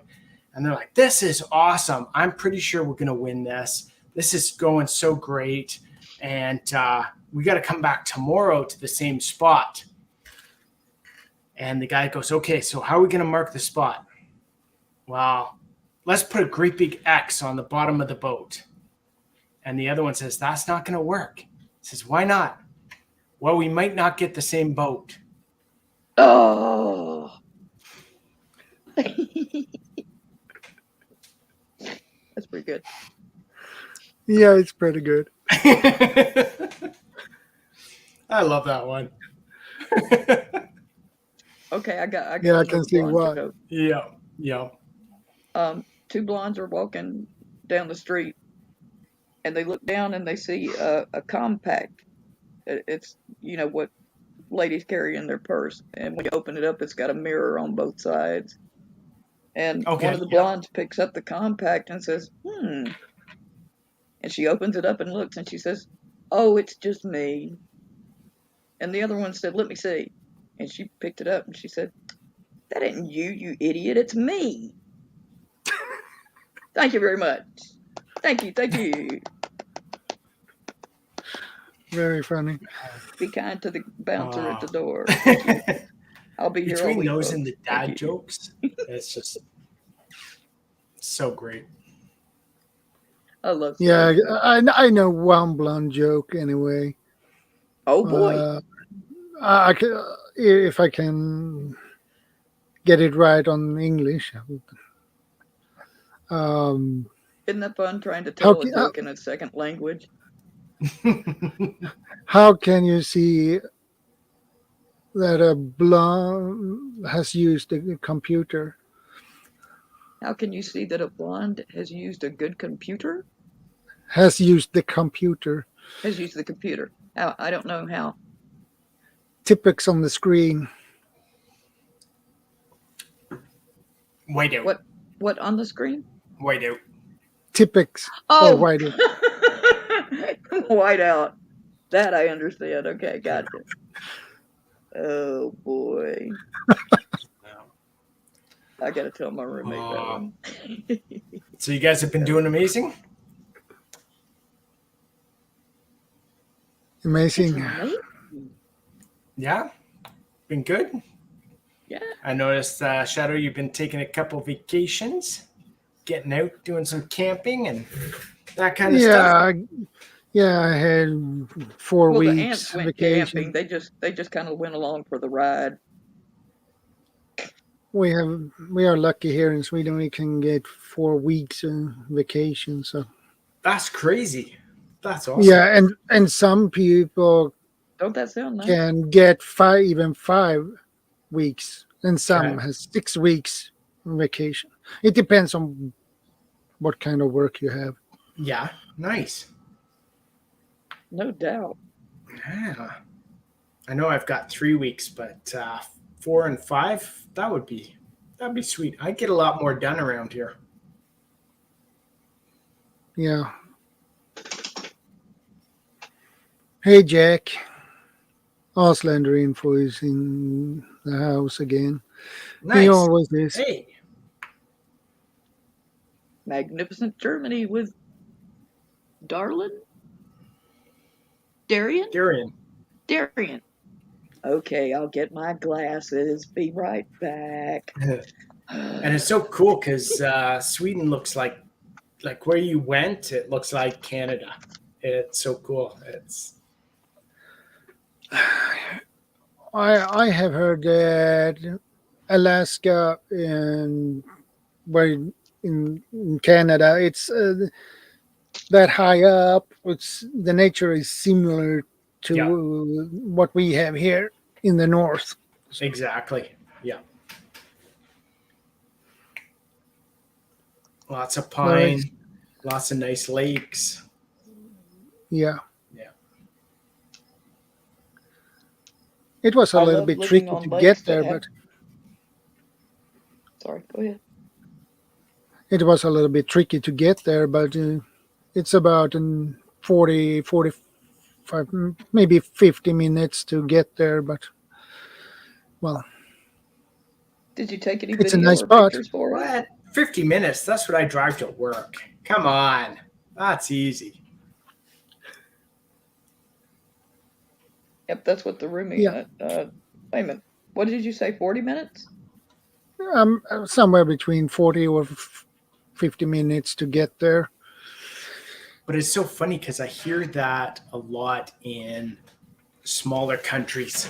So like the UK, a lot of the European countries, that kind of stuff, where Canada and the US, you know, they're like an hour drive is nothing. That's like, you know, I commute 45 minutes to work. So a lot of people are like, yeah, that's kind of a normal drive. And you talk to someone in Europe and they're like, 45 minutes. I don't go visit anyone because it's a 45-minute drive. And they're like, oh, that's just, you know, it's crazy. It's hey, so Auslander. Sorry, go ahead. Yeah, I was just saying, it's so weird to hear, like, you know, people in Europe and the UK and that kind of stuff talking about, you know, they don't go visit their family or relatives and all that because it's like a 45-minute or an hour drive. Like, yep, my roommate, what? It takes him just under an hour to drive into another state where his job is. Yeah. Every day. Boy, Yeah. he's enjoying his weekend too. This is the second time in 2 months. They've been having so much stuff going on and whatnot that this is the second time in 2 months that he's gotten Saturday off. And I asked him, I said, do you have Saturday off? And he said, no, I'm taking Saturday off. Oh. I was like, nice. Yeah, like Auslander was saying, like, you know, even in Australia, I would assume it's, you know, 40 to 50-minute drive is normal. Well, Thor, I tell you what, as a great example in the States is Texas, because everything is so long and straight. Yeah. You can be going like 80, 90 miles per hour and you feel like you're not getting anywhere. It's I went through Texas once to get to Oklahoma, and I thought I'd never arrive. Well, it's funny because up here, like Ontario, it can, if you're driving from, say, the East Coast to the West Coast, it'll take you 2 to 3 days to drive just through Ontario, depending on how you do it. Wow. Yeah. Wow. Yeah. I wanted to see it. I wanted to go. You I'd need love to to go choose see the the right way from architecture the up there. beginning. Yeah. And it's so funny because, like, when we went to Iceland, we spent a week there, and it was like you could actually drive around the island in a day if you set your mind to it. And I was like, whoa, that's pretty wild. You wouldn't get to see anything. You'd just be driving. But That's how Atlanta is set up too. You've got your different highways that go through it. But if you get on 280, that highway actually does a huge circle around it. oh, okay, And yeah. if you miss an exit, oh Lord, it feels like it takes forever to make it to the next exit. And by then you may be in 3 counties away. If you take that second exit, try working it backwards through the streets of Atlanta. Oh, that's fun. I don't like Atlanta at all. That's why I moved away from Atlanta. Yeah. However, Savannah, Georgia, oh man, I love Savannah. Yeah, I've got buddies down in I've lived in Georgia most of my life, and I still haven't seen Savannah. I've got to. Totally different from Atlanta. Oh yeah. I've got buddies in knows that. Pooler, which is about 20 minutes outside of Savannah. It's quite nice. That's just one of those places like Austin, Texas. It has its completely own feel to it. Mm. You know when you're in Savannah. Oh yeah. People, they act a different way. They've got a different vibe about them. Very accepting. Totally. As people talk about, Canadians are the friendliest people on earth. No. Go down to Savannah, Georgia, and it puts Canada to shame for being friendly. Well, they say that when General Sherman came through and was burning all of the cities in Georgia, they say that the people of Savannah charmed him so much with parties and hospitality that he just couldn't stand to burn it up. That's why Savannah has some of the oldest architecture in the state, the oldest homes and whatnot. Yeah. It was one of the few ones that he didn't burn down. Yeah. We went to one for dinner. It was called the Pink House. So the house is actually pink, and I want to say it's like 3 or 4 stories, and there's a basement in it and all that. And it goes back to a long time ago when apparently it was owned by not very nice people, basically pirates. So what they would do is, invite you over for a game of cards or invite you over for something. Give you a nice drink or two. Get you all, and then smack you on the head. Drunk up. And then there was a tunnel going from the Pink House out to the coast. So they could basically take you down into the basement and then take you out to the coast and put you on a ship. And then, bam, guess what? You lost $50 in poker last night. You're now hand on the Black Pearl for the next 6 months. Where was it in Washington that's like the same place? I mean, they got tunnels all underneath. I think it might be Seattle. And there's a word for it too. When they get people drunk and then knock them on the head and they wake up on a ship and suddenly they've got to work for a living on that ship. Yep. And that is what they call Shanghai. Shanghai, thank you. You got Shanghai, buddy. Pick up that bucket. Start mopping this deck. Exactly. Spick and span. They call it Shanghai because it's in Shanghai they did that Doesn't back in the surprise me. old days. Same sort of thing, eh? Yeah, and that's why they call it Shanghai.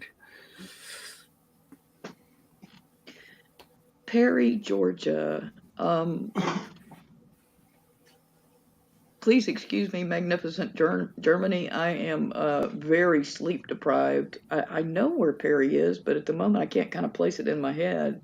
A little below Macon. Little below Macon? Okay, gotcha. Well, I don't usually tell people, but I'm in Columbus, home of Fort Benning, the largest infantry military installation in the world. You will never see a map that has the true size of Fort Benning on it. You might think you have one. Yeah. But nah. Only people that have those are in the military.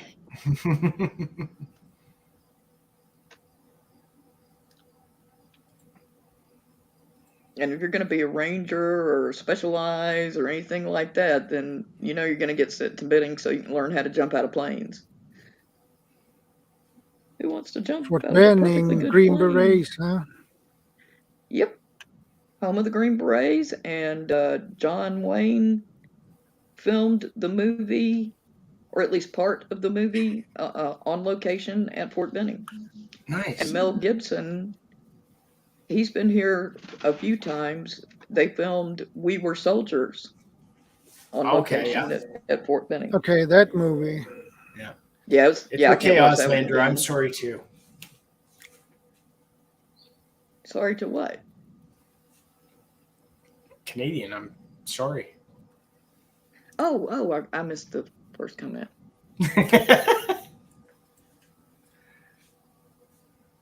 Oh, nice. I love Georgia too because everyone can carry. It's so awesome.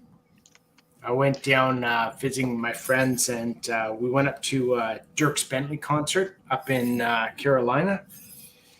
So we took two vehicles, and I forget where it was, South Carolina or North Carolina. It's weird, but so we went north in Georgia, went over to one of the Carolinas, to the one military base where they have a Dierks Bentley concert. And everybody gets out of the trucks, and we're headed to the gate, and there's a big sign that says, no bottles, no flash photography, no weapons. Everyone turns around, goes back to the trucks, and takes out their pistols. So even the girls, like emptying their purses, the guys, here we go. Yep. All right, back to the concert. It was like, this is so awesome. I love this. Who was the concert again? Dierks Bentley, country singer. Gotcha. But I have never felt as safe in my life in a big city as in Savannah, Georgia. I believe it. Yeah. I believe it. Like Toronto, Montreal, number of other cities, but Savannah, I would say I felt the safest. Hi, Bob. And Auslander, I got to see Charlie Daniels sing that song in Georgia. I was right underneath him too. That's when I realized whenever he plays his solos, he closes his eyes. Really? Yeah, if you check out some of his videos, and when the camera gets close to his face, you'll see it. I don't know. All the videos I've seen, he's always wearing the sunglasses. That's probably why he closes his eyes. That's why he wears the sunglasses, because he closes his eyes. Yeah. That's hilarious. And the first country concert I saw was Waylon Jennings. Nice. He just passed a while back, and he had been on the wagon, but he was drunk as a skunk that night because his grandchild was getting born while he was on the stage. And he was a little bit, waving from side to side and whatnot. And you could tell he was extra happy, but that man did not play or sing one wrong note. He was on it. I still want to see Dwight Yoakam. He came up to Canada, I think, once. But Dwight's a good I actor would love too. to see Dwight in concert. Yeah, he's got a Dwight very unique Yoakam voice. is really good. Yeah. Who? Dwight Yoakam. I sound like an owl tonight. Who? What? Who? I'm telling you, maybe it's my headphones. I didn't think about that. Maybe it's the doggone head. Oh, okay. Hang on. The thing wasn't even plugged in well. Yeah, I need to go get a new mouse and new headphones, and then on my way out, pick up a new computer. Yeah, I'll be good to go. Good to go. All right. Well, I think I'm going to head out. I told my Newfie joke. I got so much more work to do. It's crazy. And I need more rum. And I'm sweating like a pig. But pigs don't actually sweat. Oh, that's so appealing. Yeah. I'm going to go jump in the pool, have some rum, and then get back to work. Well, just in case I don't see you, congratulations on your upcoming wedding, dear, and hang in there. It Thanks feels so like much. being shot through a cannon. It's kind of fun. This is the third one, but the right one. So I like that. Yep, exactly. I actually got married down in Vegas with Elvis for the second one. First one was traditional. You're kidding me. Oh no, first Lord, one was that's traditional. Such a cliche. Yeah, Little White Chapel.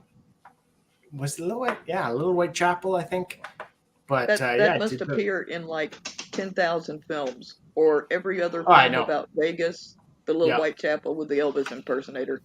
Oh yeah, and you get like, your picture taken by a pink Cadillac. Yeah, I'm trying to remember the vows, but it was like something about not stepping on my blue suede shoe and that kind of stuff.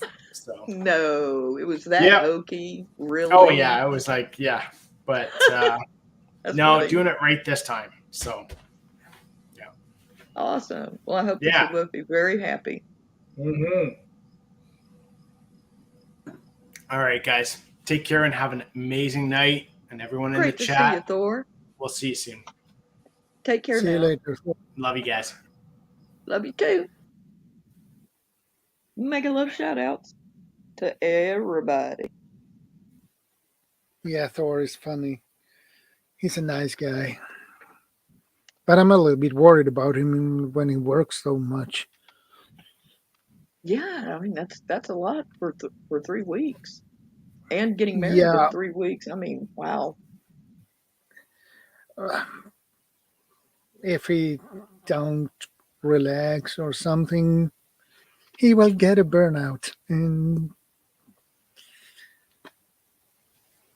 people used to warn me about that, and I burned the candle at both ends for so many years and never did burn out. Technically. I'm on medical leave, but technically, I'm not out of the game, that's for sure. Yeah. I really need to go for a bathroom break for 30 seconds and I'll be back. Okay. You can handle it for 30 seconds.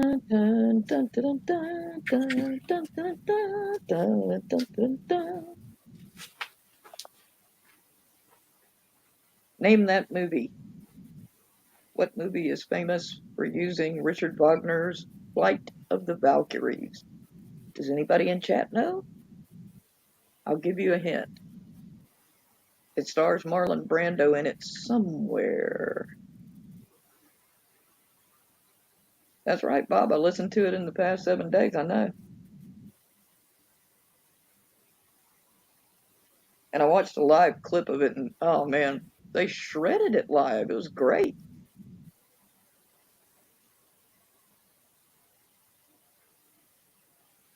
Okay, for those of you that were wondering, the movie was called Apocalypse Now.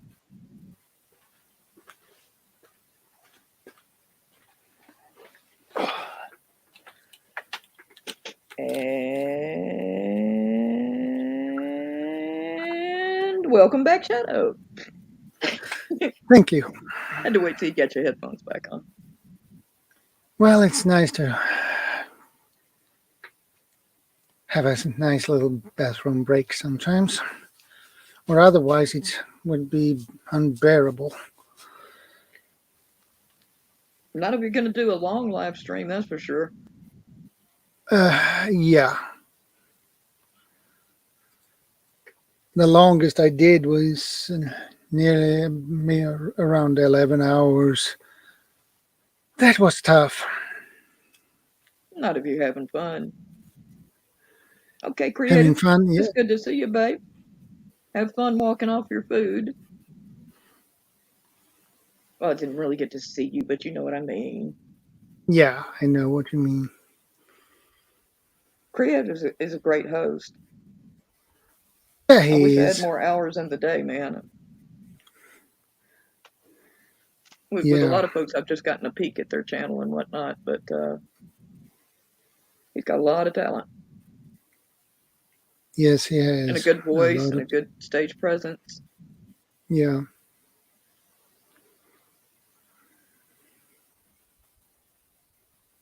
You are correct, Bob. Technically. But technically, I also told everybody that the movie was Apocalypse Now a few minutes ago. What am I talking about? My computer is just running so slow. That's it's annoying when computers run slow.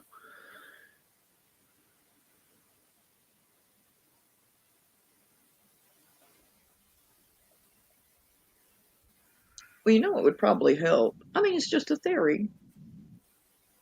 But here's a thought. If I started closing some of the 60 tabs that I have open, it might run quicker. I'm not sure. Yeah, It's if just you a have theory. if you have 60 tabs open, well, and if you already have a slow computer, it will slow it down even more. I know. I was being silly. You got the silly Becky today, folks. What can I say? It's a roulette wheel. Yeah. It's silly Becky today. Yeah, I typed you a message in the private chat for you. Okie dokie. I will just run right over. Check that out. Because that is something I don't want. Okay, all right. Be Message on received, air with. and I have decrypted it with my special super shadow code ring. Thank you. And I'm not gonna tell it. Y'all can just wonder.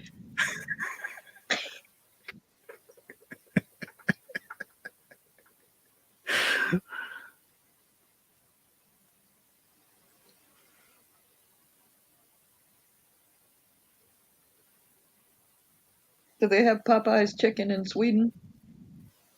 No, not what I have seen.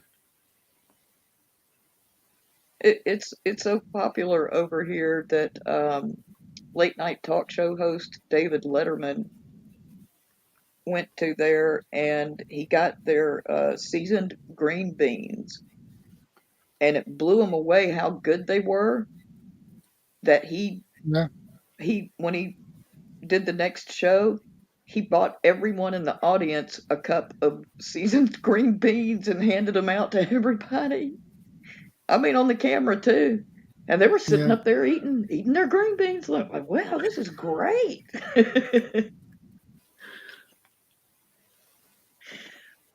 Oh, you want to hear something funny? It's silly, but it's funny. There's a restaurant, like a buffet, you know, the typical where you got like a salad bar. Yeah, one salad bar, and one area is the vegetables bar, and the okay, Yeah. you got the picture. Yeah, I But got this the place, picture. they have vegetables that have been grown out in the country in real dirt, and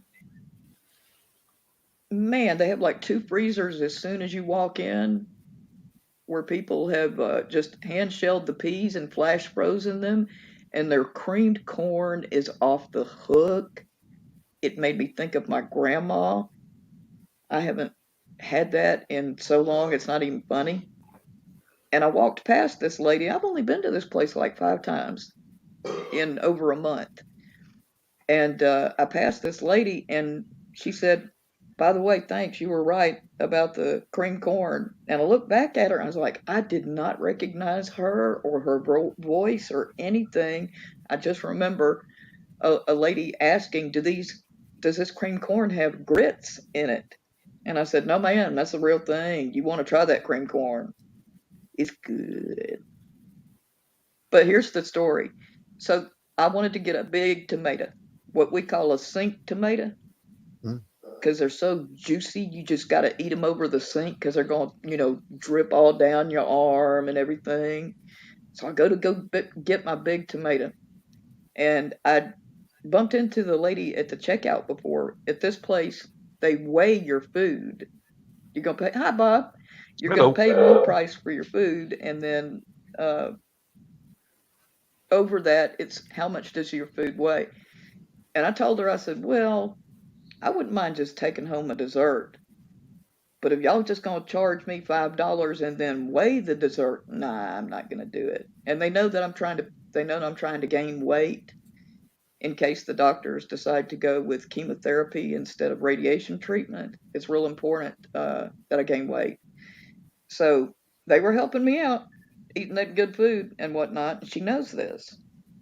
So she was like, no, I won't do that to you. Go ahead and get your dessert. So now I've got my tomato. I went through 5 boxes and got the best tomato. And at the last minute, okay, I'll take home a dessert. And then on the way to get the dessert, I bumped into one of the guys that was just filling up the pan with fresh fried clams. And I was like, no, you didn't. So you probably guessed it. By the time I was making it home, my trip to just stop real quick and buy one tomato turned into a tomato and dessert and cream corn, lima beans, new potatoes, one salmon patty, and I forgot to grab some cornbread or a roll or something like that. And I tried the dessert. It's so hard, I'm going to need a pickaxe to eat it. Note to self, don't try that dessert again. I wondered why I was having so much trouble getting it out of the pan, but I was thinking, well, they just put it out there. It's fresh, Nope. It did not get softer. It turned into concrete. On the way out, the lady was so nice. She said, you know what? I'm just going to put your dessert over here and put your tartar sauce over here. And she basically did me a favor and took so that my meal would not cost so much. The last time I was there, it cost like $15 or $18 more than I thought it would. And I was like, holy heck. And I told her about that. So she started taking stuff out of the bag and wouldn't weigh it. She put it on the table and just weighed the main plate with the food. She said, see, that's not bad. And I was like, you did that on purpose because you knew I walked in to buy one tomato and all I had on me was a $20 bill I'd slipped in my pocket. By that point, I was so tired and hurting that I didn't want to carry my purse around. Miss Ilife, gusto ka na? Guwapa Pilipina babae. Bob showing off his Filipino again. What's the name of the language, Bob? I know a little more of Tagalog than I do Bisaya, but just enough. I know just enough. Yeah, but you kick in on the accent. I mean, you seem to pronounce it nicely. I'm married to one, honey. I hear it. I know. And you got all those spies too. Yeah. Taking care of your nieces. My nieces, yeah, they are really, really sweet young ladies. They sound like it.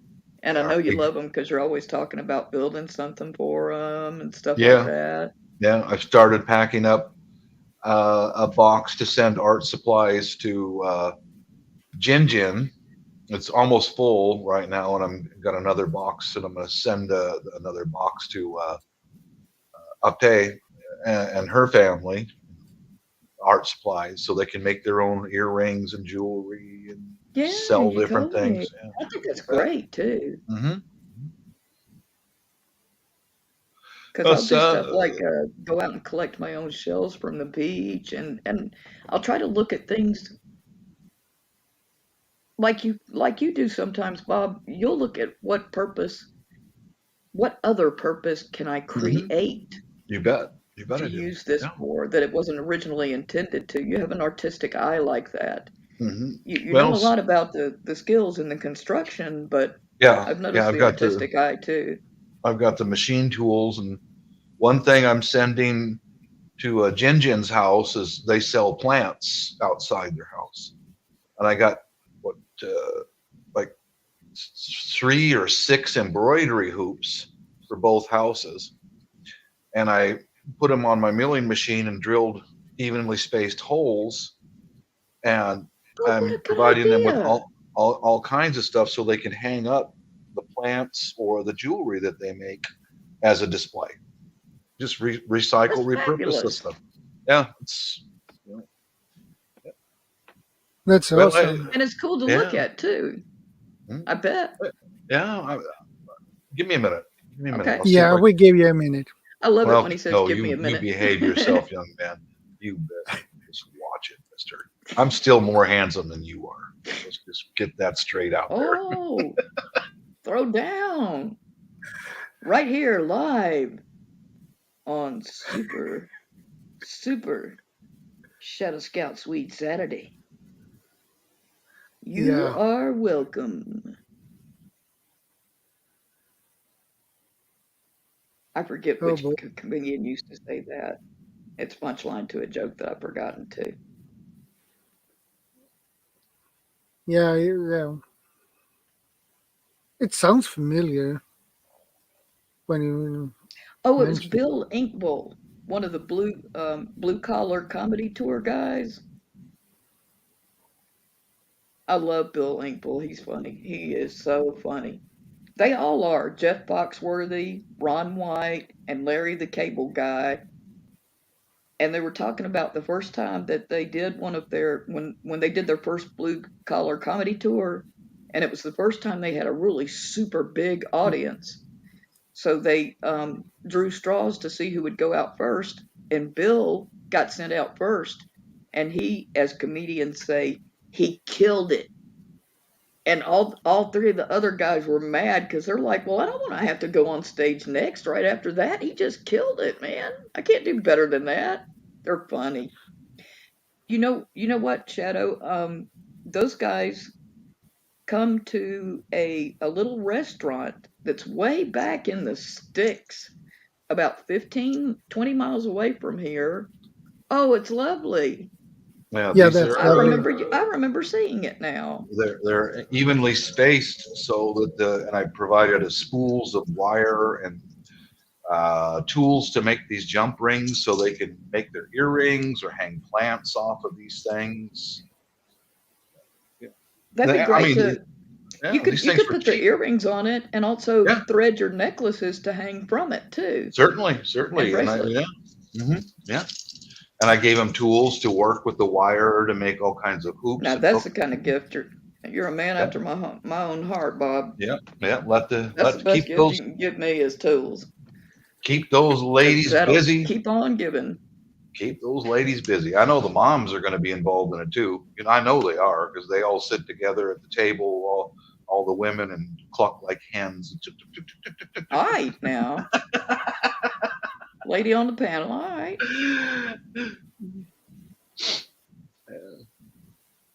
Yeah, we met someone in recent weeks that can break a speed limit on a live stream like nobody's business. Oh, okay. I thought I was good at keeping up with Shadow. Oh no, this person put me to shade. Put me in the shade. Check it out. I left because I remembered that the store that I needed to get something from this is pretty close to our place was getting ready to close. So I thought that I had signed all the way out, but I still had the chat, the original chat open, and I didn't know it. So I went to the store and I had an idea. So I went to a gas station, and I did something else, and I came back, and Shadow and this other person were saying goodnight before I walked out the door.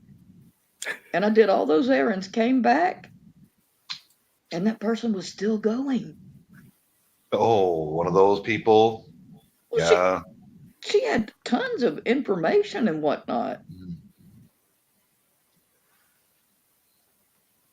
When I was in university, there was a lady who enrolled in our history class who was 91 years old. Her name was Rose. I'll never forget her. And all the students just took to her. But she was like, we asked her, why did you wait until 90? What interesting thing happened in your life? And every time the professor would bring up a historical event and everything, she'd tell her version of it because she had been there to witness it. So it was real fascinating to have this 91-year-old woman in our class because we were always making her talk and getting her point of view. She practically walked away with the class from the professor. I kid you not. She practically stole the show from him. But she was a real sweet lady. Yeah. Yeah, I got one See how box. I turned that around, Shadow? Pretty much packed up for Ate's house, and another box I'll put together and start packing it up for Shadow, stop bragging with your back scratcher. the others. You know you're bragging. You know I want that back scratcher. Mine is a simple. He's always got to have something better than mine. Look at mine's just an old wooden back scratcher. He's got some space age, high tech back scratcher. It's not fair. It's not, but life ain't fair too. Just some bamboo thing, But this one, I've decided I need one. I can't find one anywhere, and the fair that used to come to town, that company stopped coming to our fairgrounds, and I was like, dang. I just wanted you to come one more year so I could somehow win one of them back scratchers. But I'm always using I've got them right in front of me. I'm using this flashlight. I'll use the corner from my camera. I'll use the edge of one of my medicine bottles. You can hook them up together. Like, what do they call it? Barrel full of monkeys. And when it's long enough, I'm like, okay, now I can reach the spot. Oh, yeah, that feels good. See, my back always itches when the wife's not around. Just like Shadow, his wife's off doing something else, and that's when the wife's not around, that's when your back itches, isn't it right? Yep. Okay, LFU. Yep, because my ex always I always knew what was coming when my ex would tell me. He said, Becky, make a claw, which meant freeze your hand in a claw position. I'm just going to borrow your hand to scratch my back with. Yep, make a claw. Okay, just don't ask me to walk on your back.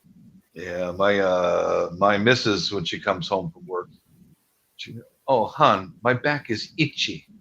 And so, all right, take your bra off.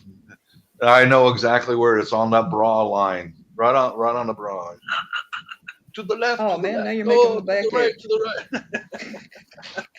And I don't have a scratcher. I don't have a back scratcher. Oh, I'm her back scratcher. She comes home from work. As soon as she goes, my back is itchy. I know what's coming. Here we go. Not every day. She's good. Oh, she's good. Yeah, I'll do anything for her. She's an awesome lady. Yeah. She looks like a sweetie, though, Bob. Mm. I've only seen her once. She's shy on camera. Oh boy. Yeah. The only time I can get her on camera is when we're overseas. That's the only time she'll be on a camera. And most of the time she just turns around. But that's why I like my nieces around, because they're used to social media and all that. They just hi uncle.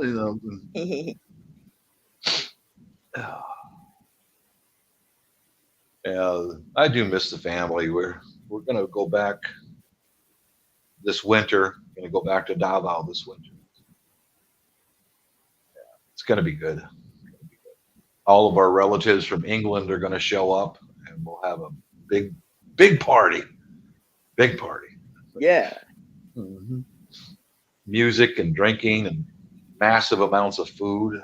I can't tell you how many of those that I've done, especially when people find out that I'm a DJ. They assume that if you do one kind of DJ and you do another, and I'm a radio DJ, and they just assume that I'm a mobile DJ as well, which is kind of true.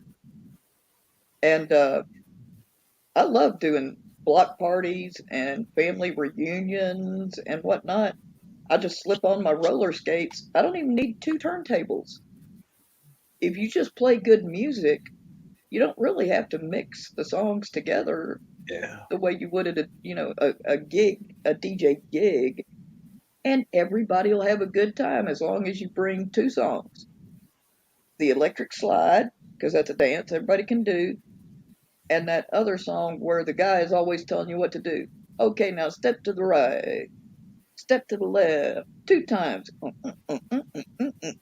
Yeah, you get the picture. You gotta have those 2 records. Oh, let's see. I think we And have if there's another kids- Filipina here. I think we have another. If they're kids, you gotta have a 45 called the Hokey Pokey. Here we go. Oh yeah, she's definitely Filipina. Miss Meg's Really TV. Reality TV, yeah. Mags, not Mugs. Really TV. Yeah, she's a Filipino. So. Yeah. Man, what's with you, man? You bring them in. What's with you? What the heck? I don't know. What's going on with you, brother? What kind of charm you got? I don't get it. I could only find one. Then they come to you, man. What's up with this? He's sweet. That's what. He's sweet to us and just draws us in. Yeah. Yeah, and the mosquitoes. I have always problems with mosquitoes because I get a ton of them on me. Oh, yeah, I know that feeling. How did we get from women being attracted to you to getting to mosquitoes? It's almost the same. That's a big jump. Oh, you guys. No, I don't know, but I don't know. It's something. I'm just myself, and I don't do anything. I don't even do anything. And people buying, yeah. Sometimes I'm jealous. Sometimes if you just listen to people at the right time, that's all they need. You are giving them what they need. I've noticed that from when I was volunteering at nursing homes. Good to see you. And I realize now I miss it. And I was afraid to. I was afraid it would be a very depressing place, but they put Mom in one for 20 days of her cancer treatment. And when she saw that I was relaxed and she felt like she could take a nap, because I'd wait on her hand and foot, you know it. She'd say, "Why don't you go over to the smoking area?" And they had a rule that if you were just a visitor, you couldn't sit with the residents, the people that were living there. But the nurses would let me get away with it. I got away with murder, actually. I mean, I told them when they said they closed the doors at 11 o'clock, I said, "Not for me, you don't. If my mama wants me at 4 a.m. in the morning, all you got to do is pick up the telephone and I will be here by 4:15. And I never missed one. Oh, yeah. I remember you talked about mosquitoes a moment ago, Shadow. But mosquitoes come to me, they eat me alive. And I had a cousin, they wouldn't touch her. I mean, never. They never. Around people like that. It's your body chemistry. And she would move away from me when we go out in the forest because they're flocking around me, and then she'd step back and never get a bite. They eat me alive, man. Yeah, you got a sweet streak in you. They want some of that sweet. I guess so. But yeah, that's odd how you can have like a pH factor or a body pheromone. Or I've actually heard scientists talk about this. If you don't have a certain pheromone, they don't want anything to do with you. Yeah, I suppose. Unless you're actively bleeding. They might stop by for a cup of tea. The Filipinos, they go right around the Filipinos. And they come right after the white meat. You know, they come right after me. Me and my brother-in-law, man, we get bitten like crazy, and the Filipinos are sitting next to us. Nothing. It's not fair. Yeah. They've got the right chemistry. Lives in Michigan, Texas. It's awful. Another you're thing. one of them too. One of them too, right there. Oh, yeah. Unbothered Avocado. How are you doing tonight? Thank you for joining us. Avocado. Avocado. I wish there was somewhere you could go watch like the whole. It's a old unique Beavis and channel Butthead name. shows with the music clips It is. included. That would be great. It's good to see you as well, dear. Chimichanga. No. Wonder what food Mrs. is gonna bring home tonight. Are you threatening me? We are doing good up here. Damn it, Beavis. Shut up. That's pretty good. Well, We've got a Mrs. said dude on a live stream that can talk just like Hank Hill. It's hilarious, man. He's down in Texas, too. I kid you not. She's supposed to be bringing home some kind of food today. All started when she says she has a craving for fajita pitas, you know, something like that. Hi, unbothered avocado. Yeah. And then she says you're going to stop off at someone's house and pick up some dinner from there. So she's at work, so she can't text me very much.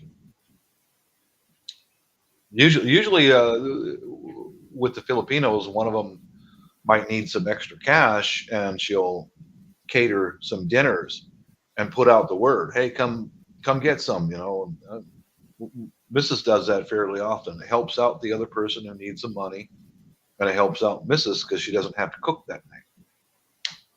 No cooking, no dishes. When someone does something like that, do they like plate it up real nicely? No, like what they piece of art or something like that, or just basically they're just cooking good food. No. When they're selling it out, they'll put it in Tupperwares, and sometimes in the disposable aluminum trays, and they just send it out that way. And the next time they go up to get more, they'll bring back the clean containers. That's the way you usually do it. Yeah, I do that with a friend of mine. We were supposed to get together this weekend, but it's just been a tough week for both of us. Excuse me. I had a lot of stuff going on in my life I won't bother everyone with because I've already told Shadow, and I told him, I said, isn't that something? Because no soap opera on earth would buy that story. That's bad. Mm-hmm. When they wouldn't even make a soap opera out of it. No, you see, I'm really deeply hurt here. Okay. What? Unbothered Avocado gave a compliment to this guy. Yeah. Gave a compliment to Miss Boo. Oh, it's on. Left me right out of it. That's right. Left me right what out. You gonna do now? What you gonna play now? What's with that? From? Oh, that's a James Brown lyric. I'm just not a magnet. I lost it. I lost my mojo. Well, I probably had too much of it. He might share a different opinion. Just saying. The strange thing is, every stream almost, especially in the Filipino community, if there is someone new, and if they ask me if I'm single, I say I know I'm married for 22 years and 2 kids. Yeah. And they get depressed, and they say, "Oh no." Oh no. That happens to me every time. Because you hang out with a bunch of people that have a thing for female Filipinas. Come on, man. I don't know what I'm doing. You can work that out fast. I know That's that. why when I see Filipinos come into any chat that I'm in, I'll speak Tagalog to them and mention asawa. That means my wife. It's like, hey, get any ideas? Mary, yeah. Okay. But quite a few of them subscribe and call me Just be kuya advised. because I'm married to one of theirs. Now I'm kuya. That means brother. Not available. We can chit chat, but not available. Sorry. Just so you know. Mm-hmm. Just be advised. The last time I was actually in the hospital, I got a nurse that you could just tell she had been a nurse in the military, because every time she'd come into the room, she you know how they push around those desks that have the computer on them and the medications inside them? She would push into the room backwards, pull the desk behind her, and just before she even turned around to face me, she'd say, "Okay, assume the position." Oh, she didn't have to give me a shot. No, she didn't have to give me a shot in my panty. What she was basically saying is it's time to take your pain meds. Grab your drink. Thank goodness I never had to get shot in the butt. Sorry, you just got back from a funeral, miss. I'm just teasing. I like to go back and forth with this guy right here. I like to poke fun at him. I'm sorry to hear that. I'm sorry for your Yeah, you like to hunt cougars, so. And I do not. They hunt me, dude. There's 2 of them in the complex who always come by. Hi, Bob. Hi, I'm still married. That's Bob. Well, I'm he still does get tweaking, chased. Oh, cry, cry, cry, and then talk about how many women chases him.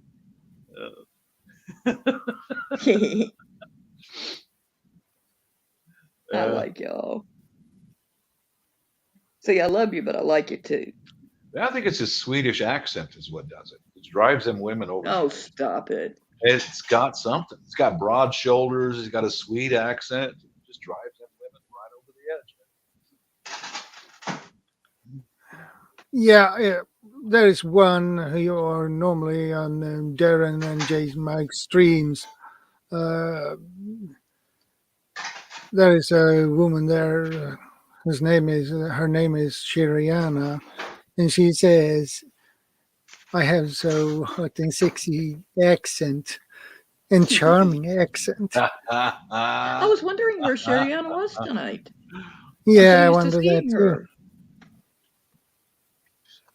Oh, I saw the beautiful Miss Verna had a live, but I wasn't able to participate the other day. Darn it. I was right in the middle of too many things, but she's live. Darn it. I got to go. Bob, you could miss Verna like that. Ooh la la. Yummy. Oh, la, okay. La.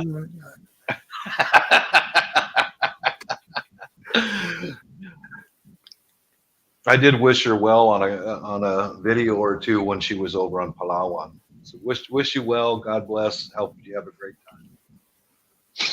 Yeah. If I even if I mention her name in front of my wife, because my wife knows that she's a Filipina. It's like, yeah. Oh, I bet Bob's talking about Miss Verna. Yeah. Yeah. See?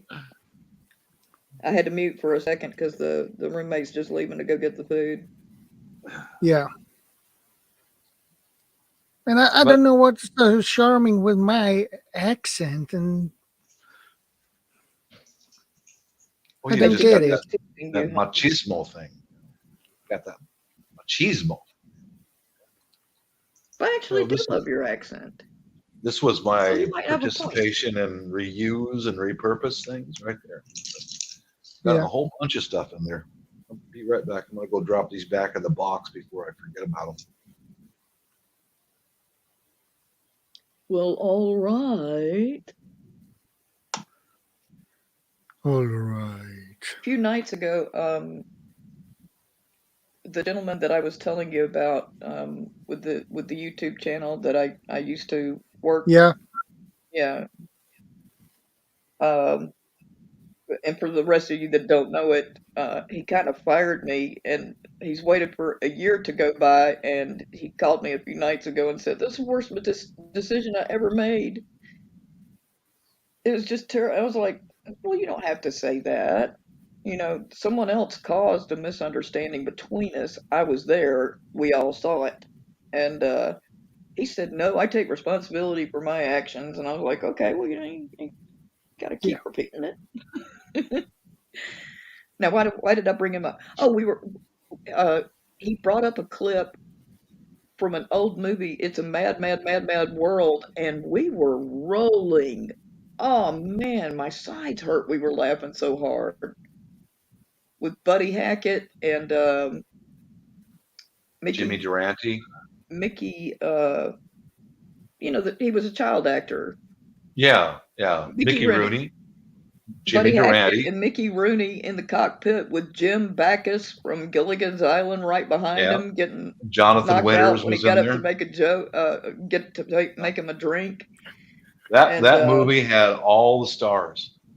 Yeah, that's what we were talking about. How cool it was that when they finally landed the plane, it was what were the famous comedy brothers? Anyway, that was pretty much like the punchline of the scene, and the one that he chose got all the way to the end of the scene where they landed the plane, and then it cut off before it showed the famous comedy brother team. Oh, was that the Marx Brothers? Like, well, that sucked. Because we just watched the whole long scene. What was cool was things like this plane flew through a billboard. Now, that was not a time when CGI would exist for decades into the future, so those were some crafty pilots to pull off stuff like that. It's a good-looking trick.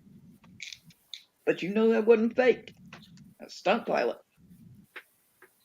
It takes a lot of guts to do that in an airplane. That's crazy. No doubt. I mean, the clearance on either side was nothing. Mm-hmm. And then it just spliced it into the film and went right back to Buddy Hackett and Mickey Rooney.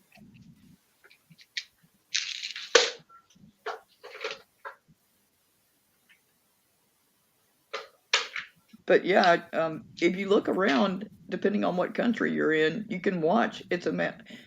Ms. Avocado, you're very welcome, hon. Most welcome. Now I forgot what I was going to say. Silly, sleepy me. I talked about the airplanes and the clearance on both of the wingtips. Shadow, have you ever made charcoal? Have you ever made that before? I have never made char cloth myself, but I know how to do it. Yeah, that might be one of my upcoming projects. I save all the used garments that come out of the house for different repurpose, and I've got some pretty much cotton. I might attempt that. I'll see how well it works out. I've got a little tin can with a lid on it.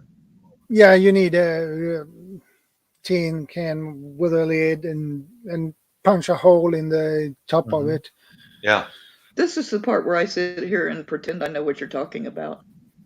Well, char cloth is where you take. They usually use denim and cotton fabric, put it into a can and heat it up, and it turns the cloth into like charcoal. Okay. And then you can use a striker and strike a spark on it, and it will light on fire if you do it right. So I'm not sure how long. Is it a good way to start fires or whatnot? Yeah, it is. Okay. It is. Yeah. Okay. Yeah. I'm not sure how long it is that you want to keep it in there under the heat. I'm not sure. You put the cloth in the fabric in the can and put the lid on. Mm-hmm. Put it in the fire, and you let the hole. You keep an eye on the hole in the lid. Yeah. Wow.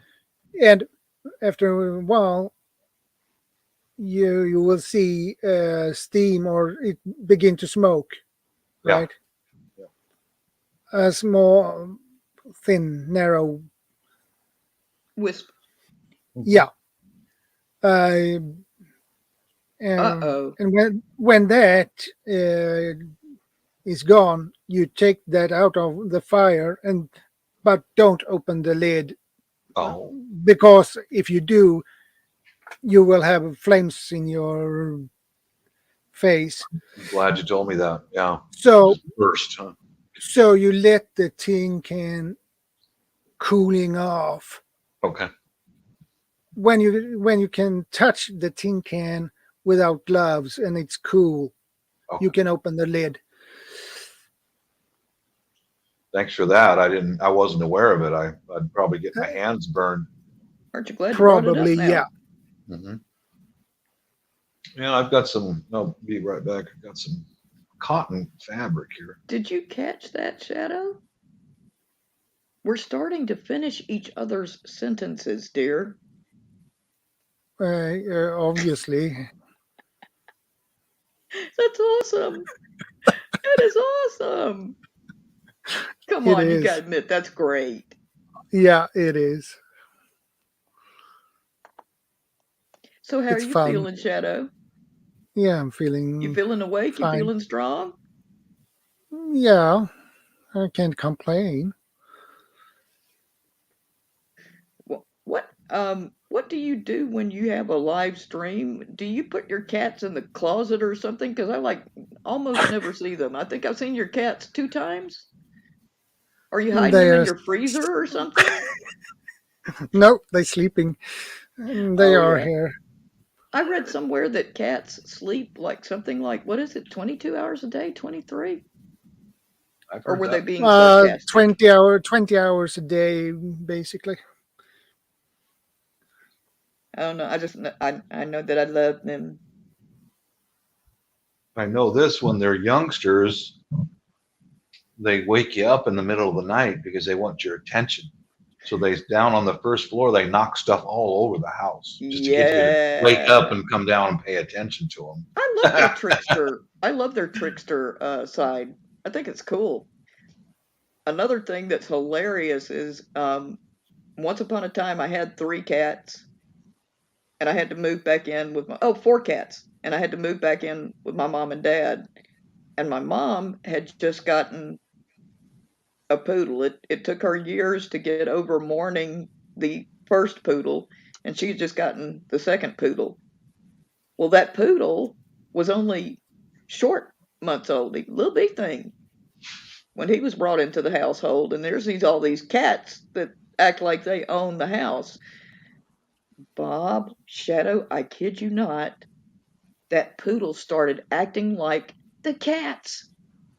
He would get on the low coffee table where Mom would have the magazines spread out so pretty, and just one by one he'd start pushing them off the coffee table and looking at the humans like, you see me? Welcome You're watching back, me do Eddie. it? I'm doing it right in front of you. Yeah. But it was funny to watch him get on that table and lie on his stomach like a cat and just slowly start pushing stuff off the table. And talking about the night moves, I just saw a video a couple of days ago where this cat owner put his camera to film himself while he was sleeping. And you see how insistent his cat is when he comes in at 2, 3 o'clock in the morning and decides, oh, I want the owner to wake up. Now. Little criminals. Wow. And he sped up the film. It was hilarious. Because that cat did not leave. He's like, nope, you're getting up. I will win this fight. This is one of my daughter's martial arts uniforms. It's mostly cotton, so she said, she said, just I don't want it anymore. I might try to make some char cloth out of this. I've seen quite a few of the channels out there to do that. Welcome back, Ellie. Don't know if I'll show it on YouTube or not, but it's worth a try, at least to learn a new skill. Cool.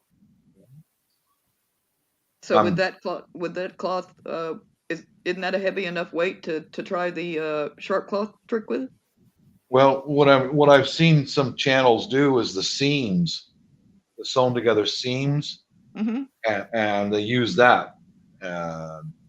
there's plenty of seams on this, and what's left over is good cotton shop rags. So Yep. I'm getting tired of camouflage painting. I do that. I'll work on a few things for a while, put it aside, bring something else in, change it up, keep my hands busy. It's good. It's good for your muscle sets and whatnot. Yeah, Posture and all that. ergonomics, you bet. Yeah. Switch it up, man. You'll last longer. And just Yep. remember to stretch. Yep.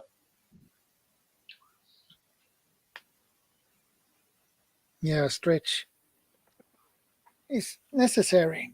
I went to the pain clinic up in Atlanta at Emory Hospital, and they did an orientation with all of the pain patients at first. And they said the first thing that we want to emphasize to everybody is stretching. So even now, while we're giving you this speech, if you feel like you need to stand up and walk around or stretch in your seat, or do it. It is your first weapon of defense against pain. And it is. Bob just stopped in the middle of a sentence, took off his headphones and muted. That's just rude, Bob. I stretch regularly. That's putting more women in Shadow's favor. See, you brought it on yourself. See, I'm talking all this smack while he can't hear me. No, he can hear me. What? Ooh, that was dumb. I didn't think of that. He can probably still hear me. Maybe. Maybe not. Maybe not. It was headphones.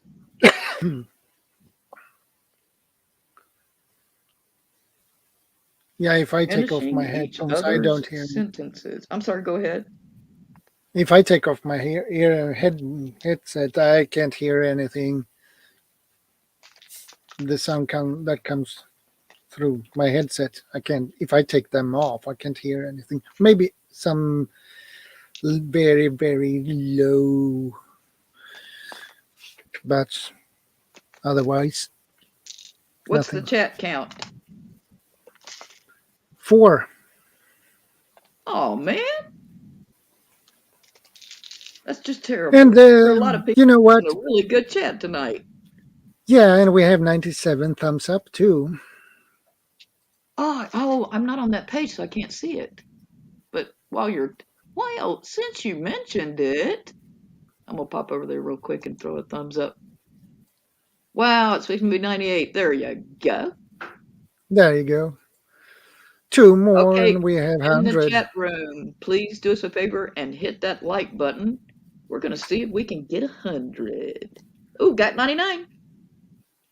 I was 98, so somebody helped us out. That's good. Thank you. Good. Thank you for your participation. It's a delay on my side, but it's always a delay when you can others see the correct numbers, but it's a delay on my side for some reason. The delay between the 2 pages probably has something to do with it. That's the first thing that I learned probably. Was, why is everything echoing? Tell me how to get rid of this fast, please, because it's driving me batty.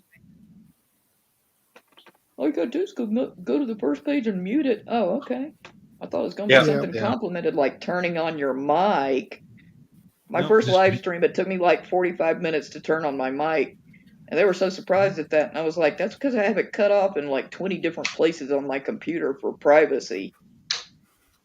But y'all wanted me on the live stream, and I wanted to be nice and helpful, so y'all got to wait 45 minutes. Was I worth it? We had a lot of fun. We obviously have 100 now, so. Yay! See? All because I asked how many people were in chat. Reese from Philly. Credit for something that has nothing to do with me. Reese from Philly, Shadow in the chat, and I put the link. I keep going and starting to take my stomach medication, and I forget. I keep giggling and forgetting to take it. I got to do that before I can eat. Yeah. See, you two gentlemen are so good, you just drive me to distraction. Tee-hee. Yeah, distraction. Yeah.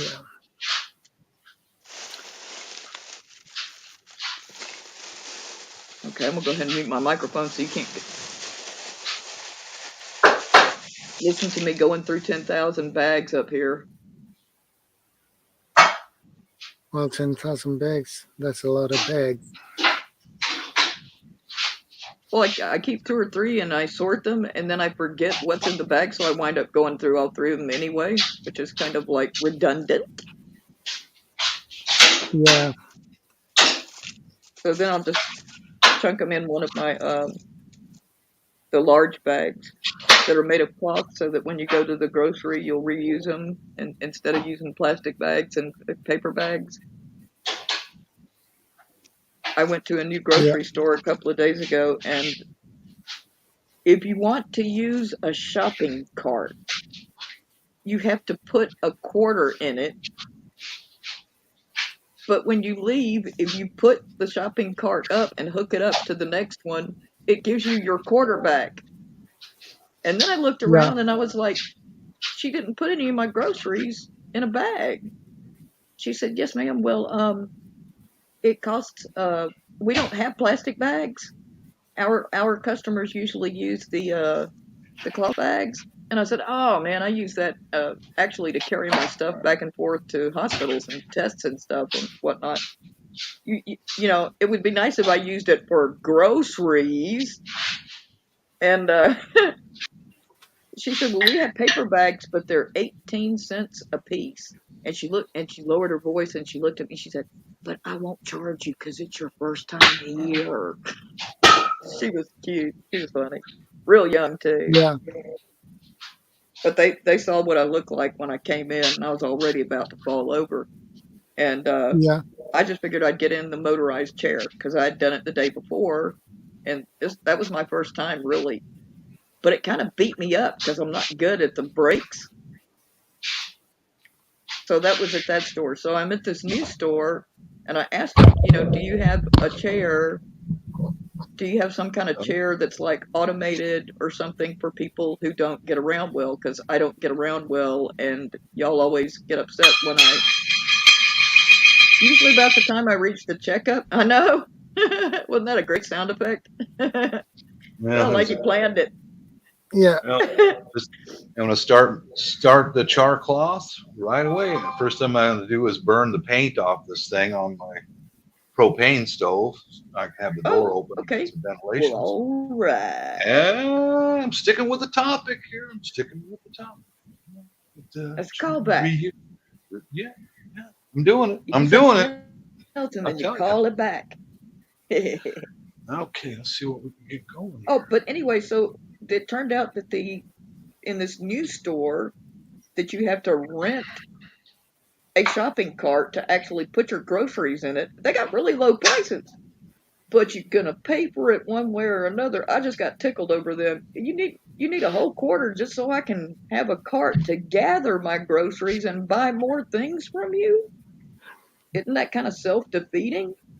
Oh, I got a great joke coming at the end that I played on myself too.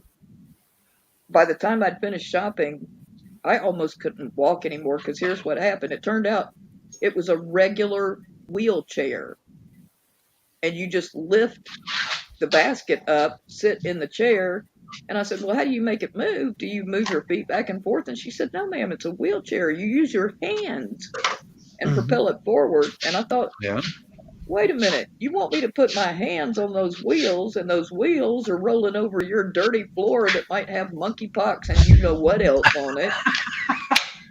I said, no, thank you. I'm going to pay the quarter and stand up and pay for your basket. So by the time I'm done, I'm bent over. I'm close to crying. I'm not kidding you. I was in so much pain that I went to the car, put the groceries in, and so I'm bending, I'm bending over the cart. I'm putting my elbows on it. I'm hurting so much. And I took the cart back to the wrong store. I went to the store next door. You're fired. they don't charge you $0.25 for your cart. And I was like, oh, and they're all coming you're out of the fired. exit looking at me like, what are you, crazy woman? You're fired. That's I know. It's my first day on the job and I'm already fired. Already fired. It's over. And that's it. Some of the older couples that were looking at me like, huh? I said, I'm sorry, y'all. I'm a new driver. It's my first day driving. And they just laughed. You mentioned monkeypox, and I burst out laughing because I send my wife text messages. Hon, I have baboon pox. Hon, I have gorilla pox. That's great. Stuff. Just to I'd irritate love her, like that. Get her attention, you know. I like to irritate her, man, because I send her all kinds of nonsense. Oh, no wonder you're always saying stuff like you're going to get rid of her and whatnot. I see yeah, your game now. She one more mess up, man. Out you go. You know? Yeah, like 2 days in a row now, no breakfast. You ever heard of thin ice? She is on thin ice, man. Out she goes. Bob. I like to stir her up once in a while. I'll send her messages like, there's nothing to eat. I'm starving. I'm so weak. I can't walk. And then she'll come. She'll just send back, well, open the refrigerator. She winds you back up, huh? Nearly dead here, hon. So, oh, I'm at death's door. I'm starving. And I still haven't found my stomach bed the whole time we're talking, and I'm going through this stuff. I still haven't found. And there's a very famous one I sent to her, like, no breakfast. I'm running away and joining the French Foreign Legion. I haven't heard that one worked into a joke in a while. Yeah, she usually sends back. It's like, don't run, hon. Take the car. It's faster. She's good. It is fun. That's what I wish I had. Somebody who was, not too fast, not too slow, just the same pace. Yeah. I'm lucky. I'm just a lucky guy. Oh, absolutely. I've seen you tease on her before. I've seen the look on her face when you do it. Uh-huh. She's got your number, pal. Oh, she does. Yeah. Yeah, if you not behave, she's standing behind you with a flip flop. Oh, I love those videos. Vietnamese lady or Chinese, man, she's a master with the flip flops, man. Just kicks it up in the air, grabs it. What? You're so stupid. You're stupid. In most of Arabia, that's like the most grievous thing you can do to someone is like take off your shoe and hit someone with it. Oh, I've heard about that. Yeah. Oh yeah, if you're like just sitting around and visiting and whatnot, you got to be very careful to never show the bottom of your shoe or the bottom of your feet pointed towards your other friends in the room. That's considered rude too. I don't know where the hell that came from, but I thought it was funny as hell when they were having a news conference. Bush on Bush's second presidency, his second term. And one guy just got so outdone with him, he took off his shoes and bam, bam. I mean, he almost clocked Bush right on the forehead. It went right past his ear, man. I was laughing my ass off. I was too. It was like, if they get so upset they can't think of an insult to say, man, you've really done something wrong. Yeah, well, I can't. He was an Iraqi. Man, we invaded their country for. Hell yeah. I mean, I don't blame him, man. You Osama, my country. Osama. Now let's go invade Iraq. Yeah. Oh, thanks. You just called us dumb in front of the whole world. Thanks, Prez. I don't blame him. I don't blame the fella. But yeah, I'm starting to burn the paint off of this can and the contents inside of it. Does anybody remember the name of the people? They're actually a very beautiful people that lived on Iraqi land, and Hussein mustard gassed like 5,000 of them at once. The Kurds. The Kurds. Yeah. Yeah, they're physically beautiful people, and a very hospitable people, as I understand through my friends and whatnot. So technically speaking, I mean, I hate to bring it up, but technically speaking, he was into weapons of mass destruction because he had used the mustard gas on the Kurds long before 9/11 and everything. Yeah, they're kind of a people that don't have a home. That's true. That's what I understand, because they live all over Turkey and Iraq. Yeah, there's a difference between people like that and the people that are called the travelers. That,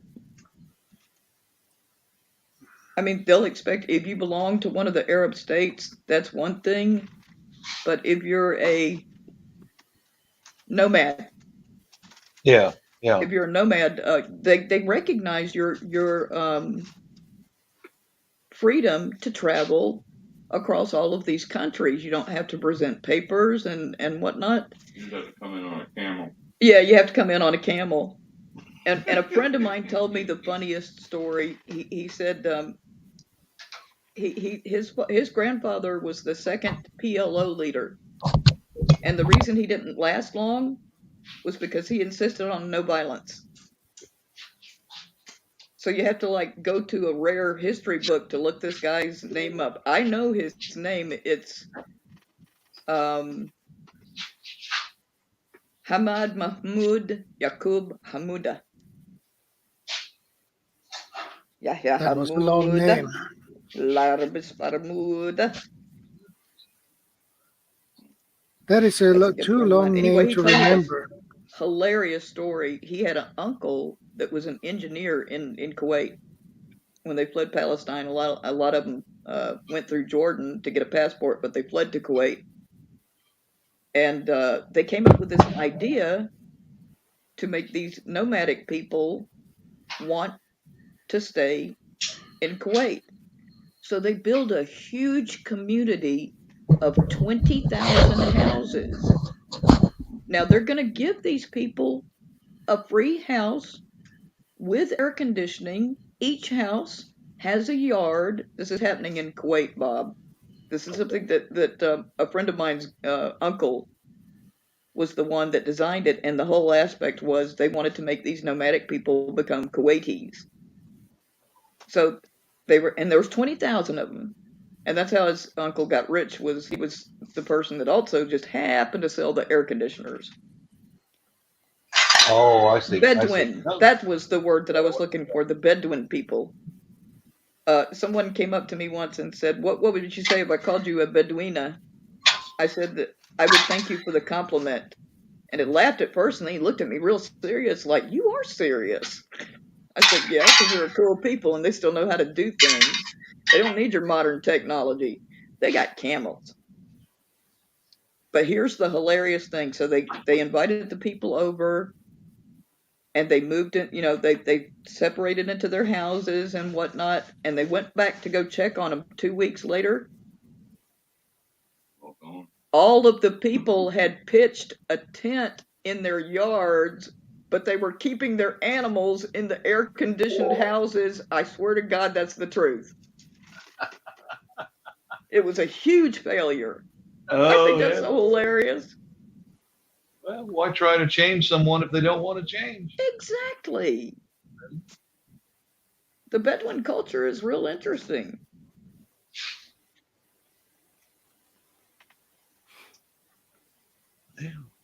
They have this very famous saying, and I love to use it on people because it's usually something that Arab insiders use on each other.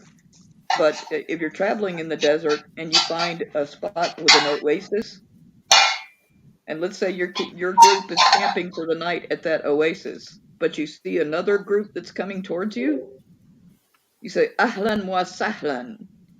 And that means welcome. There are enough provisions at this oasis to support both of our camps. So, welcome. Let's join together tonight and kill some poor goats and some poor chickens, and we'll make a feast and everything just because we happen to find the same oasis in this huge desert. How are you, Shadow? Hello, Bob. Hello. Hi, Barry. Barry. Boo. I'm doing good. You doing all right? Well, I'm very glad for your timing, dear, because food just arrived. So your timing is perfect. Shadow, if you're still going, I might catch you back. Until then, make a love shout out, everybody. I'm still more handsome than Shadow is. And that's just a simple. That's your opinion. Are y'all competing? By the way, Bob, I took lessons from your wife. Looking more handsome. Where are you from, Mrs. Boo? Oh, she muted herself. A little bit of everywhere, but mostly American. American. I'm in America too. Sound like a Southern girl. Yes. Yeah, Nashville, born and Tennessee. Raised in the South, but there we are. I have so many different aspects that have nothing. I mean, I've never been to these places, but I keep getting adopted by these different peoples, and they all give me a new name. Life is strange, but Take me in, adopt me.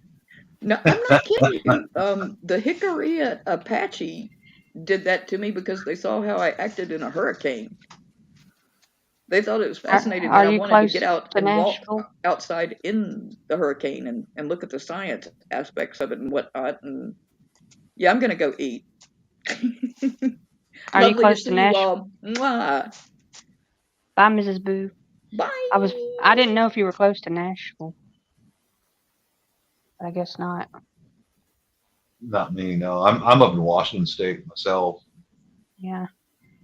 Yeah, it's 6:44 for me on a Saturday night. Mm-hmm.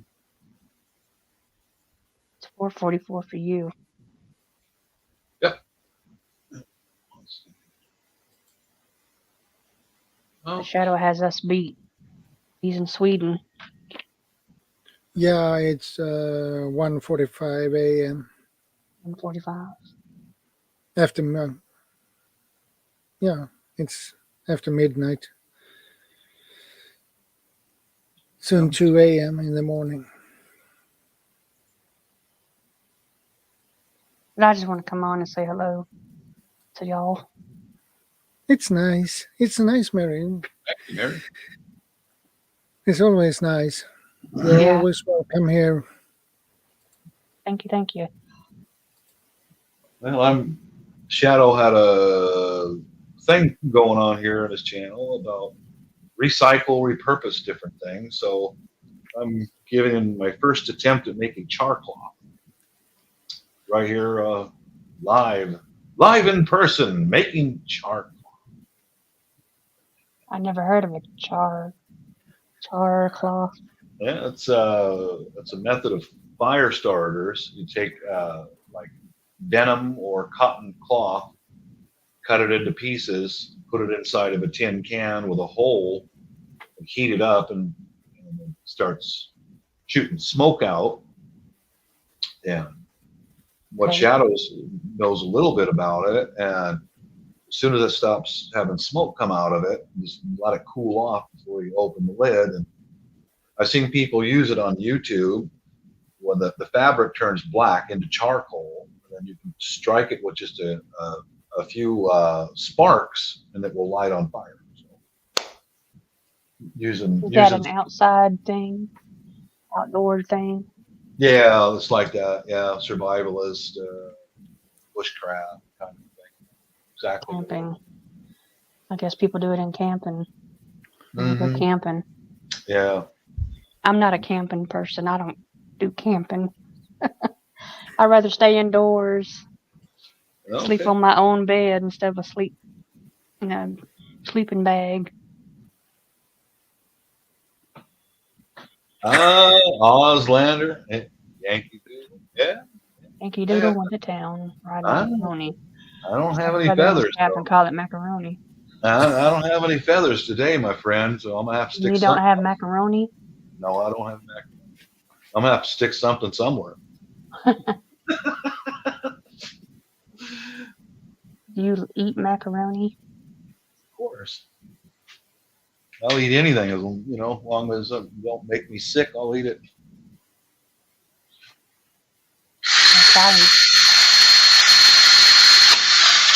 All right. this all goes sideways and the house explodes, it's all Shadow's fault. That's all I'm going to say. I can't eat Italian food. Italian food makes me sick. All right, I got a little hole in the top of the lid. Oh, you've done that before. It looks burnt. Yeah, I was burning the paint off of this can that I have a lid for it. And I just now did that while we were sitting here chatting. And I got some cotton fabric that was my daughter's old martial arts uniform. So that's what I'm going to try to do, make some charcoal live on the air. Right?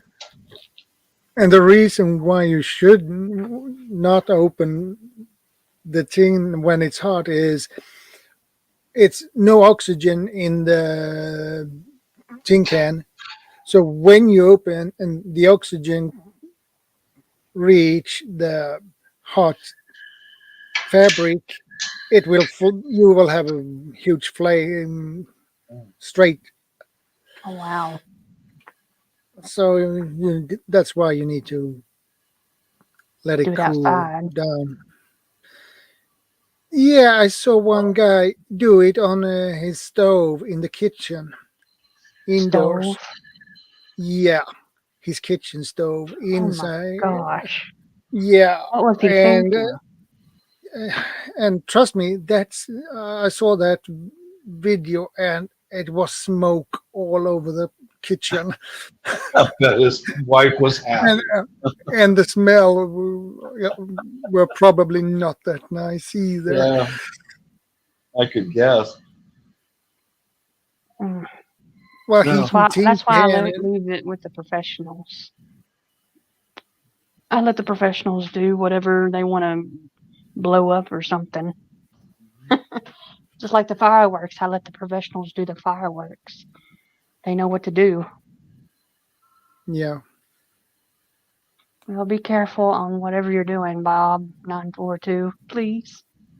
I'm just lucky, that's all. I haven't blown off any fingers yet. Yeah, I'm heating the whole thing up now. Got the whole can with a lid on it, and just put a hole in the top and got some heat. Looks like one of going on those candle cans. Yeah, something like that. It was a metal polish called Never Dull. I'm just using the empty can. We're gonna try to make some charcoal. Well, I'm gonna get off here, so Oh, I'm about to fix my supper. fix your supper. What's for supper? Probably a pork steak and a baked potato. Okay. That works. Yeah, that works. Yeah. That fills you up.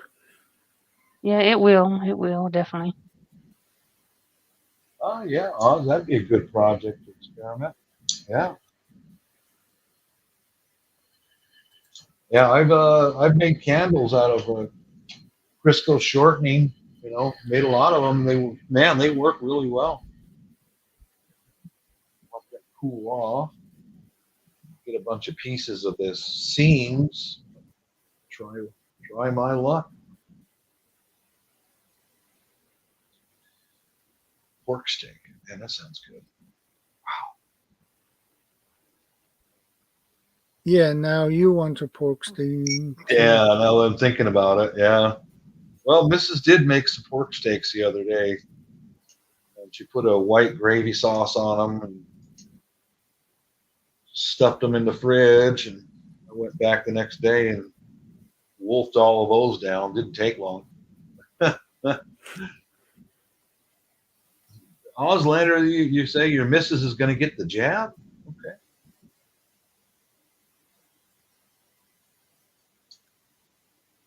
We've already had all of ours in my house.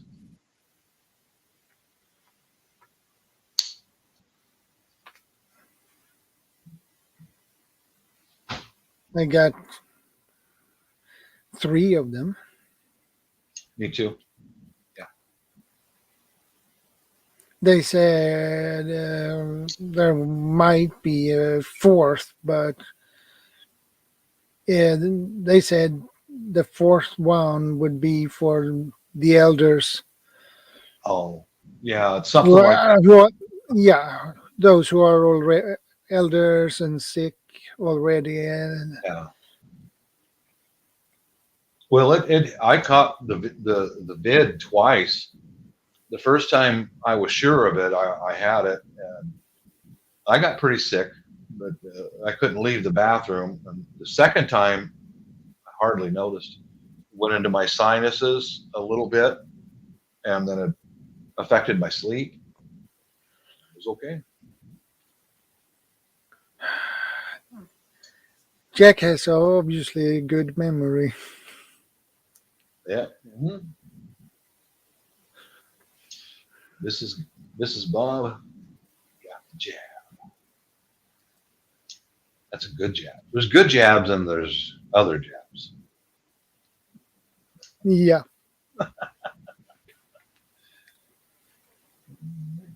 Putting some of these up.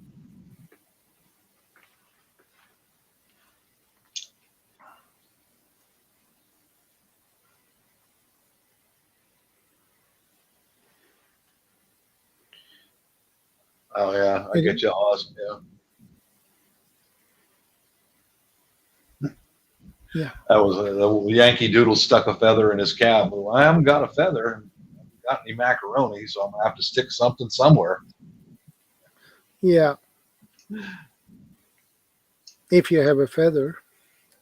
Don't have that. Oh, sorry.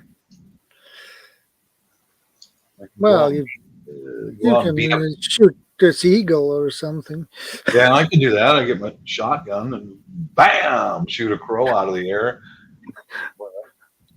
Way to win friends and influence people. Yeah.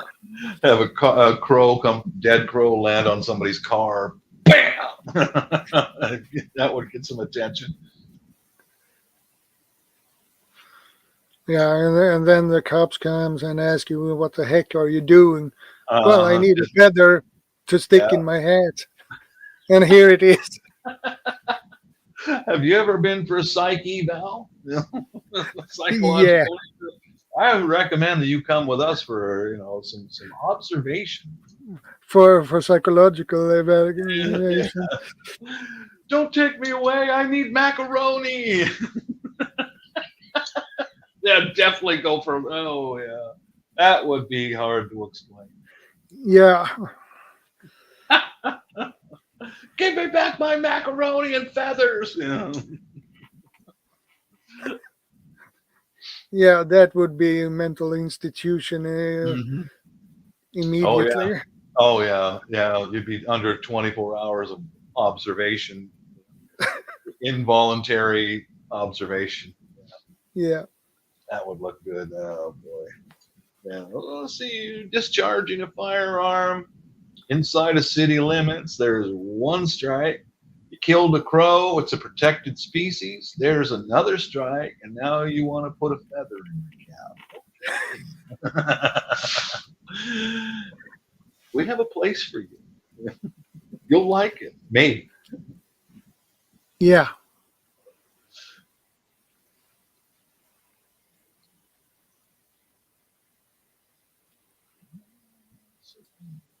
Let's start off with mostly seams. So I've seen people on YouTube make these seams. See how this works out. I have seen people do it without the seams too, so. Oh, okay. So I don't think it matter. Yeah, as long as you get it hot enough to turn it into charcoal, I think is. Yeah. I've done that with wood. I took, like I mentioned on your show a while ago, I took this little Mora knife and a hammer and split wood into pieces. Then I threw it into an old secondhand cooking pot. Yeah. Hole. That's a hole in the top, and all the steam comes out. Man, that stuff is. It just touch it with a fire and it lights up. I think this should work out. We're going to do this live and unedited. Well, if it works as it should, You should have nice black cloth when you open it.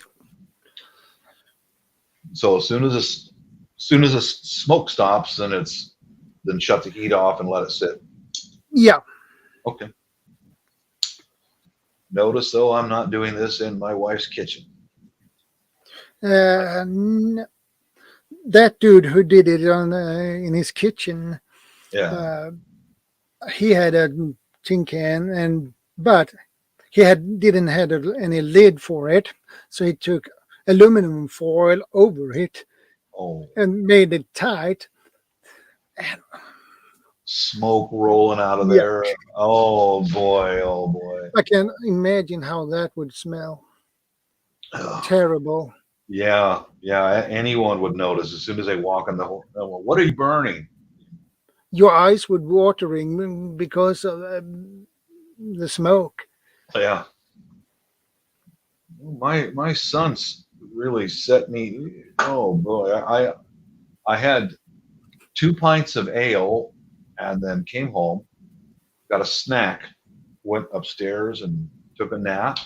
And I woke up and I walked into a cloud of fish because my son cooked fish and he didn't turn on the exhaust fan.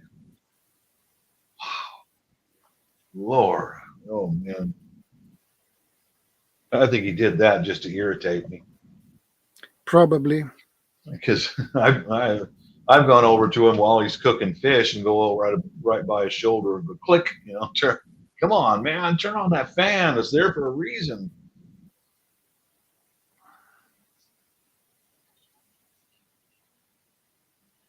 Okay, let's see if we can get this lid back off here. There we go. Take and clean some of this residue out from the inside. We shall see what we can come up with.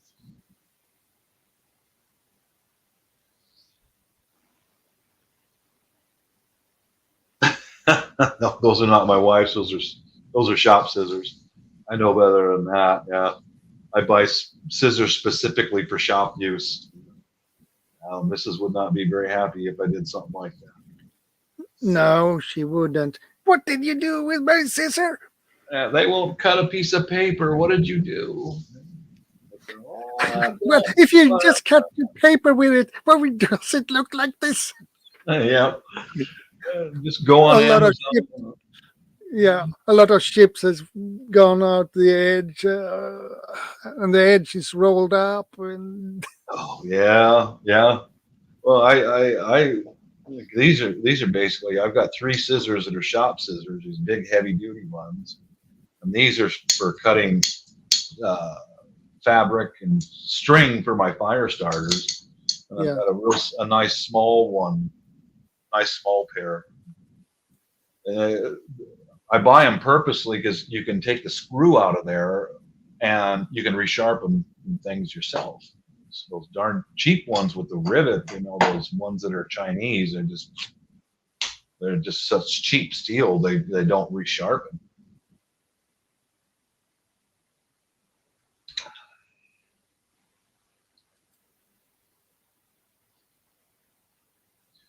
Maybe Savage. Tripod, and your video might go global or go viral if this stuff explodes. Shadow. I'll put a camera on definitely. It. Boom! There you go. I got you 500,000 views. I don't think that will explode. No, I know. I'm just joking. It needs chemicals for that. Yeah, I'm not doing that. I'm crazy, but I'm not stupid. Exactly. Okay, I'll be right back. Thanks for dropping by, Corner Clubhouse. Good to see you. And thanks for the thumbs up, by the way.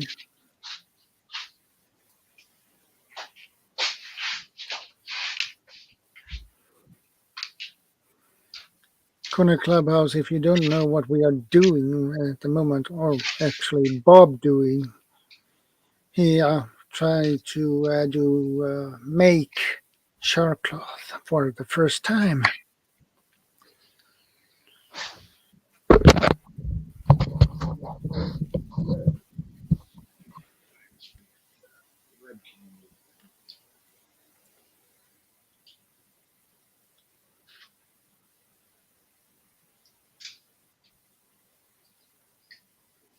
Try to get it in a little bit closer if I can. Okay. First time making char cloth. The topic is recycle and repurpose. Here we go. There's a can, and I'm just going to randomly drop these things in there. As long as it gets hot, I think the trick to it. So I hope.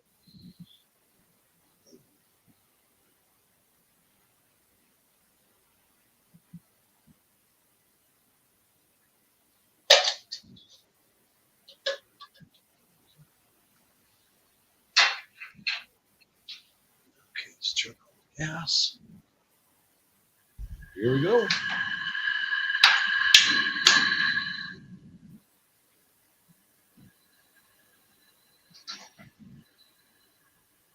Yeah.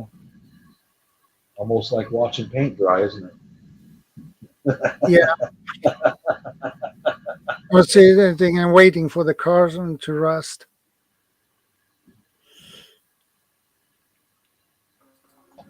Unfortunately, Hey, Fanatic. I am finally back on here. Yeah. There we go. There's the smoke coming out of the top. Oh.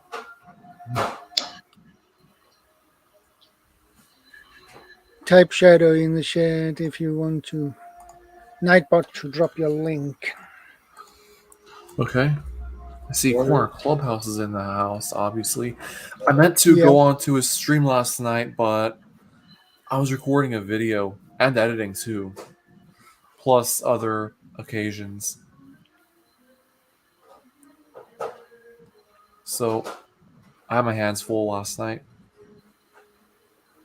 Smoking. Yeah.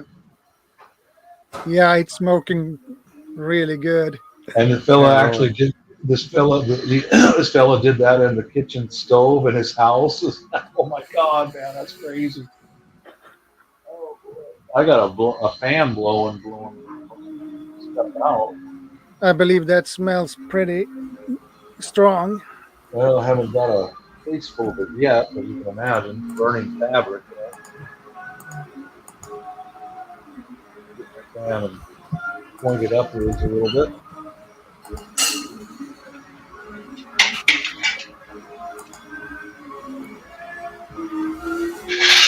There we go.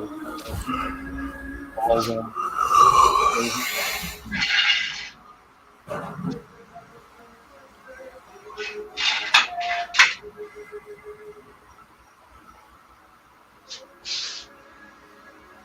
Oh boy, that is a lot of smoke.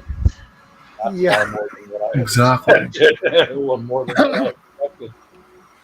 You have a lot of fabrics in the can too, so. Oh, I just got a whiff of it. Oh, baby. Oh, baby, that stinks.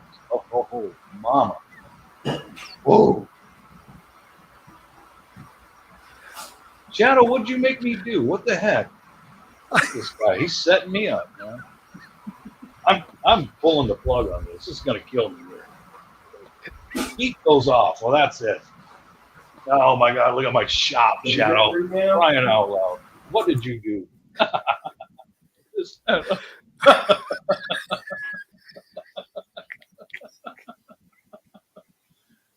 Oh. Oh, God. Oh, my Lord. Oh, Lord. Okay. Oh, there goes the fan again. The fan just fell on the floor. Freaking like the Marx Brothers or something. Oh, Lord in heaven. I got an extinguisher around here somewhere. Oh, boy. Oh, man. Now watch the neighbors call cops or something. Arrested. What did I do? Trying to support my friends live here, and I'm just in a disaster now. That's why you should not do it in your kitchen. I couldn't imagine that much smoke being in the kitchen. No, dude, that would ruin a house, man. All right, I gotta take some action. Get this stuff taken away. Hold on just a second.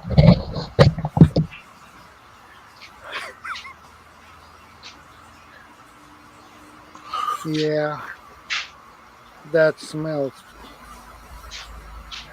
Yeah, really. I believe that most of the smell comes from the tin itself. Oh.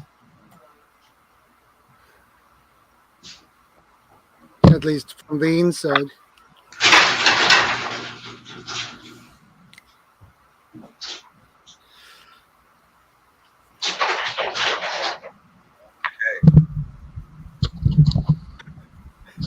Fire department shows up, I'm going to say this troublemaker in Sweden made me do this. All right.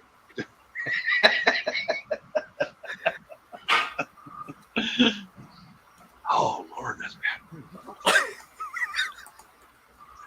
Exactly. Lord. Oh. At least yeah, I probably killed every spider in the shop. You know. Oh. Yeah, probably. Oh, Lord.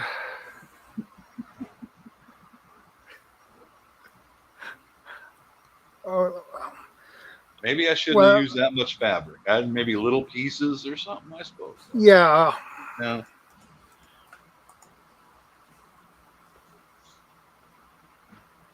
When I watched others do it, they put in a lot of fabrics, but not probably. I think you took a little bit too much in the can. Yeah.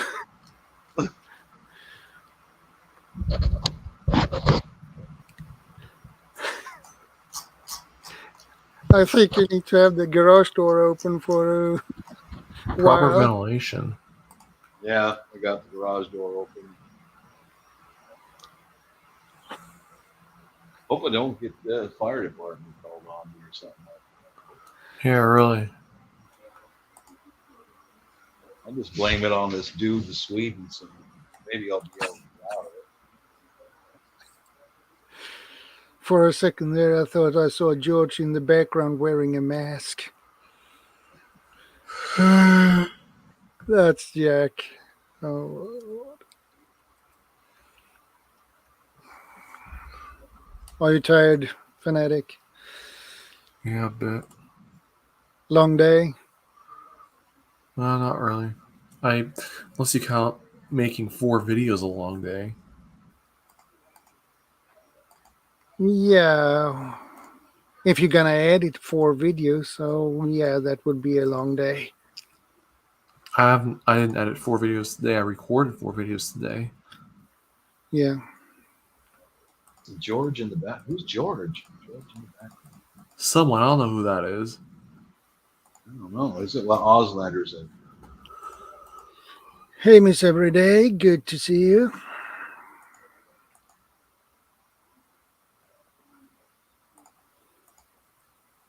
Miss Everyday, type shadow in the chat and Nightbot will drop your link.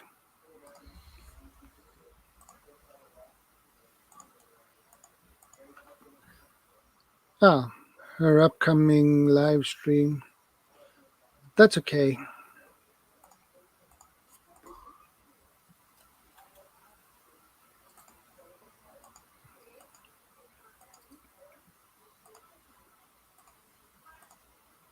Let's see.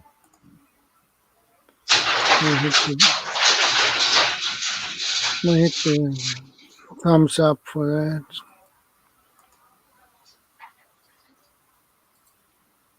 Yeah, we get a thumbs up on this chat for Shadow for watching me.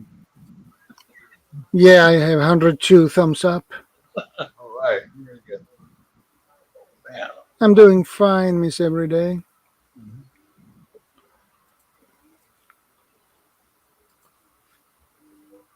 Hello, Miss Everyday. Okay, we got the fan going, and much of this stuff is starting to filter out of the building. So that's good. I'm glad the wife ain't home. She'd have some serious questions. Yeah, probably. What are you doing? What are you doing now? Are you burning up the house? Yeah, exactly. Exactly. In that case, you reply, I just tried new pyrotechnics Mm-hmm. Just for next year's 4th of July. Just experiments, that's all. Just experiment.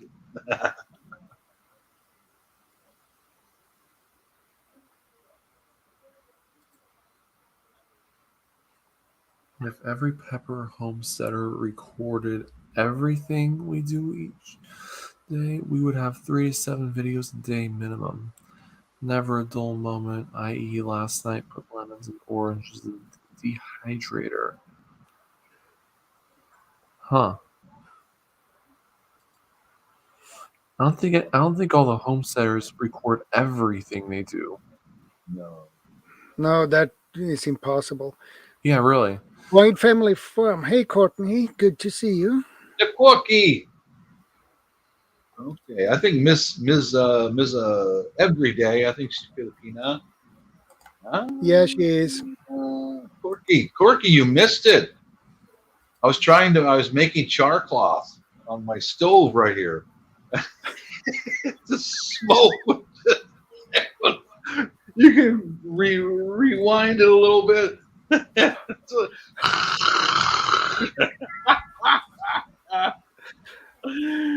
Oh God! Thank God I got a little box fan to blow all this stuff out of here. Yeah, How you doing, the cookie? Now you know how to make a smoke grenade at home. There you go. Yeah. Trying to make some char cloth here, and I put a bunch of cotton fabric in this metal container, and I didn't expect that much smoke coming out, man. I mean it. It was just way overwhelming. Exactly. Yeah, that was. I didn't expect that much,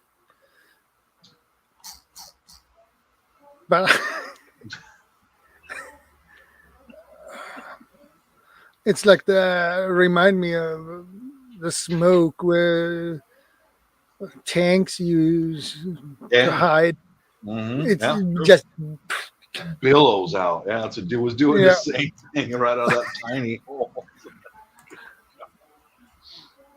Hey, Courtney, I was telling Shadow here, if the fire department comes, I'm just going to blame it on this guy in Sweden. He made me do it. What the heck are you doing, man? What are you doing? What? Let's see if we get this lid off. We tried to do char cloth here.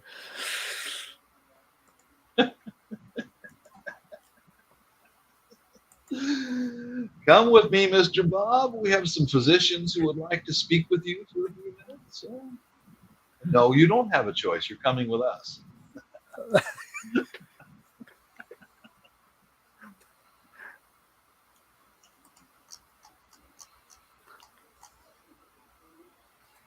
Yeah, that's right. I learned something. Yeah. Oh, there you go. Yeah, here it is. Get this lid off here. Let's see what's inside. Okay, let's take a look. It's definitely char cloth now, for sure. There it is. That's charcoal, kind of, sort of. And I'll find something made of metal and see if it will light up. Oh, yeah, turned hard. It turned hard, stiff. Turned into little bricks. What the heck? I guess that's not done enough. I don't know. I've never done this before. I don't think I let it cook long enough.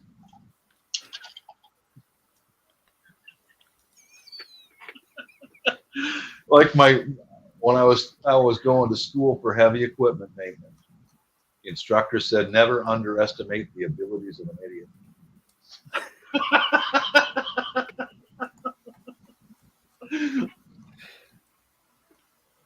Well, let's see. We can get this stuff to light up easily, like they say. Yeah, I think Some it of just. them look uncooked. Hello, baby. Yeah. Okay, the wife just got home. She didn't catch me in the middle of something.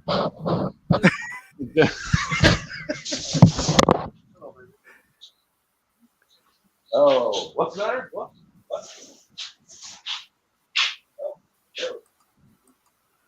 Oh boy, that smell must. Out of here. What smell is that? Oh, I don't know. I think it was aliens. I think it was an alien invasion. That's why I could smell. Yeah, it was an alien invasion. It wasn't me. It's this guy in Sweden here online who made me do it.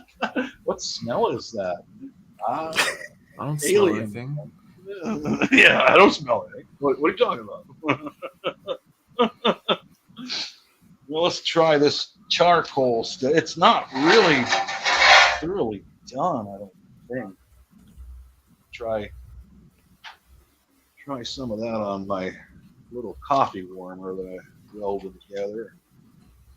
Okay, here's a real dark black piece. Let's see what happens. Yeah, that looks good. That one looks good. It's really hard though, almost plastic or something. So there's that little piece right there. So we'll see what happens. No, not so good. Oh yeah, there's plastic in that thing. Oh man, I don't know. 100% cotton is the best. Yeah, I think maybe the thread and everything else inside there that I took and cut the seams off, that might have some kind of rayon or God only knows.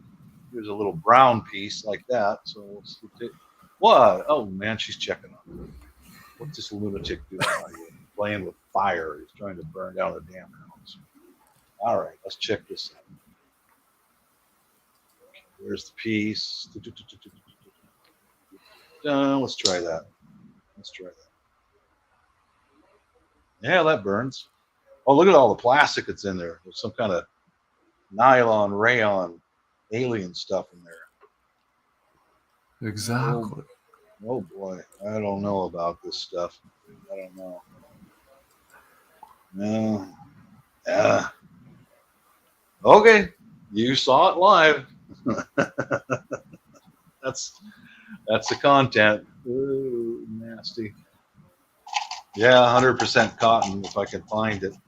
Maybe cotton balls or something like that. Or yeah, that might. Oh, this thing. What a mess. Yeah, there's too much synthetic stuff in here. Way too much. Yeah, I think that is the problem. Yeah, that's way too much. I think a cotton balls or something like that might work the best. Well, I'll have to experiment and try again later. Yeah. Yeah. She didn't bring home any food. She probably expected to go out to eat tonight. Sneak. She's brought home another project for me to do. That is a good reminder, Jack. Oh, okay. Yeah, she got the new license plate for the car. That's what she handed to me. There you go. That's your job, mister. Yeah. Courtney's still in here. Courtney's still in here. She's still here? I have no idea. No, looks like she bailed. Yeah, I think. Yeah, she bounced. Okay. All right. So did Miss Everyday. She bounced. She just. No, wait, family farm. or must be still in the chat because I can. Oh, you can see her. I can get their name when I put type.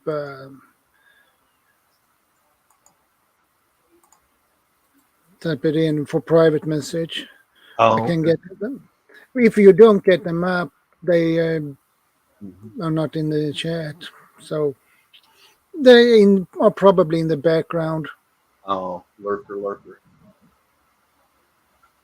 Oh,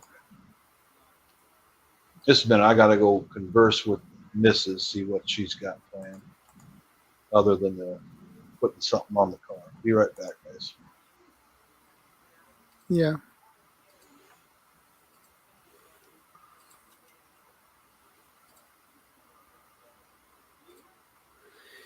Becky, do you want to come up again?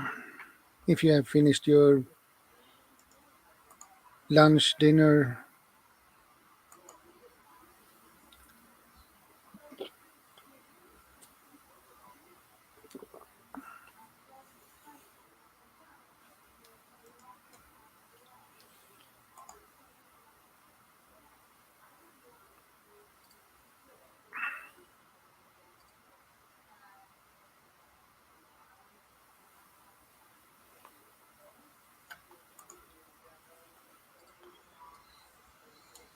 It is the best. I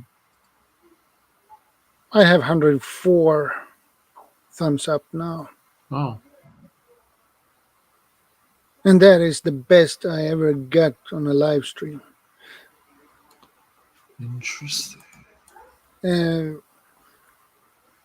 Especially when I'm still live.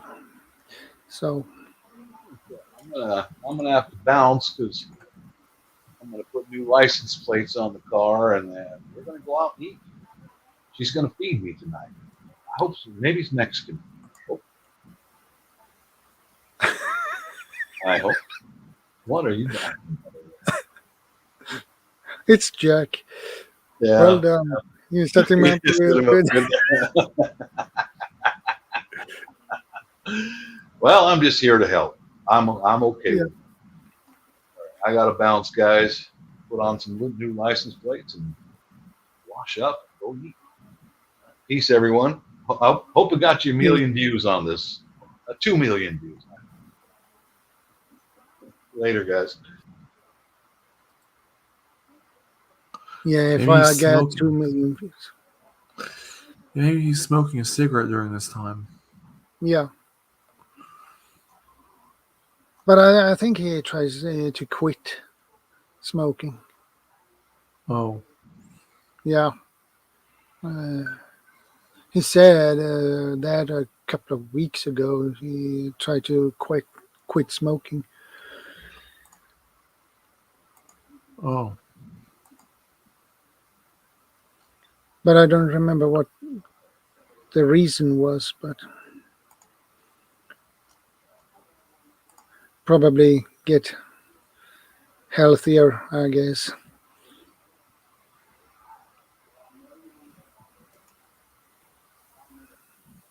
Tobacco these days are expensive. Yeah, a pack of cigarettes here in Sweden costs around 60 crowns. Oh.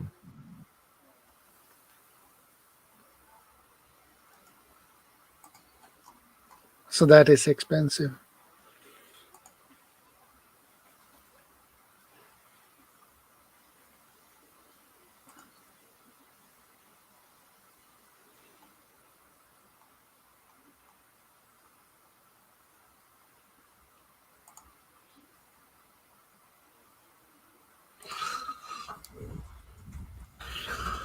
Hey, it finally happened. I got the community tab. Just checked.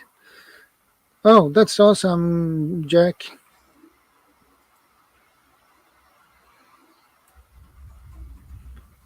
Congrats to your community tab. You have wanted that one for a long time now.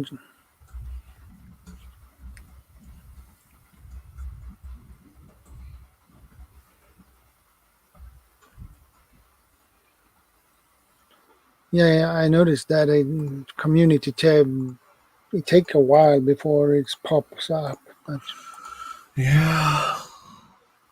The hard part about that is waiting for it. yeah, it doesn't pop up as soon as you reach 500. It's take a while before it's. Exactly. Now I He's at, can plug channels and people out there. and he's at 509.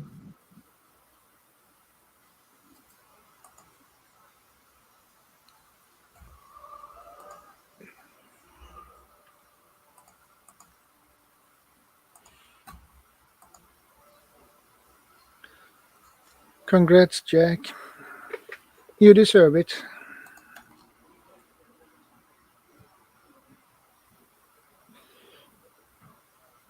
Yeah, he likes to have that. Exactly. I know Jack, he uploaded a lot of videos. Oh. Yeah, he did. And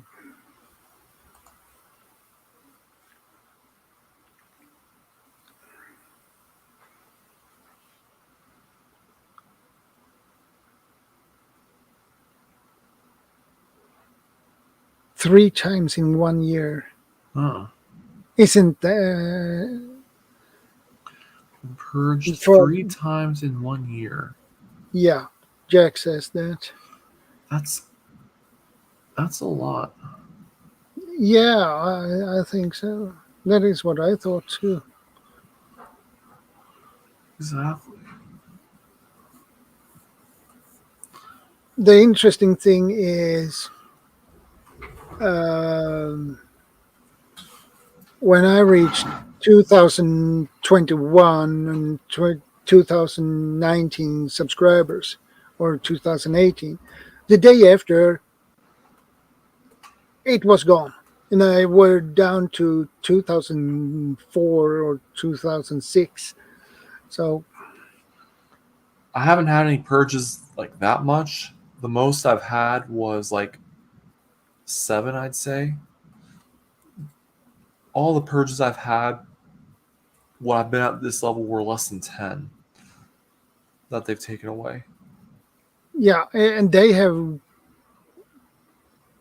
cut a lot of subs for me. I gained up to 2021, and the day after, before lunchtime, they were gone.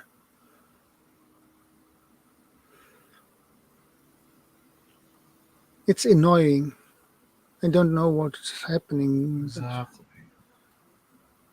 Yep. Jack says, yep, the first time was 20 plus subs. The second time was over 50 plus subs. Then the third time was 40 plus subs. That's a lot.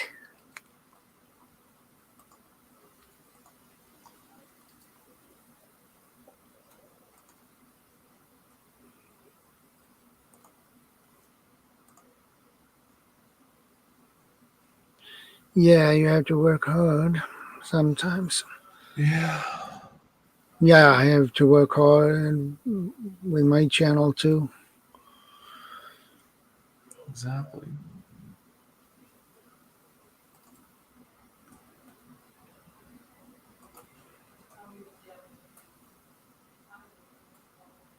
I'm gonna see here. Channel statistics.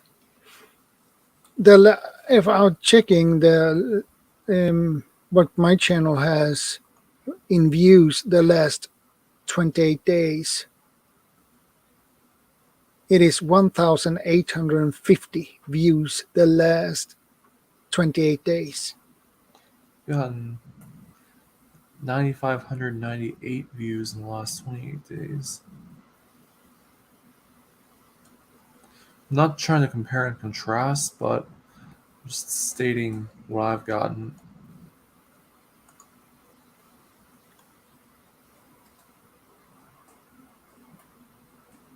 I was looking at YouTube. I was looking at YouTube Studio. Yeah.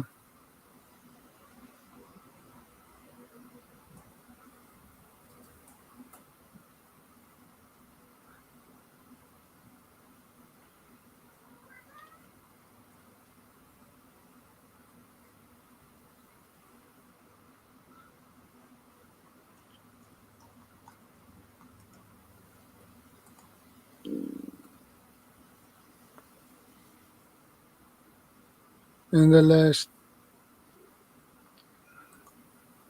28 days, I had got 278.2 watch hours. Oh. Yeah, 278.2.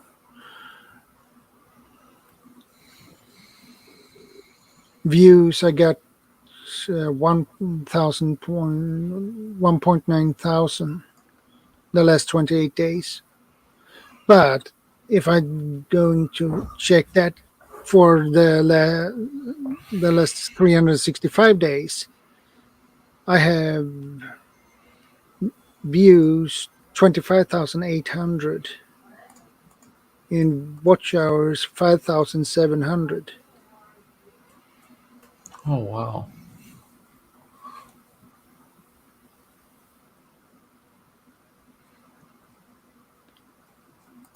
And subscribers plus 597 on the last 365 days. Oh.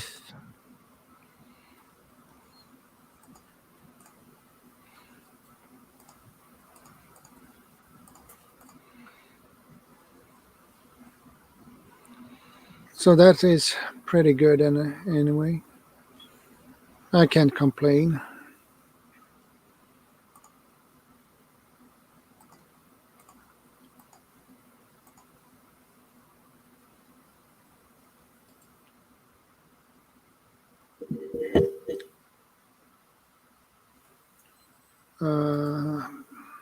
So yeah, something says the one purge that really bugged me was when I was plugged by someone and my daughters asked their friends to sub, and I went from 370-ish to 430-ish. Then the next day was back down to the 370-ish.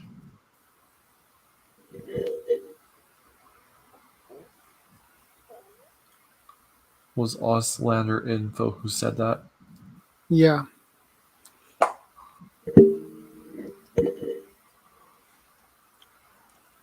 Yeah, that's Jack. Oh. Auslander Info. His name is Jack. Oh, okay.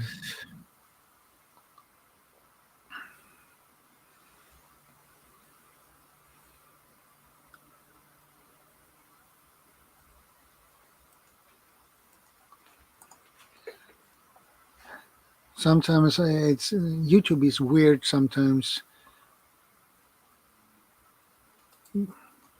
You gain and then you lose a lot of them at the same time. And oh.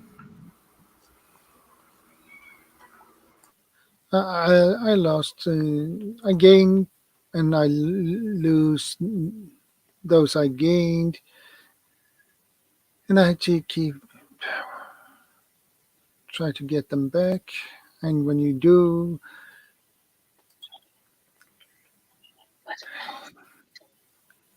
Oh, I wonder who's here now. Hello. Hello, Becky. Good to see you I'm again. back. Fanatic Guy, Yep. it's good to see you. Exactly. Exactly? I feel like I missed part of the sentence. Did y'all play a joke when I was going from the waiting room to the to the studio? I can't even finish my own joke now. That's bad. We might have. Okay. But who knows? I'm fair game. because I've been joking with a lot of people today, but it's been fun. Fanatic, I've been wanting to bump into you and ask you about something that you did a few months ago that I thought was real helpful. You got on a live stream and you said, okay, everybody, listen up. These are the things that you can do to help out the of course, I'm paraphrasing the heck out of you, so I apologize in advance. Okay. Here are the things that you can do to make the most of an impact in your watch hours. And one was like, be sure you subscribe. Another was be sure that you comment. And when you comment at least 3 lines. It was when you said that was right when my computer kicked me offline. And I was like, no, I wanted to hear the rest of these tips. Do you remember that? Because it has been like months since you said it. Now that you're bringing it up vaguely, yes. So I'll bring it up again. Thank just you. For the heck of it. Awesome. So when you're making a connection, you're going to need to make the proper way, I'll say. You're going to need to make step 1. Yeah. Why is my head all of a sudden frozen? So when you're making a connection, you need to watch a full video of at least 3 minutes in duration from beginning to end. Not just 3 minutes of any video. It needs to be at least minimum 3 minutes from beginning to end. It can be longer than that. And that's step 1. And of course, you can add a second video to your watch later list to make that connection stickier. Now, step 2, you can thumbs up, or for those who are in the Philippines that are watching, Tamsack. And step 3, subscribe and hit that notification bell. Step 4, leave a genuine meaningful comment of at least 3 sentences that is relating to the video. And that basically covers what to do. Now here is what not to do. That would be basically subscribing and then leaving. YouTube will see that as sub for sub, which is against community guidelines, and take that connection away. Now, as for good ways to gain watch hours for either yourself or someone else, I wouldn't recommend creating a watch later list. I wouldn't recommend creating a playlist on a Ninja account and then like adding all your videos into it. Like a separate account that you use to subscribe to other creators. That's the best way I can put it. Okay. I wouldn't recommend And doing that. they usually don't have any videos on. Exactly. Oh, okay. All right. But I wouldn't recommend. So you got like recommend, a shadow account. Yeah, I would not not the shadow recommend, person, but the shadow. If you have a Ninja account, and if you happen to, and you end up putting, say, several videos of yours into your watch later list, I would not recommend doing that just for watch hours. Keep in mind that if you are seeking watch hours, you need to keep in mind that it is a rolling 12 hours, so whatever's from 13 months ago will not stick. So, back on topic. A good way to swap playlists. That's a good way to support each other with watch hours. So, one way is that I helped a creator gain watch hours was I put just about all their videos in my watch later list and then ran it. And you can do that. You can add all their videos into their watch later list, even though if you're doing it with mine, say if you have 1,100 if your channel has 1,100 videos, it's going to be a very lengthy process. Or you can just create a playlist of your own, add all their videos into it, all said creators' videos into it. Man, these are great tips. That's a good way to swap playlists and get watch hours. So it's a win-win for both creators. So one person watches that channel's. So let me just draw it up on the back of this. This is great stuff, man. I really appreciate it. I already ripped it. And oh, by the way, I am writing this down and taking notes literally. Channel 1 goes to Channel 2 to watch videos and put in playlist bit to run, even if it has all the videos that the creator has. Channel 2 does the same thing. So basically, Channel 1, I'm going to say, will go to Channel 2. I'm just using that terminology to watch, or actually put all their videos into a playlist, whether it be their watch later list or other playlists of their own. Okay. And put all their videos in, and or a select amount of their videos, and let that run. Channel 2 will do the same thing, unless they're incredibly selfish and just want the watch hours for themselves. Huh? I'm not sure. I follow you. Well, I think I know what you mean. I should say that. But I've been kind of watching what goes on with our mutual friends' channels, like if that makes sense.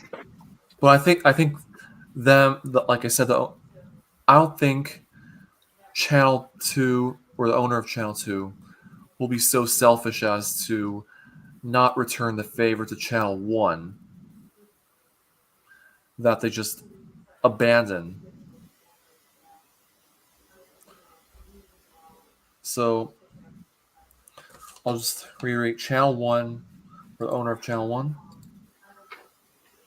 who is looking for watch hours, goes to Channel 2, who's also looking for watch hours,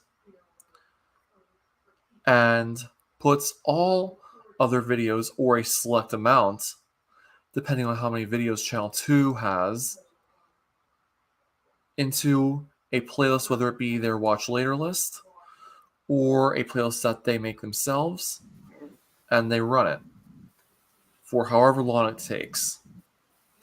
And then Channel 2 will return the favor, hopefully.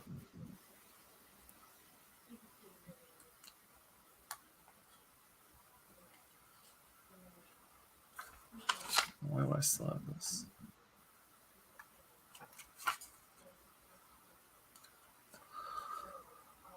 And that's basically the whole concept of swapping playlists. Both channels will gain watch hours by essentially swapping playlists. So it's a win-win.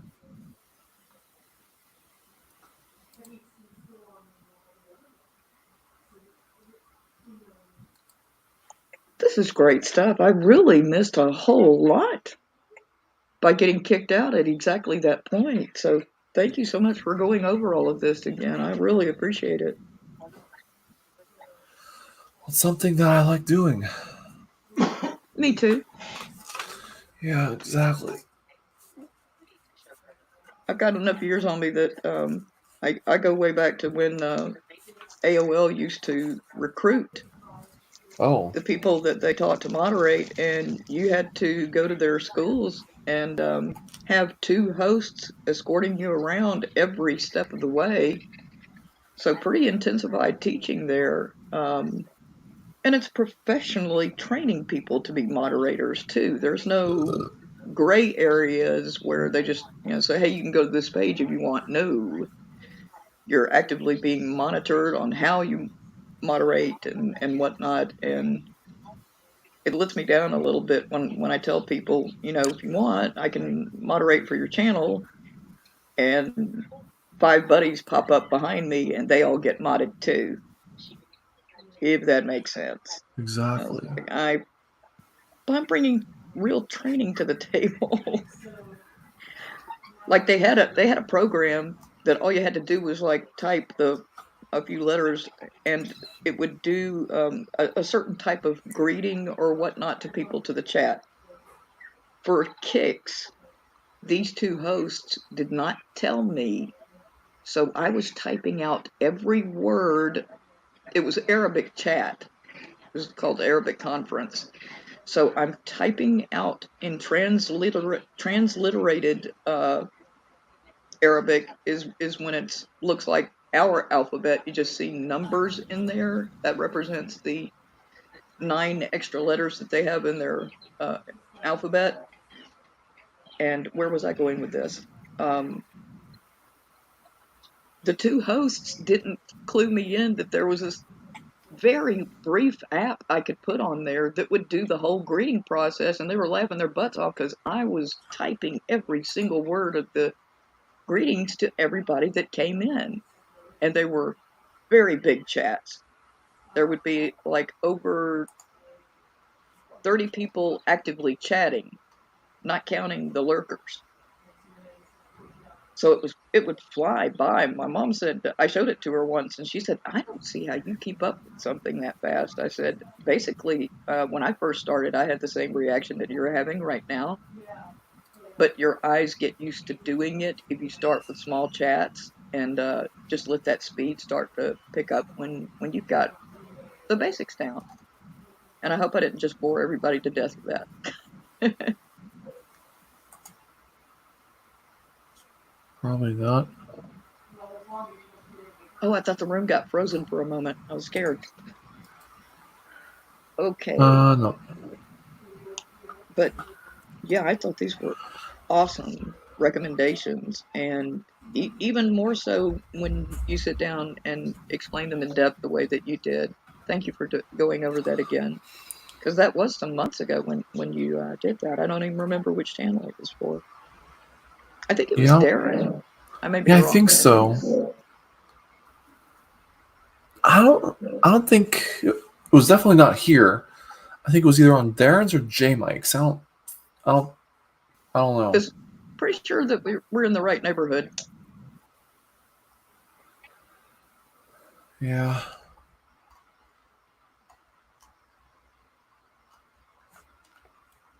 I do have a logistics problem. I haven't figured out how to solve it.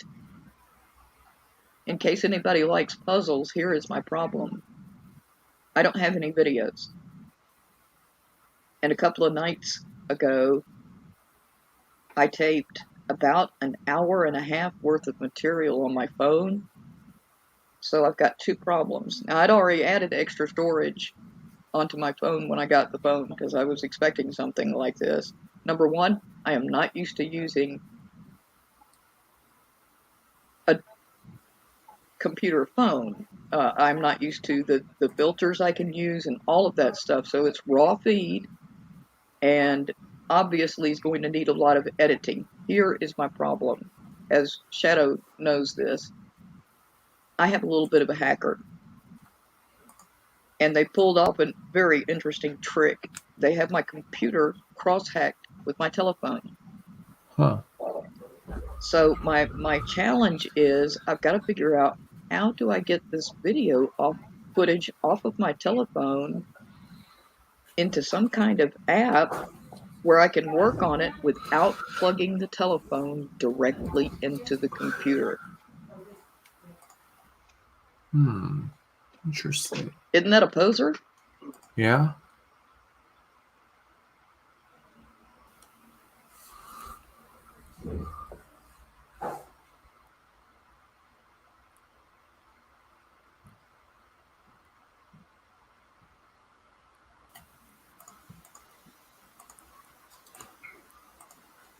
I've literally haven't gone to the creator classes to learn how do you make a video, but I don't mind doing it.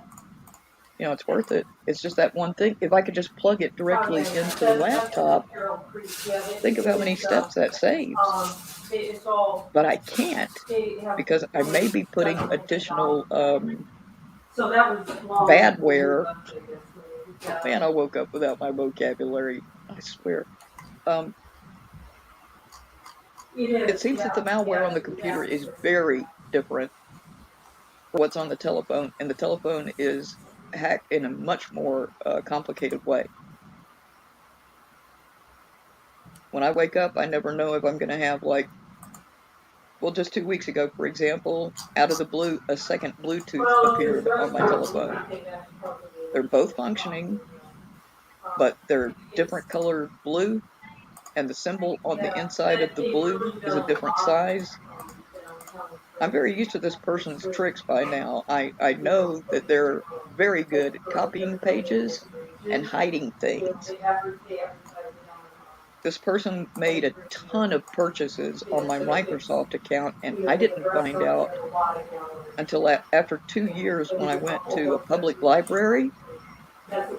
Every time I checked that page, it would be empty on my home computer. When I checked it at the library, there was 3 columns of purchases. Just kept doing a little bit over time. So,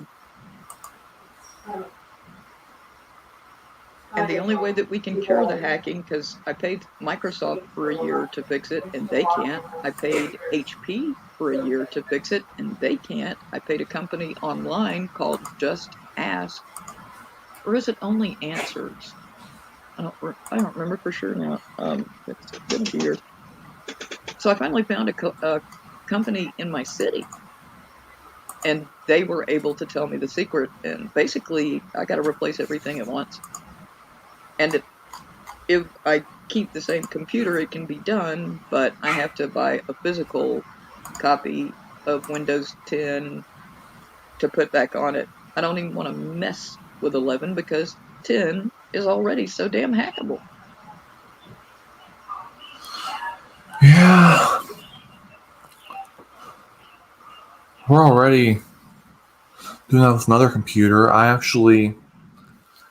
The C drive on one of my computers has a bad sector. We're moving everything onto an external drive. We bought a new, larger drive. We want to put Windows on that. Not that it got hacked. It didn't, to my knowledge.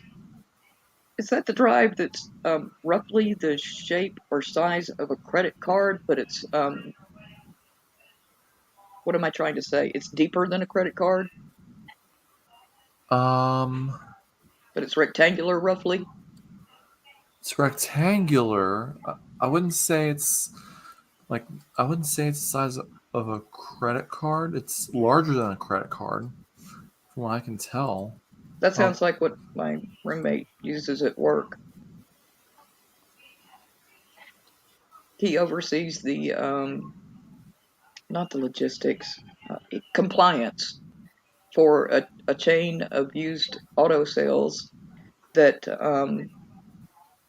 well, basically he works in Bama, but they have stores now in Georgia and Florida where he has to cover their compliance too. So he's covering 3 states worth of compliance, and as you can imagine, there's tons of updates going on every day. So I noticed that he started carrying something like that. What I was trying to describe. I haven't seen it in some time, but just at a glance, I thought it was roughly the what I have dimensions of a credit card, and then it's, a little bit deeper. Okay. Alrighty. So it's I wouldn't say it's the Not at all. But what I know that what he has is dated now. So that may be the more recent version of what he's doing in essence. I should say I suspect that they are either related or the same thing. Oh, it's too many words to say that, but I'll catch up, y'all. actually around this time last year, I replaced an external hard disk drive, which I had for at least 6 years. It went out on me twice in 18 months. I was like, I opened a folder, wasn't able to access anything. So I was like, I need something more reliable. So I got, if I can show it, okay. I'm going to need to eject it, which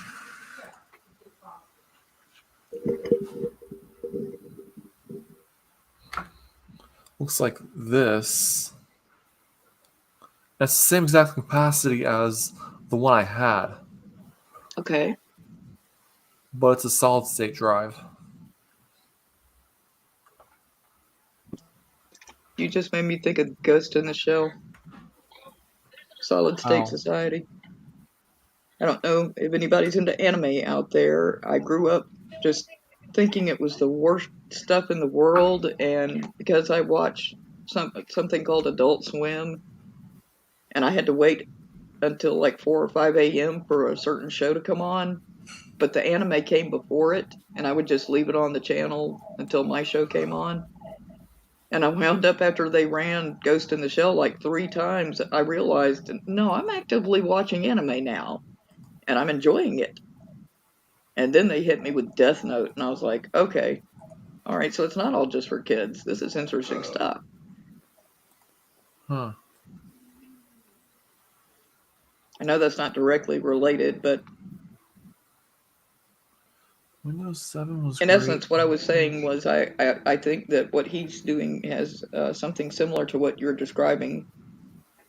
And I get it because I have 2 laptops that are very similar. Were bought 3 months apart, and one's a touchscreen, the other one isn't. And the hacker got to that one too.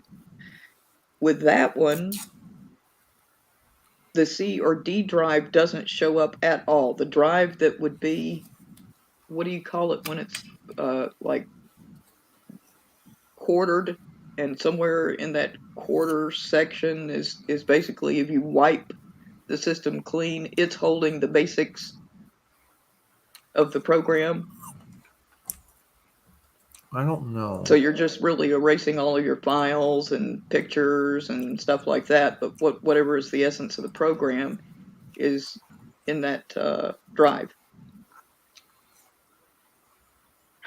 I just need that one word. Grr. It'll come to me. I'm sorry. Go ahead. I didn't have anything to say.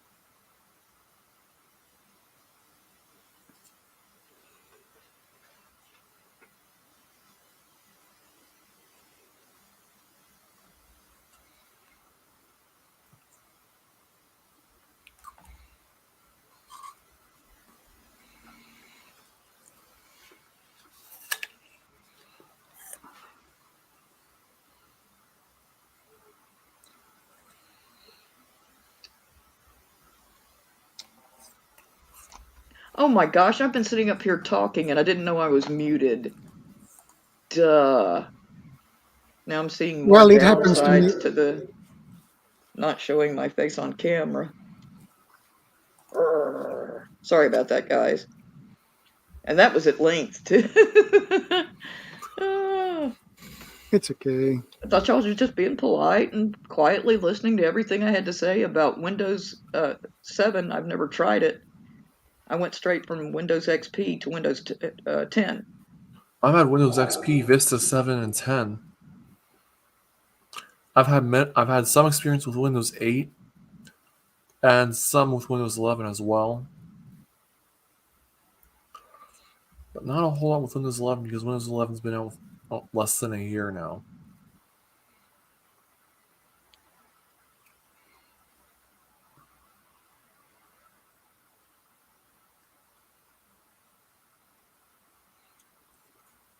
Well, another comment that I made was I had a Dell for 10 years and never even had a soft crash on it. Nothing even remotely close to a situation like that. And had then I was given these two HPs, brand new, 3 months apart. And the first one did a hard crash in 3 weeks' time. Oh. And I was back and forth with HP about, I'd really rather that you replace the computer. Because when we wiped it, one of either the C drive or the D drive disappeared completely and has never returned. So, yeah, that was a lot of data, and I just thought y'all were being polite to let me finish explaining my point. And I can just, for some reason, whenever I do the StreamYard, it will not drop the taskbar. So I've never even seen a box where I could make a comment in the comment section of the chat while I'm on the panel.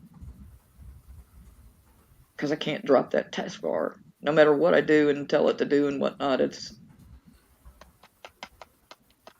I've tried different browsers and the apps and everything. The only thing I haven't done so far is if StreamYard is an app itself, I have not downloaded StreamYard.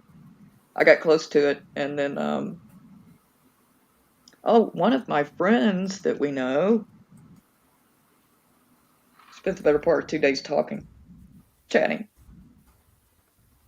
I'm not complaining, I'm bragging. Bob should have been here to hear that. Yeah.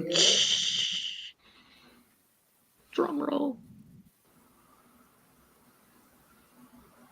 But I believe Bob has to go because his wife called him out.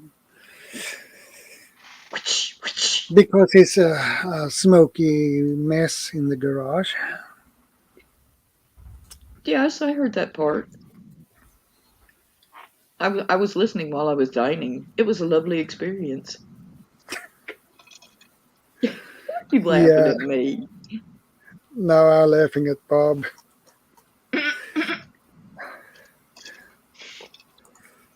Excuse me. Depending on how well my mic works, I hope I didn't sound like the swallow from Heck. Expression was priceless.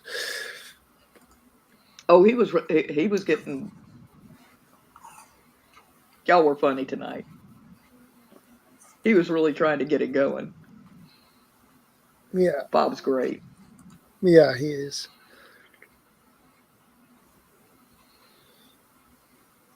He liked to tease, but nothing more than that. Absolutely. You should have fun when you're, even if you're just working towards goals and whatnot. It just makes it a more pleasant atmosphere or whatnot. Or at least that's a viewpoint. What can I say? Yeah, I agree.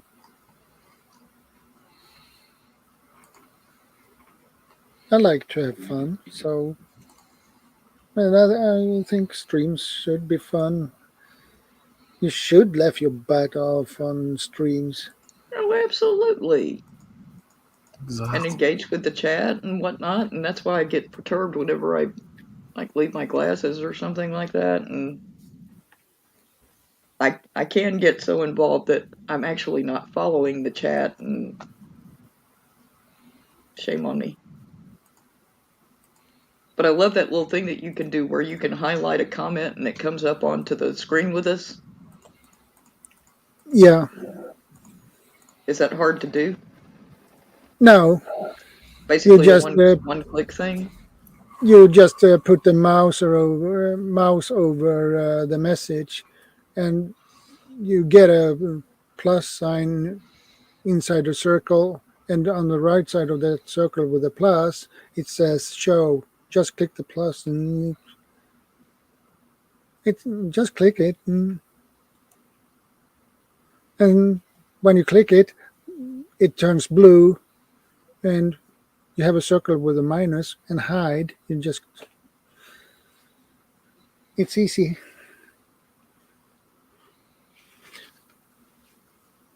But regular guests cannot do that. I think you need to give them through StreamYard as a co-host, because they can do it, or admin.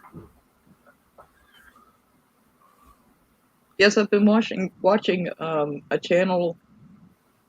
I joined them about a month before I met you, Shadow. Yeah. And they just now, there's one guy in particular that I've noticed, these different channels that all know each other very well, they all want to be sure that he's on the panel. He's got a lot of knowledge. He's great with joking around. He can very softly make a comment when there's like 6 people on the panel, but it'll still get through to everyone. And I'm gonna show you here. They just made him one of the channels made him the admin of their channel, and I'm watching their interaction and how the two of them can, hand off to each other like a football during a game. And it's fascinating to watch it from that side. But so that's how I'm trying to learn it, because since I'm not an active creator, I don't get statistics and things so that I can target demographics. And that's what it's like to be in radio and television. Everything is about your demographics and how well are you doing with them, and that translates into sales, yada yada yada. What I'm gonna show you this. What you see here on what I shared, that tab here. It says owners. That's the owner of the channel. Mm-hmm. And here like you have admin. This is for StreamYard. So owners, they can do everything. Admins can manage the team by inviting members, assigning roles in addition to hosting streams. Admins do not have access to billing and cannot create or delete the team. Co-hosts can help you produce your show. They can create or upload anything in the studio. They can only add graphics, banners, guests into your show. So if you are an admin for StreamYard on my channel side, we say that you have a lot. You can do a lot. Add team members, assign roles, create and end broadcasts, access video library, upload and manage brand assets, create manage banners, create delete brand folders, add remove destinations, change the theme.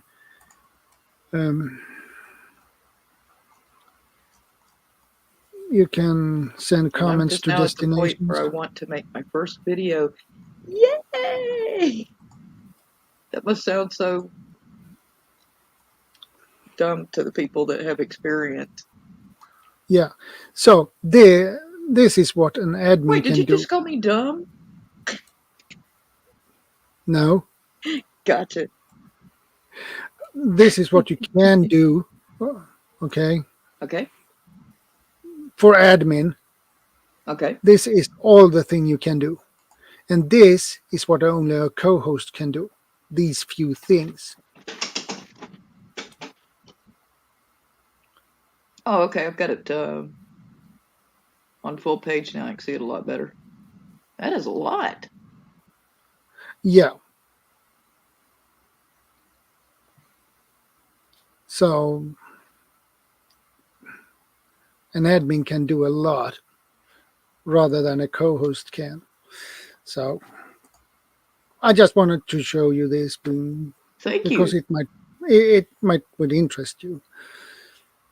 Well, as I said, I think it's going to come to a part where I wind up downloading StreamYard. Yeah. Even if I'm not ready to do live streams yet, there are some times where the group meets on a certain Discord and they all wind up saying, well, I'm out of watch hours for the month, but it's going to renew next week. And they keep saying, well, who's Okay. going to do a live tonight? And I figure if I join, that'll give us a few more hours. And even if I'm the host, I don't have to necessarily show myself or be the chat leader, because these people are so used to talking amongst each other and whatnot. Basically, what I need to do is just sign up and learn Yeah. how to look up the links that they tell me to so that I can, just show funny stuff or interesting topics that they bring up or a picture of something that they want to discuss and things like that.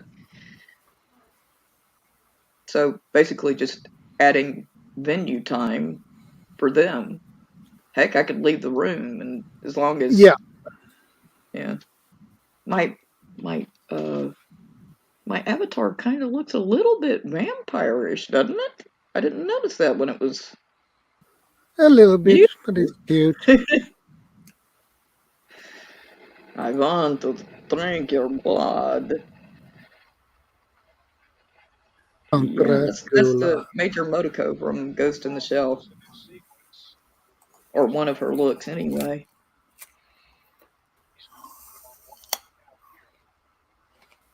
I've got to start air checking some more. My southern accent is just, I've gotten lazy now that I haven't been on the air for a while. I should say I've gotten comfortable.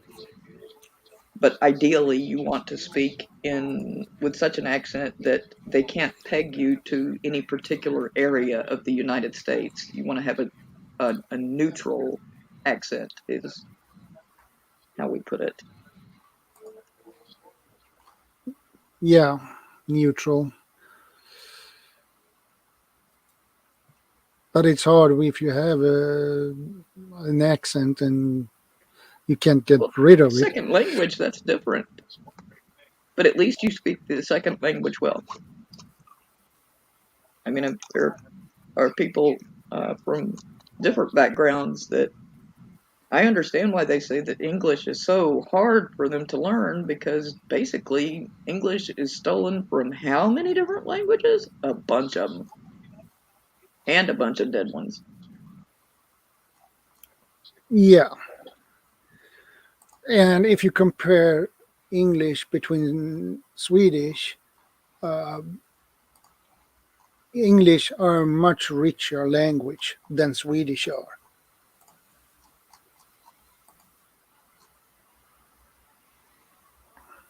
Pretty sure I know what you mean. Because you have much more different words for different things. And many of the words, it depends on when you use them, they have the same meaning. I see. That is at least what I think anyway, but I might be wrong. But I know that the English language is much very rich language.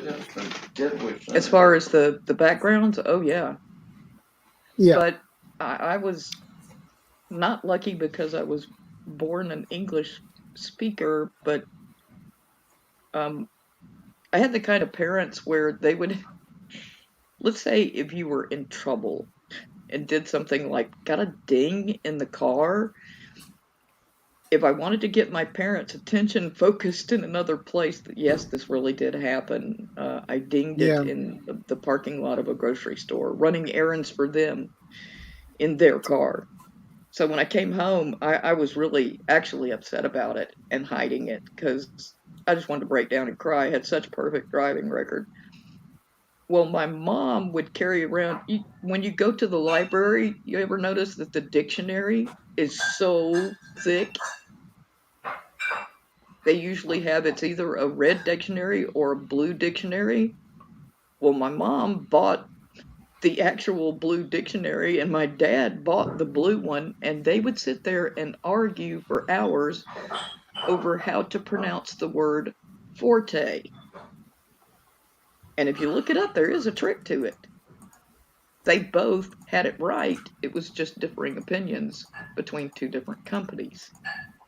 And both of them very popular companies as far as sources of dictionaries in the United States for the English language. Yeah. So one of them had a good point that it's pronounced fort, and the other had a very good point that as an Italian root word, one should recognize it's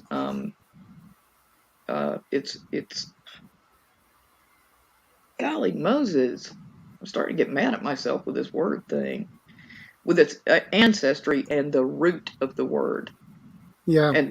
And by that, you should pronounce it forte.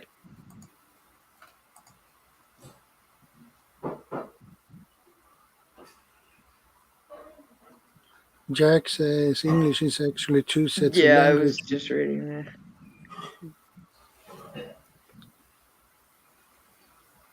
Yeah, I can believe that its original is Anglo-Saxon.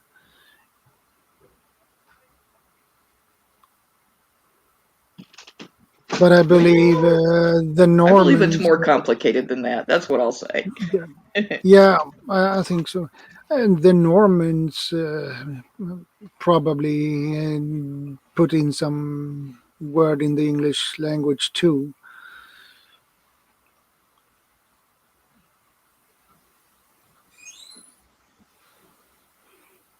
And the Swedish language has borrowed a lot of words from the English, so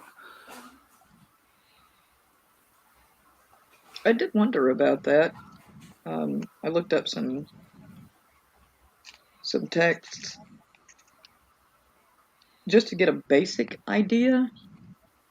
Right around the time I met you, someone from a different community told me that he was just beginning to study how to speak the Finnish language. And I had sent him a joke, and the top of the header of the page was in Finnish, and he thought, he didn't know me very well, so he was like, I'm not sure which is the joke. Did you know that I was learning Finnish? And I said, no. The whole point of the joke is a woman who's trying to explain a situation in French. Yeah. So it was very confusing between us. I keep telling this person, if you would just talk to me on the telephone, it would not only save so much typing, but even just the tone of a person's voice and whatnot. It's like the difference between your being able to see me and reading my chat. You pick up on so many micro expressions when you can see a person's face. Oh, and I'm great about it too. I broadcast my pitches, is what a lot of people describe it as. But I was just looking to see it as basically how often, what did the language look like? And the reason I bring it up is because you know that I studied opera, and that's how we approach learning how to correctly pronounce so many different languages. I think in the end I was up to 18, including 3 dead languages. And well, at least as far as the teachers and the competitions that I went to, they said it was a particular gift of mine to be able to sing those languages as if I was a person who spoke those languages. That's what you're shooting for. But the whole class is just the most boring of all the music classes that you have, because it's called diction, and you just sit around and you say a word in Latin, and then the teacher repeats it, and then you repeat it back to the teacher. So it's a real snore fest at the end of the day. I'd rather go at it a page at a time, get the libretto for a whole song, and pay attention to how other people either correctly or incorrectly pronounce it, and then just go to the teacher, say, what do we need to correct? And then bam, we've done the whole thing. Instead of going word by word by, you see how boring? Now pronounce the next word. Now pronounce it back to me. That was a real boring professor too. Huh? Some professors can be really boring, actually. Exactly. That's a mean thing to say. I feel bad because he was the one that gave me the scholarship. And it's all because my high school voice teacher, choral director, he didn't tell me what I was doing. He said, just go into this room and that one solo that you know, sing it for that guy. And I found out sometime later that I had a full scholarship to the university. I was like, yes, I will take that, please. And later I thought, well, what am I, going to declare as my major? And they were like, oh, you poor child, you don't understand how things work. We gave you a music scholarship. That means you've got to declare to be one of two things. You're either going to be vocal performance, or you're going to become a music educator yourself. And I was like, well, that was real easy. I am not doing all of this. I'm not taking the aim of being a teacher. It's a noble job, and I know that because on both sides of my family is so many professors and teachers and school superintendents, you name it. We're real heavy on that end, and the next most popular job is usually connected to faith. But my parents were sort of like jack of all trades people. They, especially my mom, just went through all kinds of different jobs, like real estate, and she designed a bra that was stolen, and that person became a multi-millionaire. She stole the actual blueprints that mom had created, and today that is known as the Playtex company. It's one of the most well-known companies of its type in the entire country, if not worldwide. Yeah. And it was also revolutionary for the time, called the Cross Your Heart bra. Whenever mom was such a good seamstress, she would always get a little bit of extra fabric, and like if she made a certain dress or something, she'd make a miniature version for me as a little kid. And when I saw my mom make a bra, I was like, well, where's my bra? I'm 3. So they thought that was hilarious that I was 3 years old and I was asking for a bra. But I was growing so fast that by the time she finally took the time to make it, and I would be insistent that it looked just like, the older girls' version of it. If the older girls had a little pink satin in the middle of the bra, I wanted a pink satin rose right there too. By the time she finished making it, she had to put an extender in the back because I think it was 10 months later when she finally finished the bra, because she had businesses she was running, she had things to do. Best examples. Oh, yes.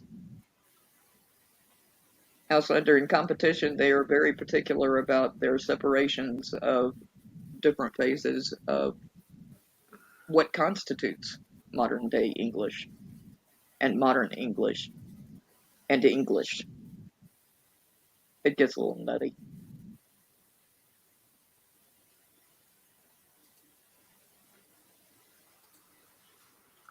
My browser. Welcome back. Yeah, welcome back. I figured it was something like that. Okay. All right. So I exited full screen so I can read the chat again.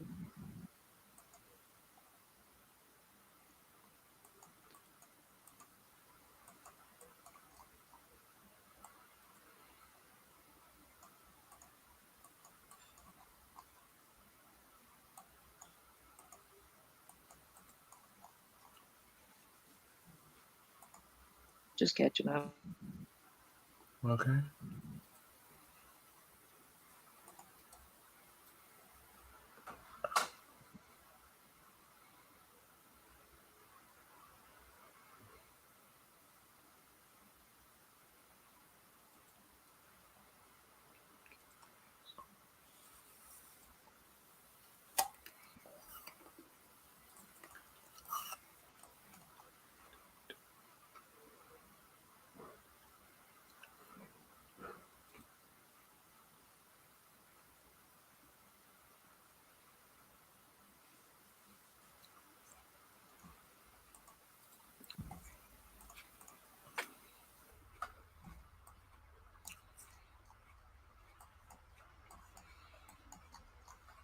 My dear friend.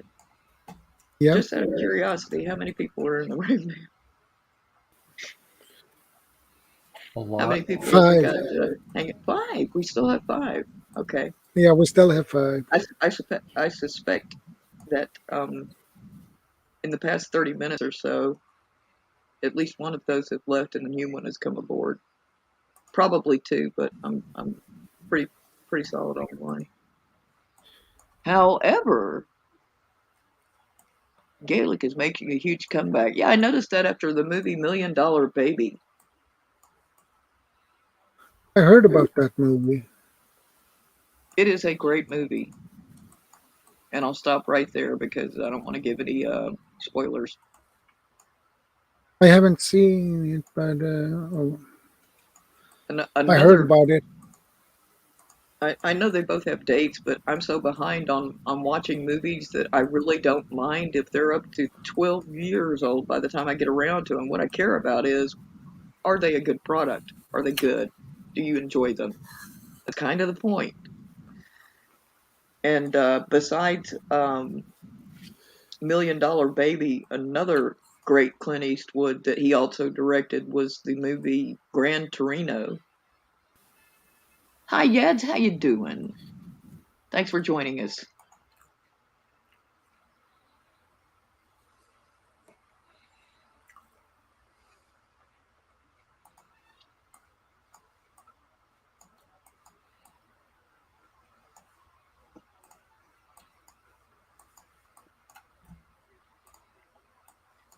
In the movie $1 Million Baby, the character that Eastwood played, yeah, not only could he read and speak Gaelic, you know, he was reading books of poetry in Gaelic. And I'm mispronouncing it, aren't I? I'm going to have to look that up. Gaelic. Yeah, I thought I'd heard an alternative and thought to because even though my parents have both passed away, they were real big on if you mispronounce something. You know, I've got my dad who used to be a NBC anchor and my mother who used to be a teacher, so they'd stop you right there and say, no, you pronounce it this way, regardless of your age or your current professional background.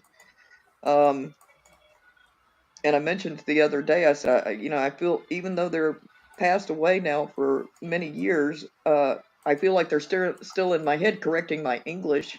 And my roommate said, and they always will be. And I said, yep, I got to agree with you 100%. But whenever I'm correcting myself, I hear one of my parents correcting me.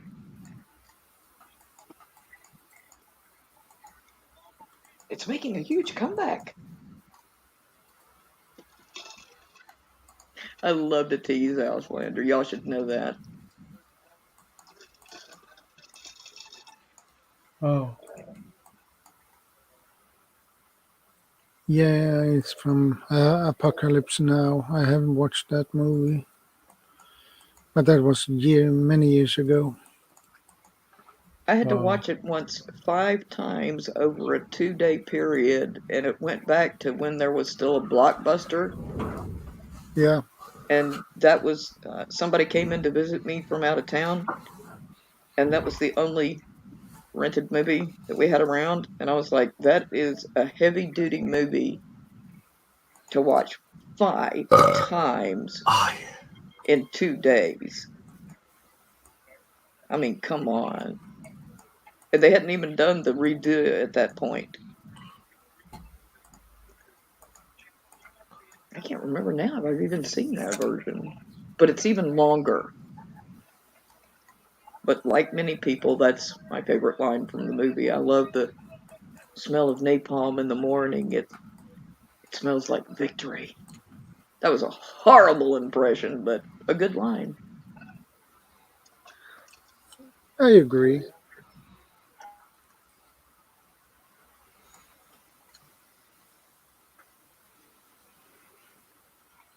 How are you doing, Len Whistler?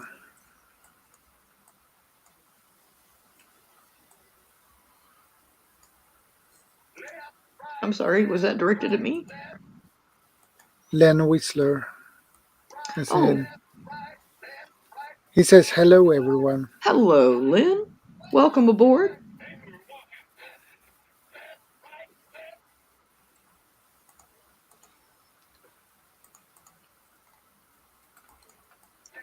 Auslander, you kill me. We used to do that in my house too, and I started the rating burps because I was just trying to make a joke out of it, thinking because the guy I married was real bad about letting them rip, and I don't know. I just out of whatever, I started rating people's burps. Later, I regretted that because everybody was trying to do better burps so they could get closer to a 10. You see the problem there? What's the problem with that? What, rating burps? What? It's the difference between someone burping naturally and someone trying to burp the alphabet to try to get a 10 or a sentence. I wish I were exaggerating. I'm not.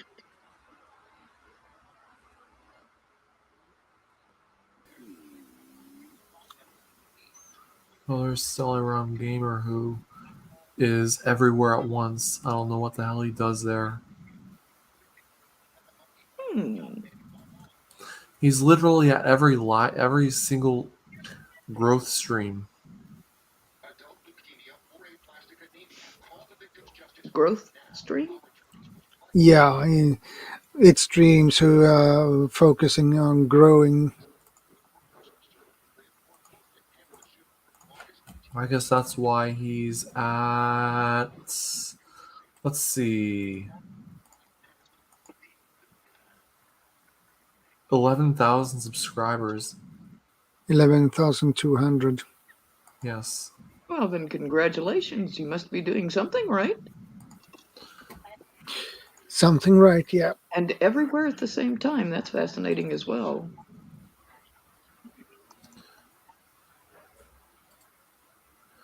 Well, I attributed to his growth to the fact that I've literally seen him at a lot of streams.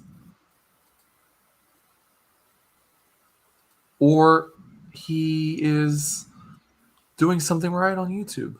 That could be a possibility. Yeah, probably. It's a possibility, so... Auslander, your comment about your daughter. My dad used to do that, and it was like the hiccup or whatever was automatically attached. He couldn't separate the two sounds my entire life, or at least I never heard him separate them. But the end of your comment is particularly funny.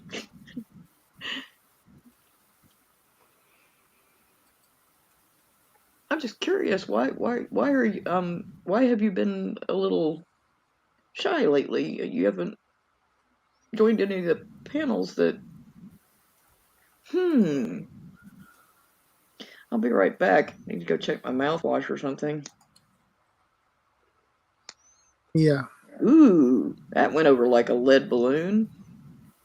Note to self, back off on the jokes. Your sleep deprivation is kicking in. I'm stuttering.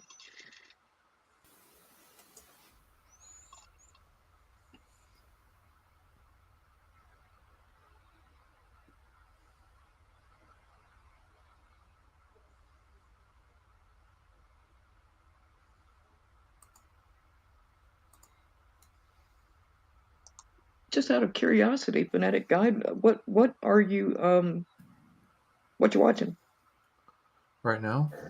Mm-hmm. I'm not really watching anything. I'm Well, it looked like you were really studying something. I figured maybe you were air checking a channel or something. Oh. Cool.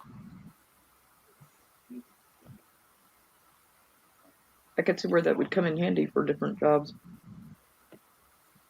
Oh, I thought my roommate was saying goodnight.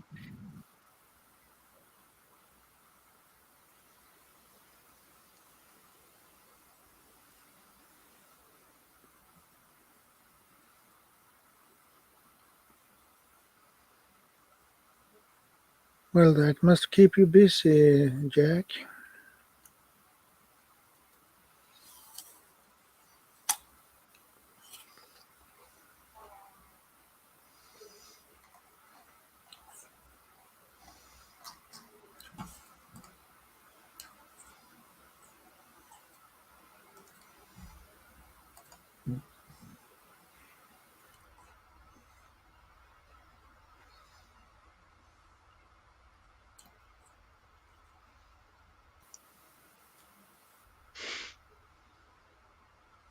That does sound busy. Yeah, it does.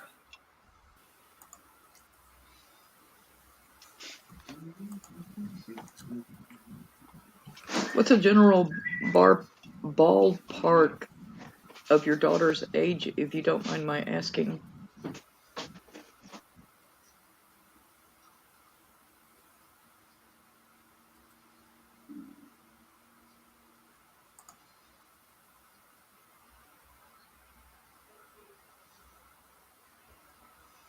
Good point, Jack.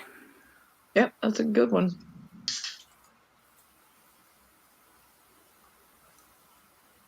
First time I hear that one.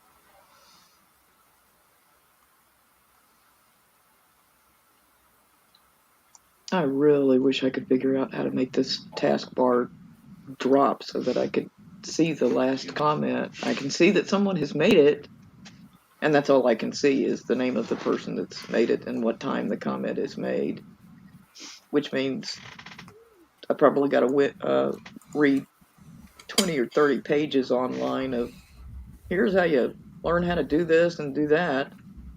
Yeah. Hey, Trisha J. Leywagon. Good to see you. Hi, Trisha. How are you doing?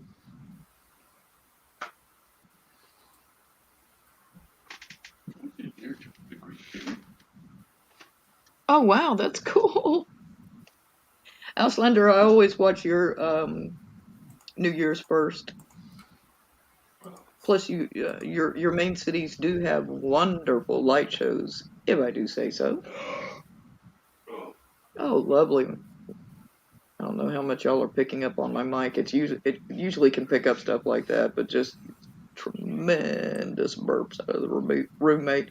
He's in a different room, by the way, or he is now.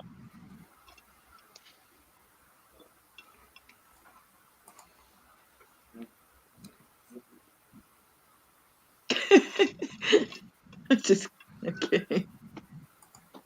I read the comment a second time and coughed me up while I'm in it. That's funny. Oh my.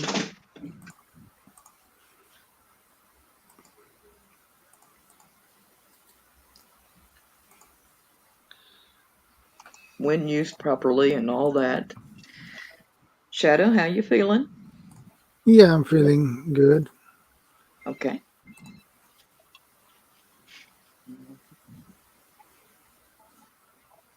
Just checking. Yeah, we have run for almost 8 hours in 15 minutes. 8 hours. Well, I know I missed the first few, but the second half has certainly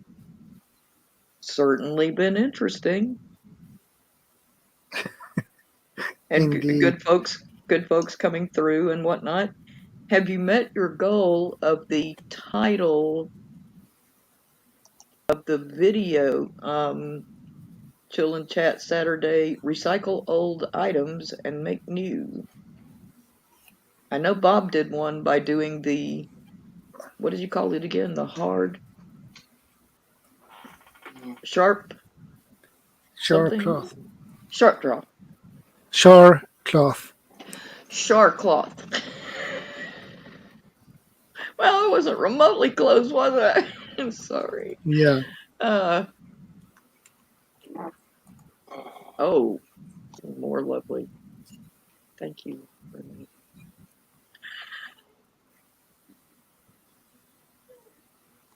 And 108 upvotes. Remember when you were trying to get 98 and I was number 98?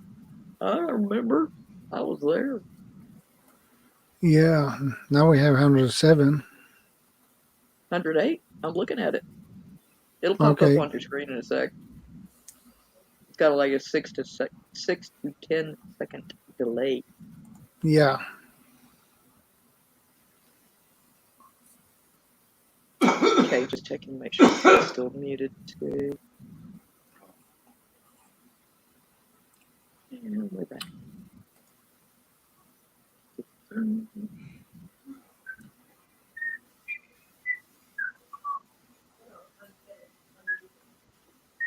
The reason why I asked it, the ballpark of Auslander's daughter's age.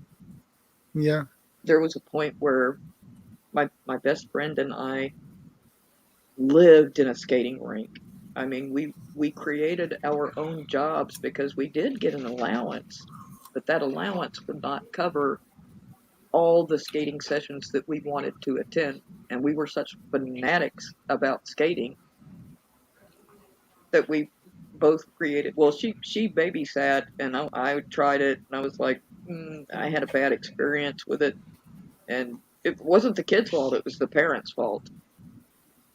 They were real heavy into this belief that you should never correct your child, even if the child tears up the house.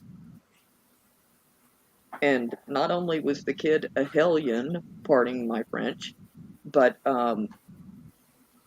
this is like when at the time that my friend and I both babysat for a 5-year-old and an 18-month-old.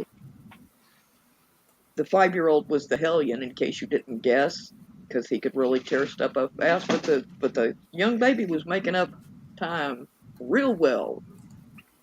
So my friend was more experienced. She said, I'll deal with the little hellion. You take the baby, and that way we've got eyes on at all times and everything. And I said, okay. And when it came for dinner time, the mother had said in advance, you know, what they would have for dinner, and the 18-month-old was going to have Fruit Loops. So I put him in the baby chair, and I put the bowl of Fruit Loops in front of him, and my friend took care of the 5-year-old, and my friend asked me a question, and I turned my head for like 4 seconds to acknowledge her, looked back, and the 18-month-old had taken his spoon and flung every single Fruit Loop all over their bright green shag carpeting. So because of that baby chair, on the floor, you could just see a perfect half circle of milk and colors, and then almost a perfect cutout of where his table ended, the edges of his table. And I was like, and you did that in 4 seconds? Good Lord. How do you do that? It's time to call an exorcist, people. Something wrong with this picture. Well, I invented a different job. The thing was, we always had to get a ride to the skating rink. And apparently one day my dad was getting tired of being the person that got picked. But he had a wonderful, dry sense of humor. And I came up to him and I said, Dad, can you give me and Lisa a lift to the skating rink? He's one of those dads that always had a newspaper in front of him. And he didn't even drop the newspaper. He said, oh, I'm pretty sure, look, just go get the keys and put it in the car. I'm pretty sure the car knows where to go by now. It'll take you there. Oh, well, I thought it was funny at the time. Yeah, it's funny. Super dry wit. He could use that newspaper as a comedy foil 20 different ways and still not say a lot of words. And if you could make the man truly belly laugh, that was a treasure. I miss my daddy. That is understandable. Exactly. Well, it's a family member, so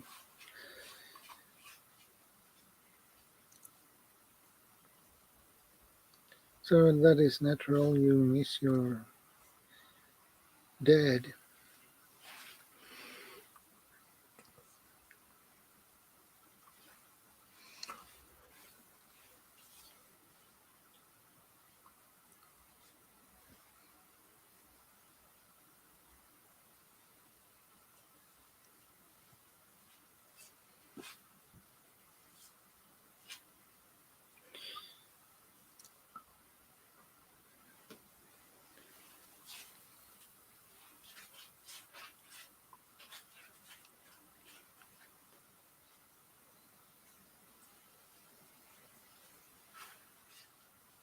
I miss my grandma.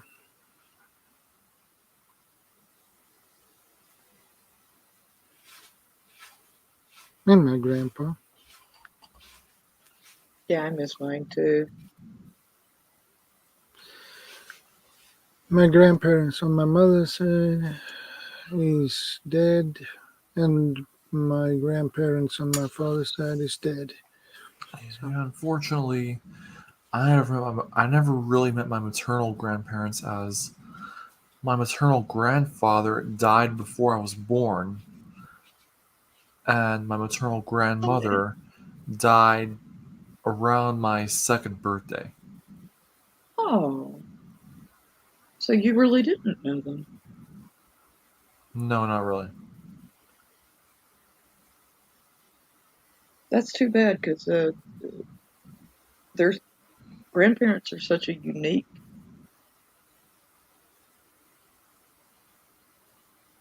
Well, I want to say addition, but that's such a common way of putting it to your lives and their perspectives.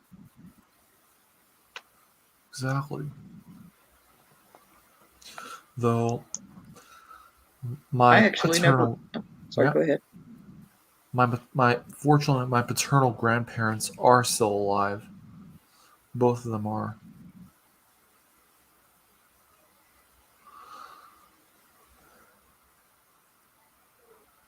As I sometimes tell people, love them while you got them.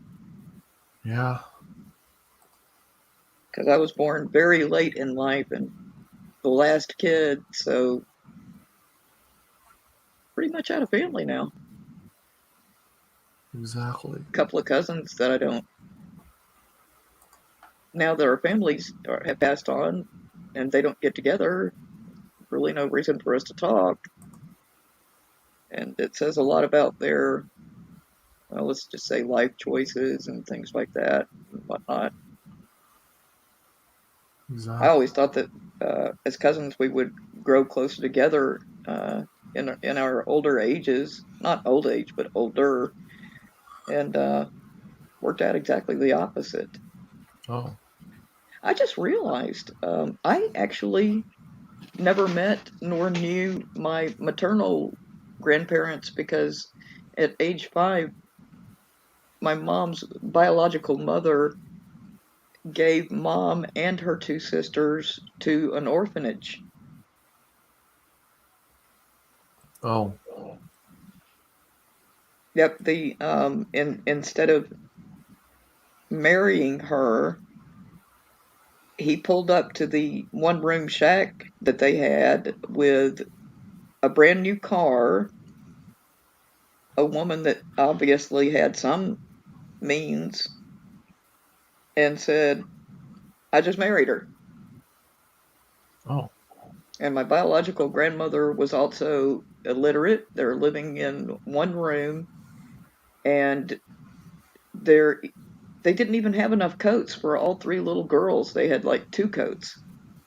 They were just so incredibly poor, and it had like the room had a iron bed that they all slept in, 3 daughters and the mother, a small potbelly stove, 1 chair, and a chest at the foot of the bed to hold the coats and whatnot. It was located on a tenement farm.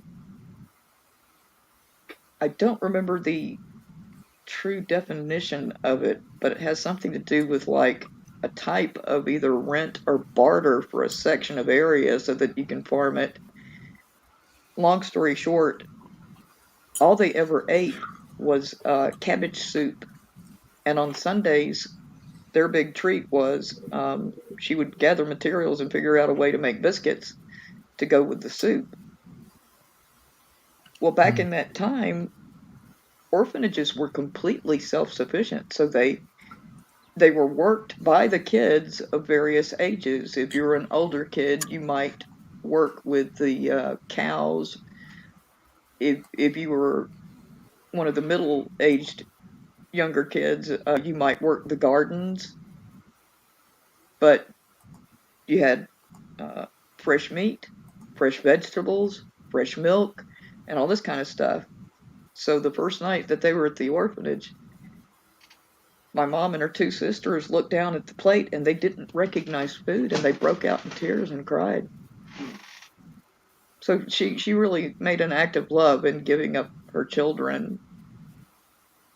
They getting adopted into 3 different families and whatnot, and there were challenges there as well too. But I think my biological grandfather was a bit of an ass for doing what he did and just stepping out and saying, hey, do the best you can. I found somebody with money. I'm going to take off. And they all looked like 3 peas in a pod. They all looked exactly like each other. When my mom went to her biological mother's funeral, 2 women passed out because of how closely my mom looked like her mom. Oh. They were like carbon copies of each other, except one was blonde, one was auburn, and the third was brunette. And they say I look just like my mom. I beg to differ. She was a state beauty queen. Don't think I fall into that category. And I'm perfectly okay with it too. But yeah, she was something. She could still, she still had her Miss Mississippi. Once upon a time, the contestants were required to all have the exact same bathing suit. And I was telling someone last night she could still fit that bathing suit when she was in her 50s. And she and I went to a pool that was connected to the apartments that we lived in. And a 22-year-old basically just tried to run off with my mom. Ooh. First, he swam up to her and just started chatting with her. And then at another point, he just wrapped his arms around her shoulder and started pulling her towards the deep end. And I had to jump up and go run to the office and tell the husband and wife team that owned the place, hey, somebody's trying to steal my mom. And she's sitting up there saying things like, for heaven's sake, I'm old enough to be your grandmother or something. I was like, that's my mom. When she passed away, she still had the legs of a teenager. Ooh. Yep. I'm not kidding you. She'd get all dolled up to go to church and whatnot, and we'd look at Dad and say, Dad, are you sure you don't want to go to church with Mom? You might want to be watching out for who's ever pulling a bead on her. And he'd just smile like, no, I've got Miss Mississippi. Thanks much. We've got it in control, folks. Don't y'all worry about us. Oh.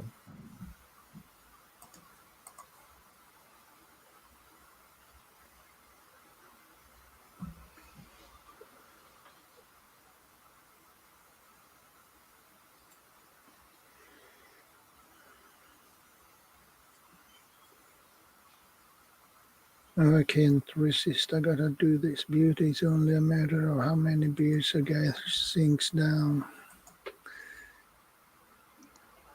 Jack. Ah. It's Jack. That's what he does, apparently. But oh well, what are you I gonna like do? the way you put that. Yeah. Who, me or him? Fanatic. That was. Oh, I'm trying to decide about it. I need the word apt or appropriate. Or apropos, for that matter. But yeah. Yeah.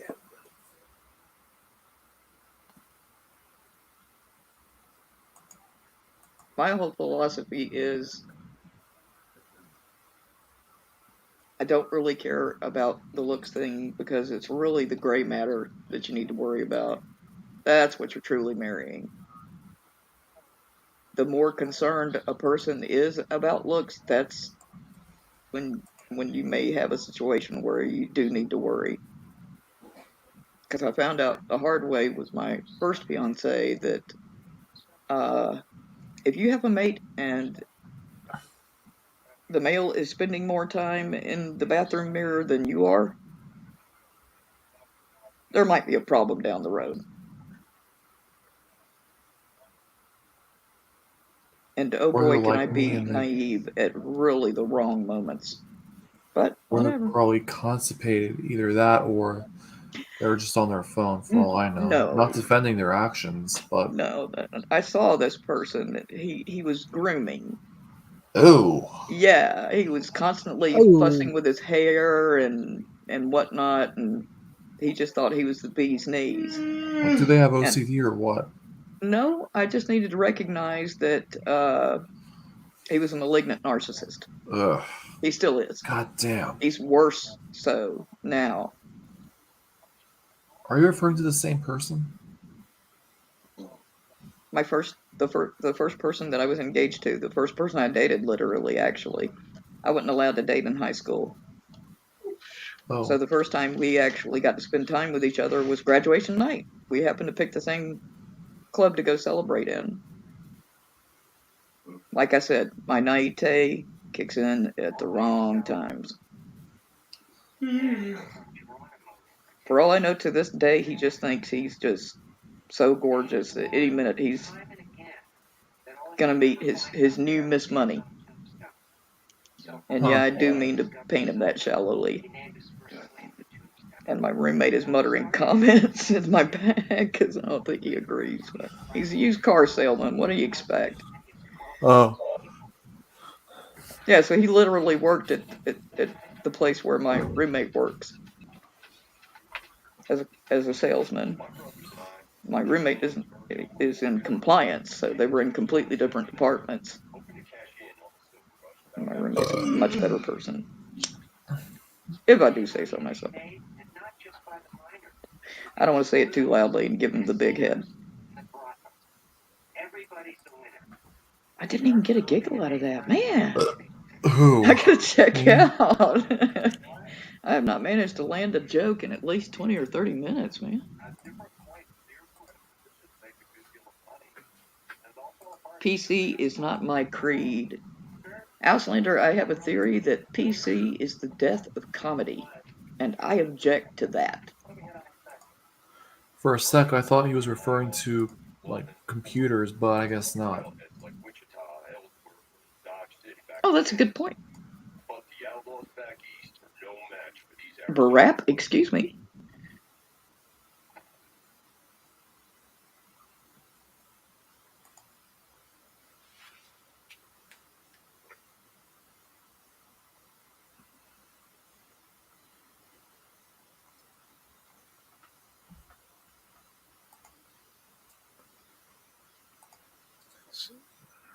You're in for a pack of trouble. Okay, I think I'm gonna scoot before I get any more TMI from the chapter. Oh wow, that one carried over on the mic. Yeah, Fanatic Good is job. tired.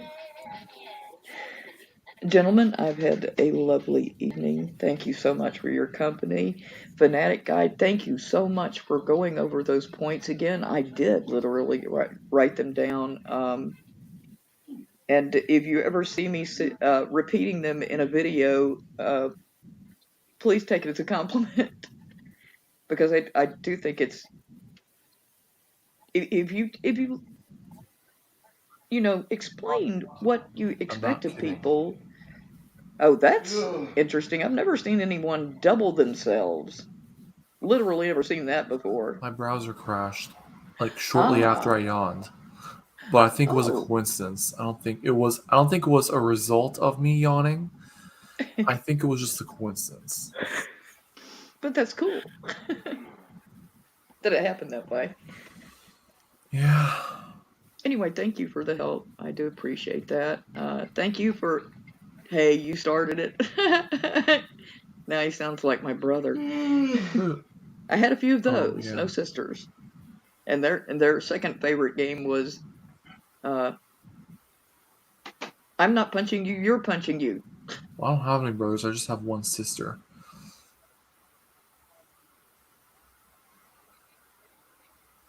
That's all. Now, see, he's going to have me thinking in the next little while. Okay, you started it. Did I really start it? And then I do feel like it's very akin to how I felt around my brothers. They were very good at starting things. And inside jokes and because I was so much younger than they were. So, guys, have a wonderful weekend. And thank you so much for inviting me up on the panel. I had a great time. Yeah. Fanatic, I think it was I'm wonderful gonna to wrap. see you again. Shadow. Yeah. And my shadow walking along the avenue. That's a very old song. It's good to see you, my dear friend. Yeah, it's good to see you too. And I think it's time to wrap things up. Exactly. Well, I didn't really. I hope I wasn't sounding like I was dropping a hint or anything. I just, when I ask how you're doing, just basically that's in general. We're night owls. I mean, our schedule doesn't quite flow with the folks around us. Yeah, I prefer to be up at nights, but I really do too. But I'm sure that has nothing to do with the fact that, you know, I was a night DJ for how many years? Many. So it's just comfortable to me. And I've just never changed it because I know that I'm going back to those hours one way or another. So. Yeah. So are we wrapping it, or I got lost there? Well, I said I was thinking about to wrapping up, and I don't want to go for 9 hours again. It's really exhausting. Do creators like shoot for rounding it off at a particular? Is that what you mean?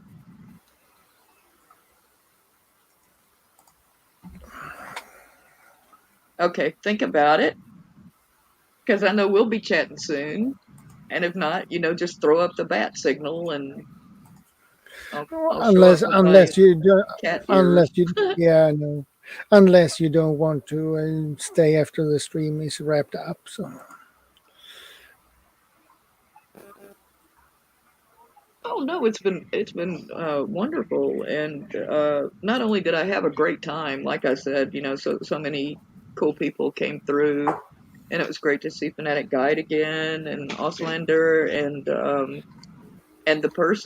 the very, very nice person that we bumped into a few weeks ago with that unique, shall I say, challenge.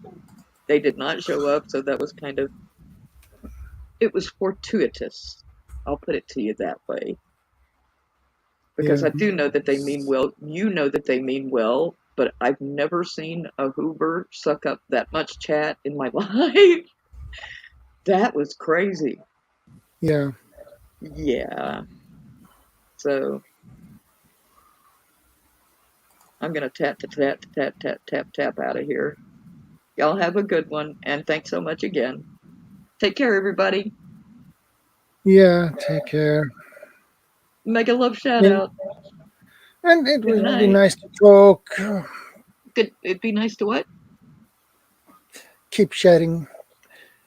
I thought you just said you didn't want to do another hour, but I got to scoot because I'm starting. Well, to I mean, I end the live stream and we can talk afterwards. I'm sorry, I didn't catch that. I'm getting two lines of communication at the same time. My apologies. No problem. I was thinking about ending the stream, and you could stay after the stream is ended. I'm going to go take one of my stomach medications and see if it helps this, and I'm sort of see what it's going to do after that, because the first one did not help. Okay. And the second one is faster acting, so I'm going to see if that's why this is happening. Because dinner was real good. So that's not the issue as far as the quality of food. Yeah. But I might still be around later. I don't know, sweetie. If it really gets to hurt me, I'll just go ahead and take the other medication and just knock my butt out. Yeah. Don't like to take it maybe 4 times a month, but nah. I don't ever want to have to depend on a medication that puts me to sleep. Because sure as I'm sitting here, one day somebody's going to not fill that bottle, and then you're screwed. Yeah. You can't go to sleep because you don't have this medication your whole body is trained for. No, screw that. So, and she ended the evening on a profane note. Sorry, guys. All right, well, y'all take care, and I hope to see all of you soon. Okay? Thanks again, Shadow. Yeah, you're welcome. It's always nice to have you on my panel. Oh, yeah, exactly. You're so sweet. You always make big my hugs. day for some reason. Yeah, big hugs. And you should check the messages. You see, now I can't talk Oh, okay. I know what you're talking about. Okay, I will. On the D1, And thank you in DC. advance, because that sounds interesting You're very too. welcome. I appreciate it, sweetie. Okay, everyone take care. Good night. Good night.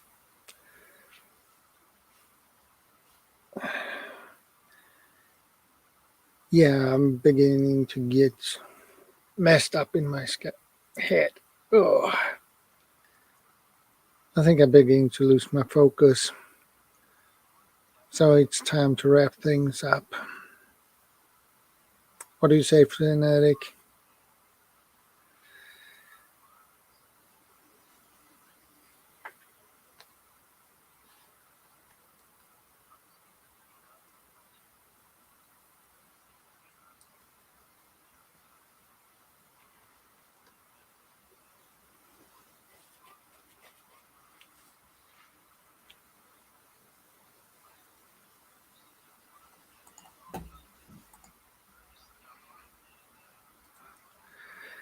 Oh.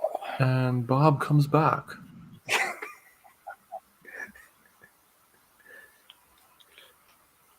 Swede, What? I blame you.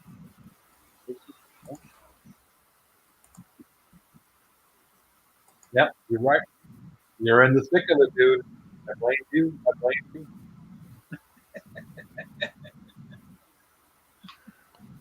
Some Marlboro Reds.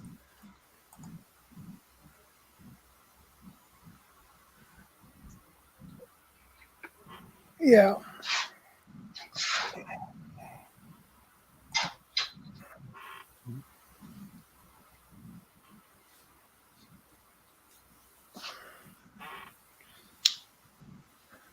So. All right, thank you. Your wife didn't beat you up? No. No, but I gave you all the blame. Okay. She came home and went, "What's that smell? What is that smell?" You could have said it was cigarette smoke. No, she goes, "What's that? What are you burning?"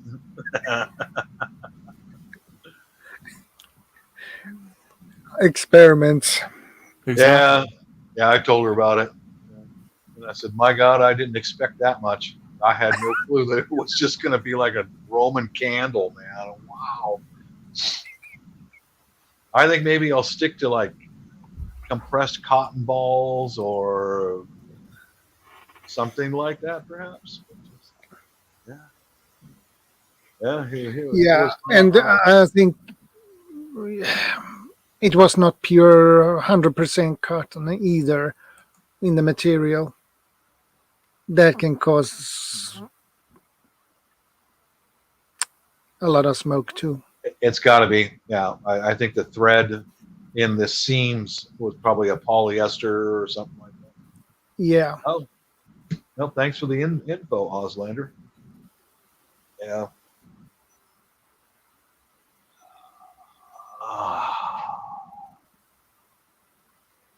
Had a big dinner. What's up here? You gonna wind it down, or? Yeah, I was thinking about it. Okay. Because I begin and I'm losing my focus. I get it. Yeah. Time And for bed. Yeah. All right, guys. I just wanted to tell you that I blamed you for it, everything, and that you didn't believe Yeah, I me. figured.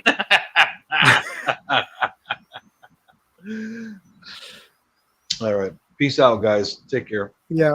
Take care. We'll wrap things up. Yeah, we'll wrap things up. Thanks, guys, for hanging around. Time to wrap things up. Okay. Thanks for coming. Thanks for the thumbs up.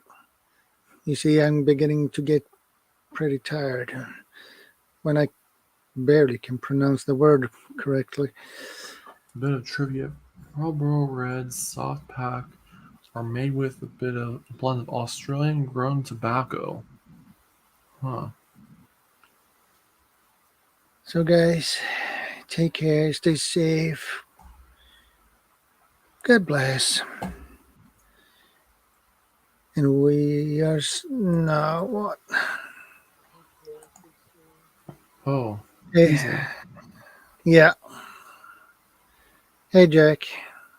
Hey guys, I just thought I'd pop in and say g'day.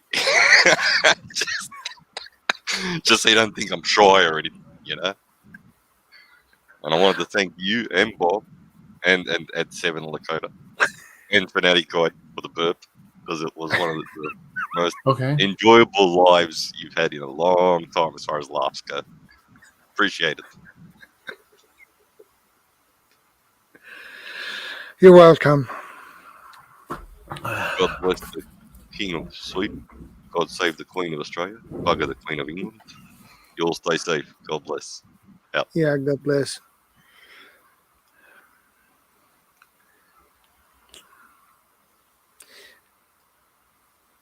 Okay, we end this now.